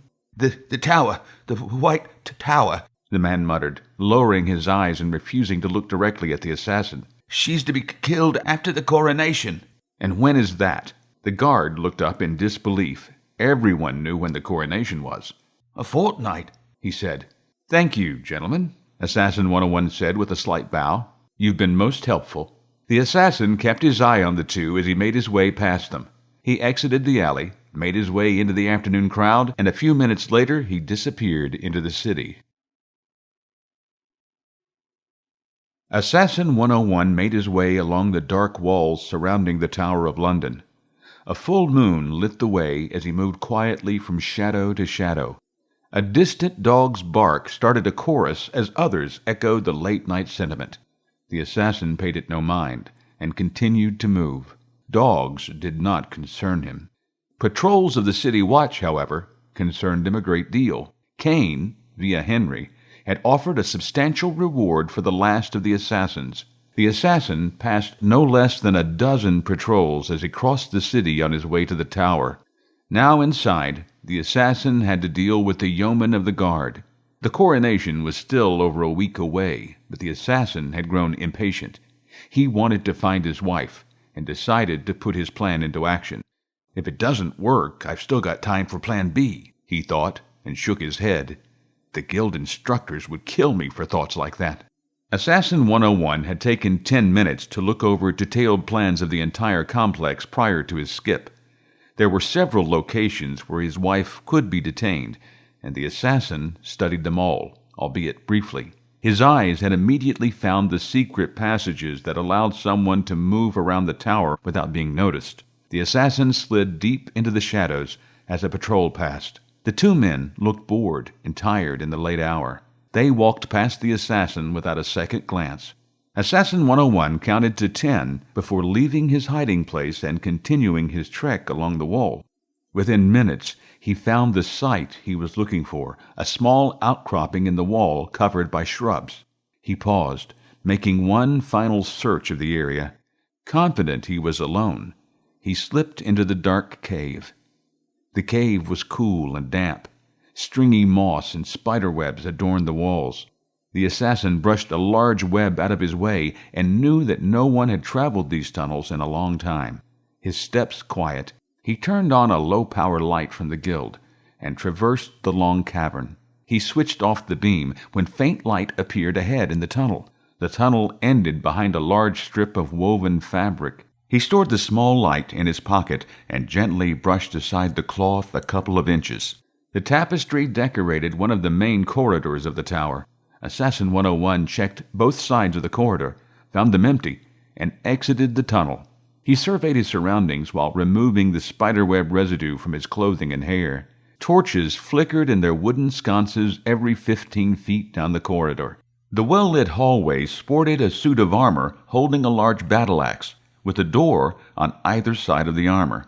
A total of 3 tapestries interspaced along the wall opposite. The assassin listened, heard nothing. Assassin 101 spent the next 2 hours exploring the tower and its rooms. Several times he ducked into rooms and shadow-ridden corridors to avoid guards and servants. His frustration grew as he crossed his own path several times. By the time he crossed the tapestry-hidden tunnel for the 3rd time, he was convinced he was in the wrong tower of the complex. He let his frustration get the best of him and cursed loudly. Footsteps approached, but the assassin ignored them. He needed to find a way to find the building he needed. Time for the direct approach, his mind told him, as a young man rounded the corridor behind the assassin. "Excuse me," Assassin 101 said politely. "I'm looking for the dungeon." "What?" The man stood stunned. The assassin could see the man trying to figure out how to respond, his eyes moving left and right, and never quite focusing on anything. Assassin 101 simply smiled and took the moment to admire the young man's attire. The man was dressed in the red and gold uniform of the yeoman of the guard. His face sported a short, stubbly beard. A long pike, at least a foot taller than the man, rested on the floor supported by his right hand. After a few moments, the assassin smiled and repeated the statement. "I said, I'm looking for the dungeon. I can't seem to find a way out of this building, and I need to go to the White Tower. My wife is a prisoner there, and I'd like to see her." "What?" the young man repeated, looking the assassin in the face. The man's glossy eyes slowly focused on the stranger. He registered the words, the out-of-place tone and accent, and the dingy peasant's clothing. The yeoman took a deep breath to yell. The assassin sighed. "Bad move." Assassin 101 laid him out with one punch to the jaw. "Ow!" the assassin muttered, shaking his hand from the punch. "Son of a—" He gritted his teeth before letting out another long sigh. Shaking off the pain in his hand, he grabbed the young man's shoulders and dragged him into one of the rooms that surrounded the suit of armor. The assassin put his boot against the boot of the unconscious man. The man's foot was a good inch shorter than his. He grimaced in frustration, picked up the pike, and tossed it inside the room with its unconscious owner. Closing the door behind him, he walked back to face the tapestry. It adhered to the wall, unmoving, mocking his frustration. The assassin brushed off his clothes and moved down the corridor one more time. "My lord," the man said between gasping breaths, "we have a problem in the bell tower." Sebastian Kane turned to look at the man dressed in the red and gold of the yeoman. The man stood rigid straight, a long pike in his left hand. Kane completed buttoning his shirt. "What problem would you bring to me?" "We believe your assassins are inside the walls," the man replied. "One of my men confronted an intruder. He was knocked unconscious. The intruder is still at large." Kane's expression changed from mild annoyance to near panic. "Brewer made it inside the walls?" Kane grabbed his coat and began buttoning it. "Take me to him." Kane followed the man into the courtyard and the early morning sun. The renegade shielded his eyes and wondered briefly if Rick was watching him now. A shadow engulfed him, and he dropped his hand as he walked briskly toward the entrance to Bell Tower. Kane took the stairs 2 at a time as he quickly ran up to the 2nd floor. A crowd of yeomen and servants had gathered around the unconscious man. One young woman knelt beside the unconscious yeoman. Tears streaked her face. "Stop your sobbing, woman," Kane snarled as he moved through the small crowd. He checked the man, found a pulse, and stood. "He's dead," she cried. "He is not dead," Kane said, shaking his head at the hysterical woman. He turned to the guards nearby. He has been attacked, knocked out. Secure the grounds. You have my description of the man. Find him. Caine turned to 2 other guards nearby. You 2, come with me.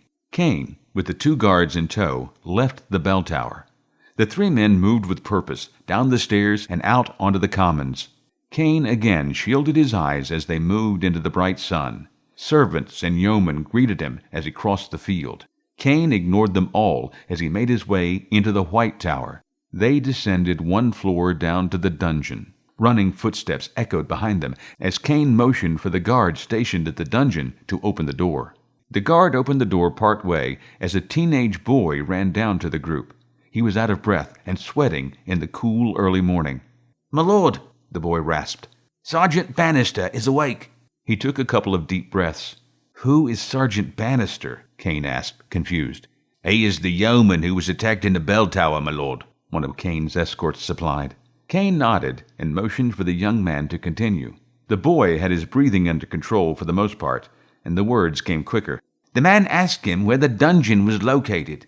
He said his wife was a prisoner." Caine's posture changed instantly from bored indifference to mild panic. He felt his temperature rise, and small beads of sweat instantly formed on his forehead. "Are you sure he said his wife?" The boy nodded. The assassin did come for his wife, he thought. He had never met Assassin 101. Caine had no idea what he looked like. Nodding to himself, he turned to the boy. "Find the captain of the yeomen. Tell him there may be 2 men in the tower."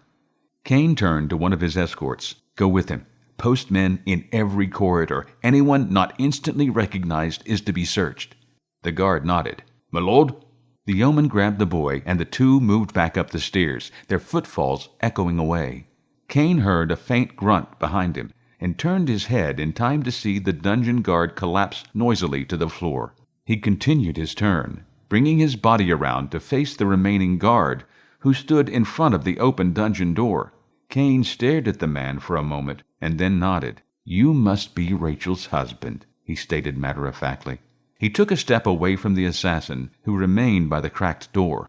Caine found the silent, cold stare unnerving. "She is a lovely woman," he continued, hoping to taunt the assassin into a mistake. "It must pain you to know that her final days were spent with another man." "Time to go home," said Assassin 101 flatly, his voice low and menacing. The words held so much venom that Caine took another involuntary step back. Footfalls sounded behind him as 2 yeomen trotted down the stairs. They halted at Caine's back but said nothing. "Sorry, where were we?" Caine smiled at the new odds. "Oh, yes. I'm afraid I have to decline your invitation. You fail to fully grasp the situation." Caine's voice was smooth, charismatic, and almost hypnotic. "I have your wife. She is wounded, alone, and locked in a cell through that door behind you." He nodded at the door. "I have 2 faithful guards at my back, and you are outnumbered."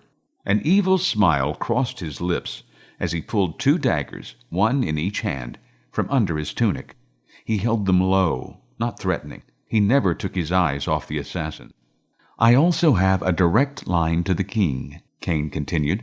"I can take you before him, or I can kill him while you rescue your wife." The words hung in the air for a moment. The guards looked at each other as the words registered. Caine took a step back and plunged the daggers into the 2 guards, the long blades buried deep in their abdomens. Caine twisted the blades, and the cold steel inflicted massive internal damage. His voice was emotionless as he held the blades inside his victims. "You can save one or the other," Caine shook his head, "but you can't save them both." "Try me," Assassin 101 said, drawing a small pulse-beam pistol from his waistband. Caine released his daggers and shoved the 2 dying guards down the 2 steps toward the assassin. Caine turned and ran up the stairs as the first bolt hit one of the falling guards. The pulse beam, set to stun, spun the man into the block wall. He slumped to the ground as the assassin fired twice more. Caine flinched, but continued up the stairs as the second bolt ricocheted harmlessly off the wall. The 3rd shot hit the other guard, sending him flying back up the stairs. Assassin 101 released the trigger as the second guard fell down the stairs. He turned to stare at the door to the dungeon, then up the stairs. He looked a second time, then a third. "Damn it!"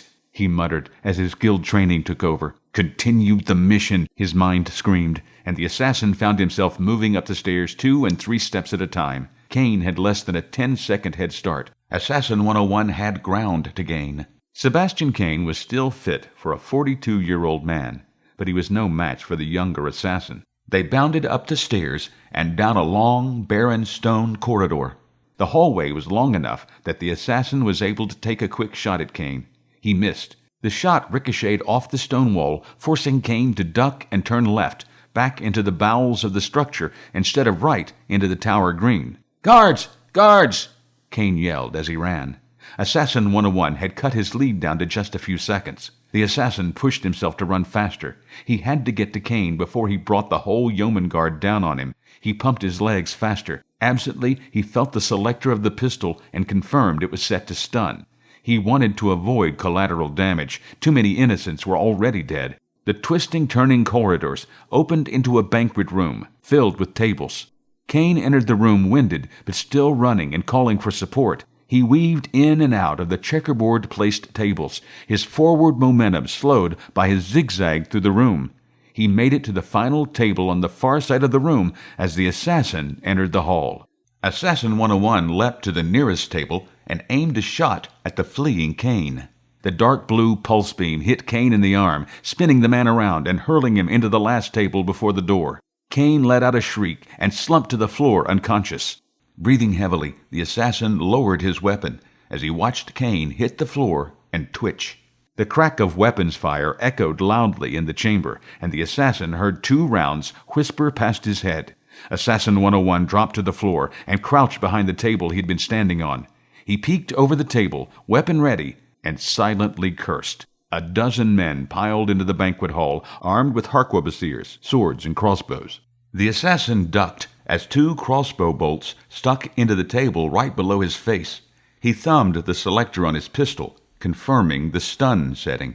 His mind prioritized the targets: crossbows, rifles, swords. He edged around the table and fired. The 4 men with the crossbows went down first. They were the most accurate of the weapons, with the fastest reload rate. One man was very good and actually got off a second shot before he was stunned. The crossbow bolt sailed harmless away from the assassin. The assassin turned his attention to the rifles and then quickly shifted priorities. The yeoman carried muzzle loaders, 50 to 60 seconds per reload, and very little accuracy, even at this range. The assassin could reload one in 48 seconds. He knew he had time. Assassin 101 turned his aim to the 4 swordsmen running across the room, screaming like pirates in a bad Hollow movie. He dropped each one with a single shot before they made it halfway across the room. That left the rifleman. The assassin broke cover standing in the open. He coldly shot each of the riflemen before they finished reloading. The room grew silent, except for his ragged breathing and the gentle snores of the stunned guards. Assassin 101 surveyed the room and nodded with satisfaction. No fatalities, only headaches and stories no one will believe. The assassin brushed the sweat from his eyes as he made his way through the room over to the unconscious Caine. He flipped the renegade over with his foot. Caine's face was smashed and bloody from the impact with the table. Blood ran from a broken nose, and Assassin 101 could tell his right shoulder was dislocated. The assassin squatted, grabbed the injured shoulder, and squeezed. Caine awoke with a scream. Caine's eyes filled with tears of pain as he struggled to focus on the assassin. Anger quickly replaced the pain, a rage he had not felt in decades, not since the day he had left the guild. His eyes focused on the assassin, and he wiped the blood from his face with his left hand. "Come, Sebastian," said the assassin as he stood, towering over the man. "It's time to take me to my wife." Caine emitted a cold, hate-filled laugh, and the assassin flinched involuntarily. "You're too late, assassin," Caine spat. "She is already dead. She died alone and abandoned. No one came for her." Caine's voice trailed off in a laugh, and Assassin 101 felt his finger tighten on the trigger. He took a breath and consciously stopped the movement. "You're lying," the assassin replied. His voice betrayed his confidence. Caine slowly reached into his tunic and pulled an item from his pocket. "Would she give me this willingly?" He dropped the object onto the floor at the assassin's feet. It rolled, bumped into the assassin's foot, before spinning like a top and then coming to rest. Assassin 101 picked up the gold wedding band he had given to his wife on their wedding day. Caine's laughter drifted into the distance as the assassin's world collapsed around him. I still win. Caine laid back on the floor and laughed. Chapter 20. Assassin 101 stepped from the skip portal, shoulders drooping and head hanging. Shock and grief riddled his face as tears streamed down his face. Blood covered his clothing, and sweat caked his hair to his head. He took 2 steps into the skip control room and fell to his knees. Administrator Donovan, with Rick Brewer and a medic in tow, moved to the assassin before he could completely collapse on the floor. The medic kneeled and began her usual post-skip inspection as Donovan went down on his knees in front of the assassin. Brewer stood a few feet away, silent. "I'm sorry," Donovan said. He stifled a sob of his own. He turned to Brewer for assistance and saw the pain on his face, realizing that the renegade had feelings for the woman as well. Donovan shook his head sadly and motioned the medic away. He helped the assassin to his feet. The administrator guided the assassin up the stairs to Tomlinson's old office. He sat the assassin down and took the seat opposite. Brewer filled the door, still silent. "What happened?" Donovan asked. Assassin 101 sat quietly for a few minutes. He choked back a flood of emotions before he finally spoke. "Caine is dead. I was going to send him back, but after what he did, I killed him. Vaporized the body," he said distantly. "I was too late." "Did you see her?" Brewer asked from the doorway. That drew a harsh look from Donovan. Brewer shrugged. "Sebastian could have been lying." "He wasn't lying," the assassin responded, looking up at Brewer. He held up the wedding ring that belonged to Assassin 97. "He gave me this when he told me he'd killed her." "Did you see her body?" Brewer insisted. Donovan could tell that both men were emotionally charged. The administrator hoped he would not have to get in between them if emotions ran too high. "Yes, I saw her body," the assassin spat. He turned his head back to the floor. "Lying in a cell in the dungeon. She's gone." Brewer finally conceded and stifled his own tears. "I'm sorry." Donovan shook his head and stood. "We can go to the council. They can send you back to save her." "Yes," Brewer quickly concurred, but the assassin shook his head. "They won't send me back," he said sadly. "It'll be a paradox. 2 of me at the same place at the same time." He sighed. "I've done too much of that lately." He shook his head again, accepting his fate. "This is the future. My future." Donovan brushed by Brewer on his way to the door. "I'm going to inform the council and ask them to authorize the skip." He paused in the doorway, staring at the assassin, who sat with his head in his hands. "Even if I have to go back, we will save her." With that, Donovan left. Brewer crossed the room to stand before the assassin. "Donovan said it," he encouraged. "We will send you back." Assassin 101 shook his head in defeat.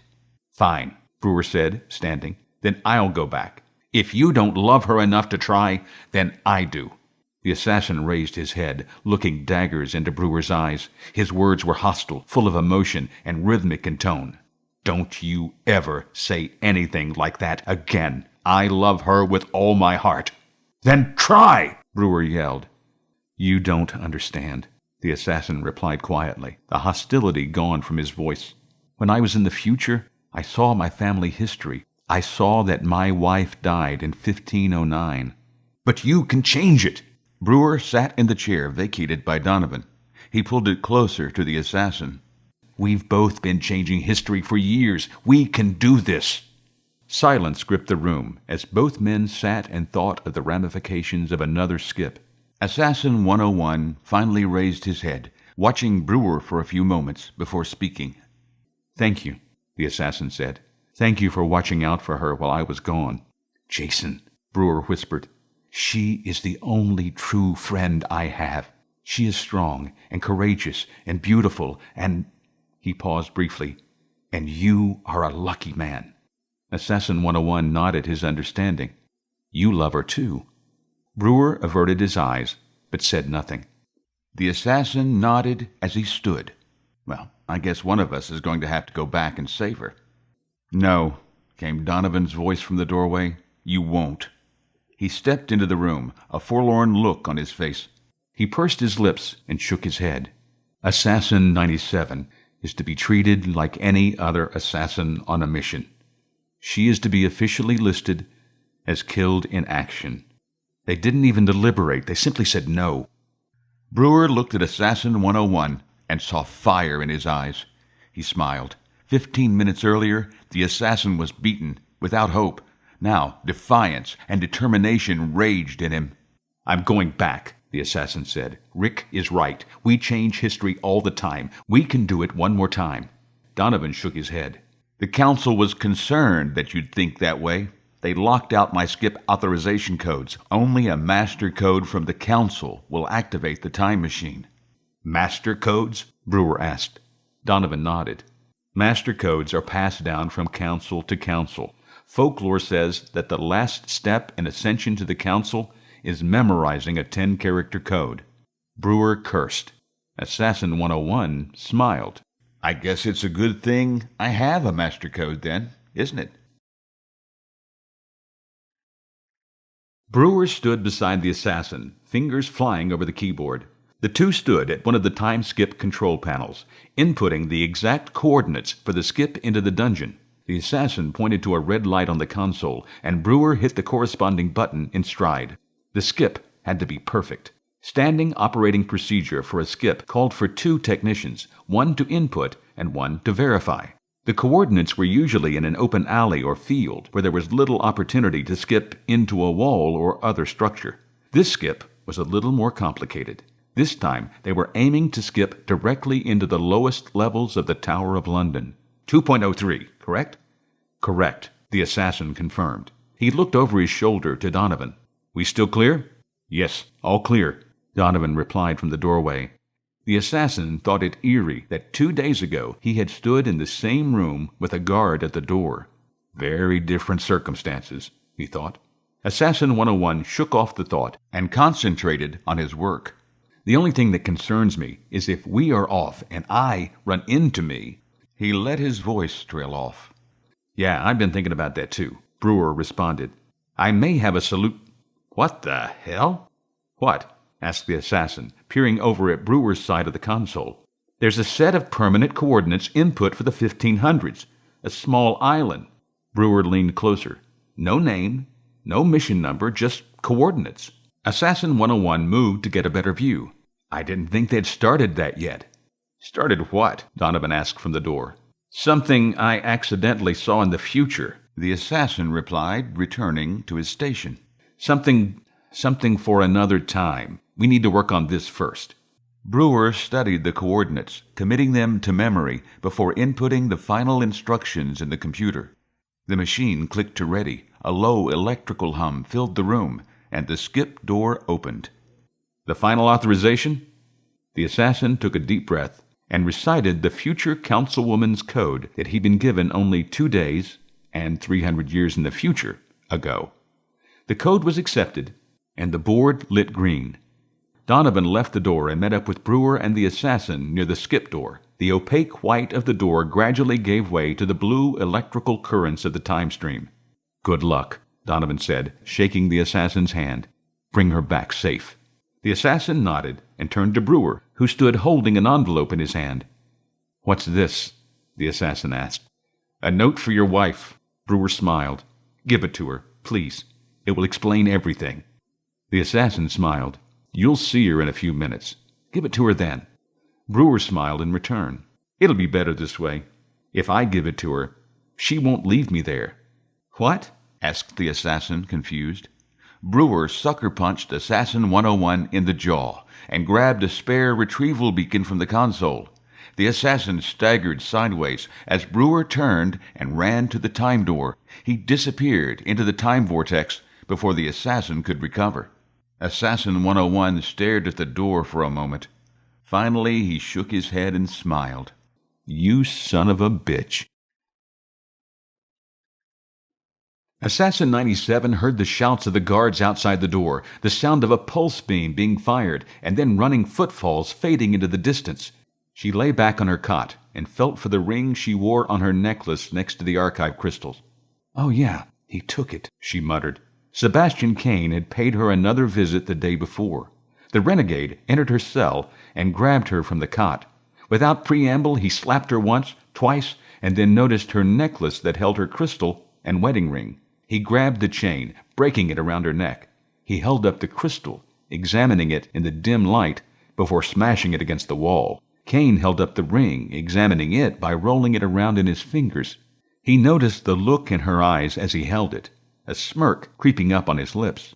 He slipped the ring in his pocket before turning to the woman lying on the floor. "No one is coming for you.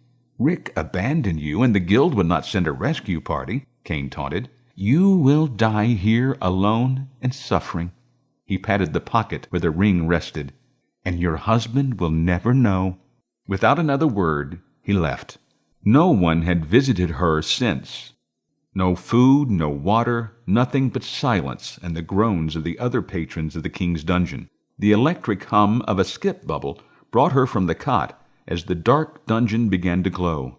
The groans of the other prisoners stopped as everyone craned their necks to see what was causing the light and the strange sound.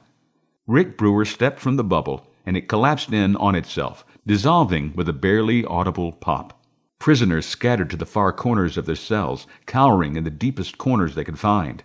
Demon and witchcraft could be heard up and down the dungeon cells.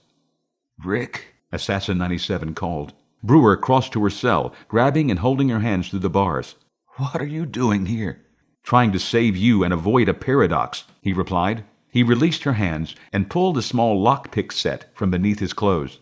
He had the cell door open in seconds. "Where's Jason?" she asked as he opened the cell door. She collapsed into his arms as her ankle gave way. "He's somewhere else in the tower, killing Caine, or will be soon." Brewer slipped under her right arm to help, but she was too weak and started to drag him down. He helped her back to the cot. The council wouldn't let him come back. They didn't want to run the risk of two of him meeting, so I came instead. Brewer knew it was only a partial lie, but hoped that the assassin would not see through it in her weakened state. "What are you not telling me?" she asked, and grimaced in pain as her shoulders started bleeding again. "That he will be back here in a minute looking for you," said Brewer. "We need to be gone before he gets here." "Why?" "Damn," he thought. "Because he didn't find you. That's why he came back. He couldn't find you, so he wanted to come back a few minutes earlier and try again." "You're lying." "Fine. You don't believe me?" Rick attached the retrieval beacon to her right arm and actuated the emergency module. "Ask him yourself." The skip bubble formed around her. "Rick! Wait! Rick!" The skip bubble engulfed her, and she disappeared. Brewer stood for another minute, watching the after-image of the bubble fade from his vision.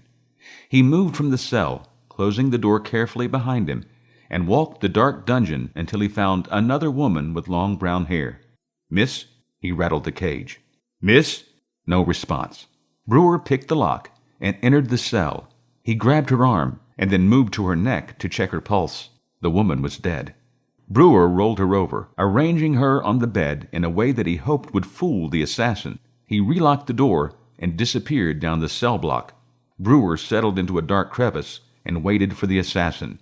He did not have long to wait. Assassin 101 quietly entered the cell block, his pulse pistol in his right hand. He moved cautiously, hugging the wall while he looked into every cell. Brewer had a good view of the forlorn face of the assassin as the man moved deeper into the dungeon. His face brightened as he arrived at the cell of the woman. The assassin stopped when he saw the woman. "Rachel?" He shook the cage door. "Rachel!" he screamed.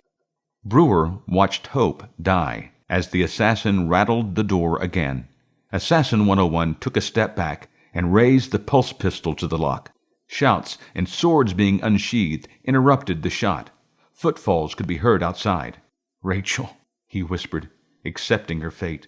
The dungeon door opened, and the assassin moved deeper into the labyrinth of the dungeon. He moved past a hidden Brewer without a glance. Once out of sight, the assassin activated his skip retrieval beacon, stepped into the bubble, and disappeared.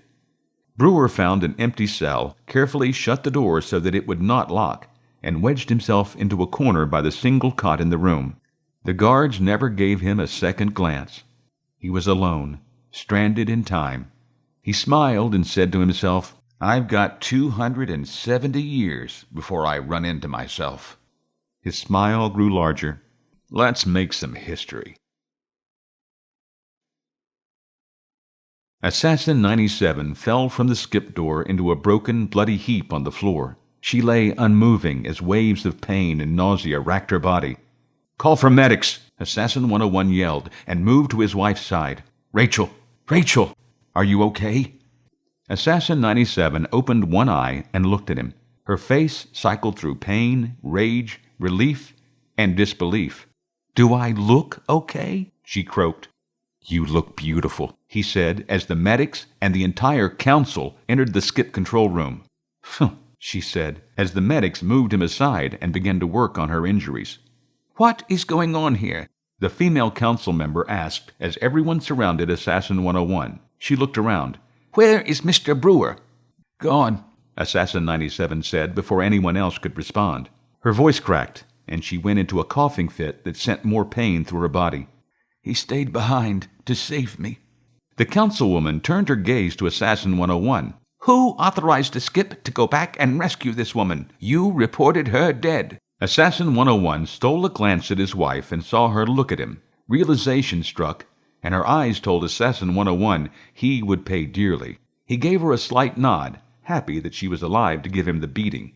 She silently vowed to beat Rick Brewer half to death if she ever saw him again. "Don't look at her, you look at me," the councilwoman commanded. Assassin 101 dutifully turned his attention back to the woman and met her gaze. This was not the first dressing down he had received from her, and not likely the last. This time, however, he felt no guilt or remorse for his actions. "Again, who authorized this skip?" "You did, ma'am." All eyes turned to Donovan, who stood at the command console for the entire control room. "I believe it is your command override code that allowed the skip." The old woman moved with a speed no one expected, and she was beside Donovan in an instant, her robes flapping as if trying to catch her. She studied the screen and saw the code, and her name on the screen authorizing the skip. She turned to glare at Donovan before bringing the full wrath of her gaze to Assassin 101. The woman glided across the room to stand inches away from the assassin's face. "How the hell did you get my access code?" "From your counterpart in the future. You may want to look at changing them every once in a while," the assassin responded, and then held up his hand to avoid the next question. "I will give you a full debriefing after my wife is taken care of." The councilwoman looked at Assassin 97, now on a stretcher and heading for the infirmary, and nodded her head. Assassin 101, with Donovan in tow, followed the stretcher, leaving the council and their guards alone in the skip control room. "Remind me to change the rules about assassins marrying," she said. Chapter 21. "How are you feeling?" "Better," Assassin 97 croaked as she tried to sit up in the infirmary bed.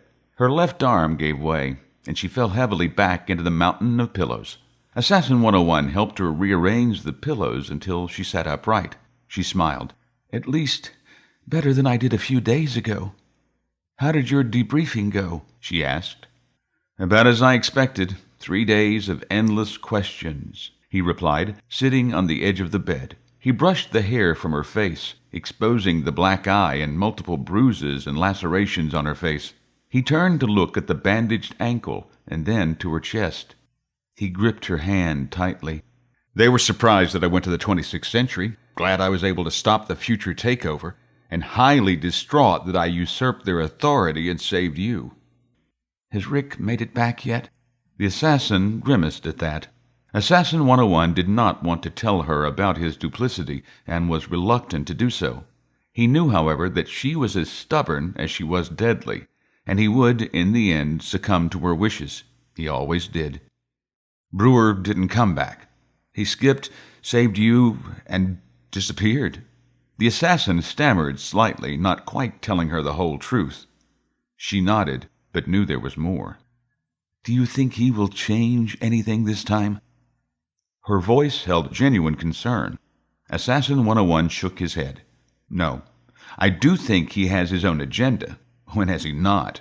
But that being said, I also think he's a changed man. If he does anything, I think it will be for the good of all." Assassin 97 closed her eyes, letting the throbbing in her ankles subside from moving around. When she opened her eyes again, he saw the pain of self-discovery and doubt. It eclipsed the physical pain she felt. "What's wrong?" he asked, rubbing her hand. "I think I need a break," she said, her words coming slowly. "Time to heal. Time to think about the future." Assassin 101 gulped. She'd never spoken like this before. He knew she had spent a lot of time with Brewer, and suddenly feared the worst. She saw his expression change and smiled. "No, not that kind of change." She shook her head, her healing neck and shoulder muscles tight. "I meant career-wise. We made a promise, remember? We would never skip together again. This was as close to that as possible, and Jason," he smiled at the sound of his name, "I don't want to lose you." "And I don't want to lose you, Rachel." He kissed her on the forehead. She shook her head again. "Rachel is dead," she said, the sound of stubborn finality in her voice. "She was the assassin. She died in 1509 in the dungeon of King Henry." Assassin 101 looked confused, and she continued her explanation. "I've already talked to Professor Donovan about it.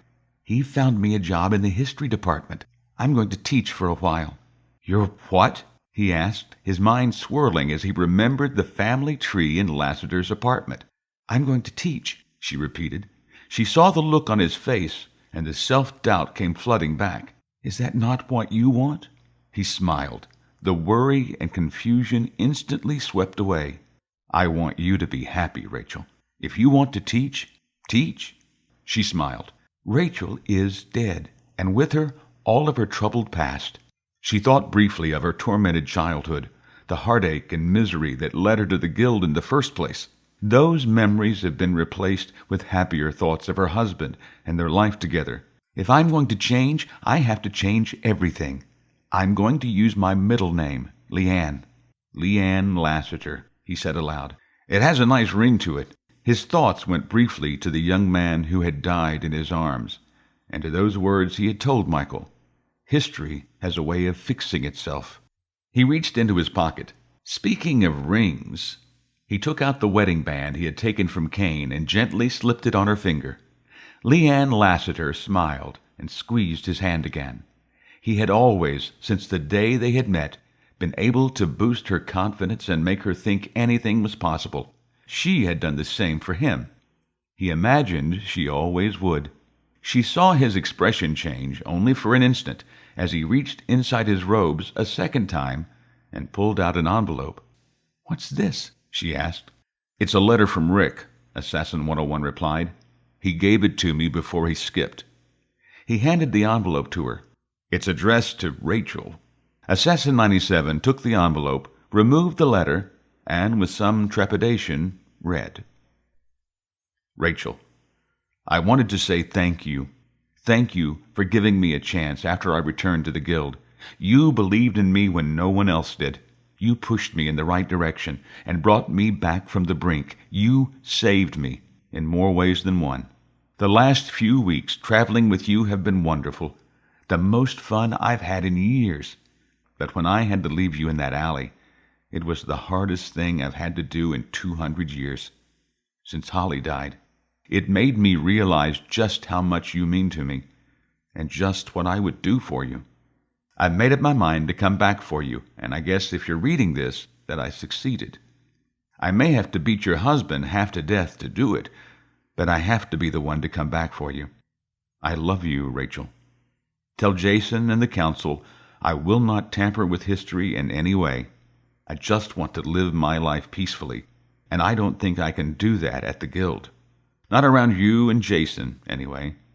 So, I'm staying behind, and I'm good with that, as long as you're safe. Good luck to you. May your life be as wonderful as you are. Rick. Tears welled in her eyes as she read it a second time. She had counted him a friend, and she had thought the kiss in the alley a pain-induced hallucination.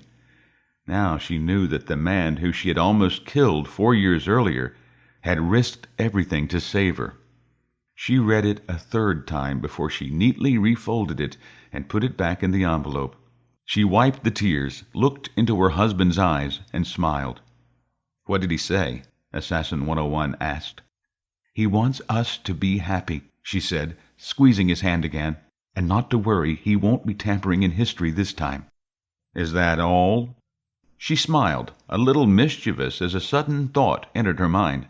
"He said he was sorry for beating you up before the skip." "He didn't beat me up," the assassin refuted, instantly on the defensive. "It was one hit, and he caught me off guard and—" "Wait a minute." His eyes narrowed as he focused on his wife. "He wrote that letter before he hit me. How did you know?" She pulled him to her and hugged him gently. The movement sent pain through her chest, but it was worth it to have her husband in her arms. "Because that is the only way you would have let him come for me. And," she smiled as she remembered her friend, "I know Rick. Track him for me," she whispered, "and make sure he's okay." Still wrapped in her arms, the assassin nodded. "I already have, at least for a few years. He's safe and sound in 1515 in Puerto Rico." He laughed slightly, "and he is doing exactly what I expected him to do." Assassin 101 released his wife and smiled. "Rest," he said, adjusting her pillows so she could lie down again. "I'll make sure Mr. Brewer stays out of trouble and that the guild leaves him alone." "Thank you," she said, relaxing into the mountain of pillows. She hoped the emotional roller coaster ride would end, but somehow she doubted it. She saw her husband head for the door. "Where are you off to?" "Well, I still have a mission to Ecuador to conduct. But first," he smiled, "I have to leave myself a note." Epilogue. Rick Brewer stepped off the dock and onto solid ground for the first time in 3 months. The ground continued to sway like the galleon did, and he found it to be simultaneously comforting and unnerving. Memories of the long trip to Japan he would make in 300 years assailed him. "Sebastian may have loved the sea, but I don't," he thought. The bright, clear sky lit the way, and he left the tiny seaport and headed for the mountains. The sandy beach gave way to rainforest, and soon Brewer was alone in the dense jungle. Using a small compass and the coordinates he had memorized from the skip control room, the renegade made his way westerly, deeper into the mountains. For 2 days he traveled rarely used mountain trails. The trails disappeared, and the jungle closed in on him. He moved slowly, hacking his way through the dense underbrush with a machete. He made his way cautiously up the mountain, causing small pebble avalanches when he slipped. On the 3rd day, he crested a hill, and the island spread before him. Tall trees reached for the heavens as the sun rose at his back. Steam rose from the trees, providing lift for the birds as they leisurely tracked through the clear morning sky. Below him, the trees parted, and a giant natural crater made a bowl in the mountain. He had arrived. Gingerly, he made his way from the peak. Halfway down the mountain, he heard a muffled explosion and felt the earth tremble slightly. He found a natural seam in the mountain, dropped his pack, opened a small hunk of bread, and sat to wait. It was not long before a team of men guiding donkeys made their way along a path on his left. They were below him, and Brewer had a good view of the team and the supplies: wheat, flour, water, and several crates of dynamite. The small caravan moved toward a hidden cave at the base of another nearby ridgeline. Another muffled explosion confirmed this was the place. Brewer watched 2 more supply trains come into the bowl before lunch. All 3 left after midday, heading back down the trail to his left. Brewer packed up his kit and followed. He followed the mule train until nightfall, when they reached a small village on the northern shore of the island. The village had 1 small dock, a dozen thatch huts, and a general store. Tiki torches and lanterns lit the perimeter and the storefronts. Brewer stopped outside the village, sat down, and watched. The village was a bustle of activity. Dozens of people working on settling down the donkeys, checking off items on the manifest lists, lighting more torches, and 2 or 3 professionally and inconspicuously patrolled the perimeter. Brewer moved deeper into the jungle but stayed within eyesight. The largest of the huts seemed to be the busiest, with people entering and leaving almost constantly. Bright light emanated from the building, too bright and steady to be torches. Then Brewer heard it, the high-pitched hum of a skip bubble. It was followed by another and another, over a dozen in all. It was well after midnight before the activity died down, and everyone, with the exception of 3 roving patrols, disappeared into the huts. Rick Brewer moved away from the camp, back into the jungle overlooking the tiny village. He laid out his bed and wondered how he could join a work detail. He smiled, thought of Rachel, and hoped she was doing better. He laughed quietly, knowing Assassin 101 had played him. Whoever had skipped back to save her would not have gone home. If he had not punched the assassin and taken his place, then Brewer had no doubt that Assassin 101 would be sitting here overlooking the beach and the guild village. Yes, he thought, Jason and I have quite a lot in common. He smiled and settled into his sleeping bag. Tomorrow was a new beginning, and it would start with getting inside the mountain and seeing what the guild was attempting to do. Brewer was up before dawn. He watched the guild village for several minutes as he silently packed his few belongings. A few people stirred, but most of the village was quiet. He nodded his approval, tore a hunk of bread from a load in his pack, and headed back up the mountain trail toward the Arecibo crater. The trail from the village to the crater was well worn, and Brewer had no trouble following it as the sun rose. The jungle came alive with animal life. Brewer crested the hill overlooking the crater, looked into the clear blue sky, and smiled. It was good to be on his own again. The renegade moved quickly through the jungle, moving through the brush so quietly that he startled the 2-man guard detail. Brewer threw his backpack toward one of the men and attacked the other with a flurry of punches to the solar plexus. The man staggered back, and Brewer rushed the other guard. 2 kicks, and that guard slammed into a tree. He slumped silently to the jungle floor. Brewer grabbed his pack and hurled it at the first guard, who had grabbed a radio from his belt. The backpack hit the man's arm, dislodging the radio. Brewer followed a second behind the backpack and finished the guard with a chop to the neck. Brewer dropped to a knee and listened. No footfalls, no alarms. The renegade was safe for the moment. Rick Brewer continued on the trail, a little slower after the encounter. He made his way to the cave entrance, approaching it from the right. He hugged the wall and peeked into the dark entrance. A trail of lights led into the interior, but Brewer saw no one. Still hugging the wall, he moved into the cave. A dozen meters in, Brewer paused, listening again for activity. A distant, unsteady banging drifted to his ears. Mining, he thought, as he eased his way toward the sound. The banging got louder, and Brewer shook his head. No. Mechanical. What is this place? The purpose of the cavern became clear minutes later when he entered the skip control room. The room was cut, amphitheater style, out of solid rock. A skip door sat at the bottom of the amphitheater, with 3 rows of 3 skip terminals overlooking the door. 2 technicians, dressed in smocks and hard hats, worked on connecting a series of wires and cables to one of the workstations. "Final check complete," one of the technicians called over his shoulder in Brewer's direction. "Power it up," a voice responded a few feet from Brewer, and the renegade wedged himself behind a stalagmite out of sight. Brewer eased his way around the rock formation and saw 2 men only feet away from him. Both men were dressed in 23rd century suits and hard hats. They stood, their backs to the rock formation and Brewer, and watched the technicians work. Brewer moved back behind the rock formation as a faint hum filled the cavern. "We are weeks ahead of schedule, Martin," one of the men said. "The council is anxious to get this facility online." "Bill, we're moving too fast," Martin replied. "We need to run more tests." "We will," Bill replied.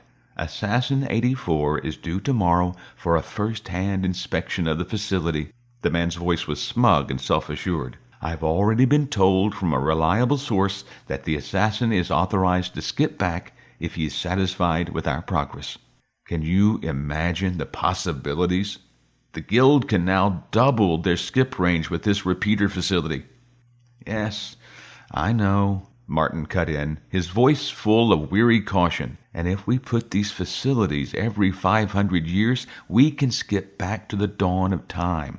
I've heard the plan too. Doesn't mean I think it's a good one. I think the Guild has tampered too much with time as it is.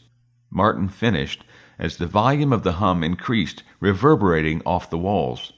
Apparently, no one thought about acoustics, Brewer thought. He grimaced as the hum continued, but his attention was on the technicians and the control board. The lights on the board reported red, sporadically changing to amber and green. Some flashed back to red, and the technicians would reconfigure a wire. Within minutes, the board lit a consistent green. The hum volume stabilized, and one of the technicians turned toward the executives with thumbs up. The technician's eyes widened as he saw Brewer standing behind the stalagmite. His thumbs up turned into a point and a shout. Brewer moved. Brewer launched himself around the formation, using the stalagmite as a pivot. His kick caught Martin in the stomach, sending him flying into Bill. Bill's head connected with the rock wall with a dull thud. Martin landed on top of Bill. Neither moved.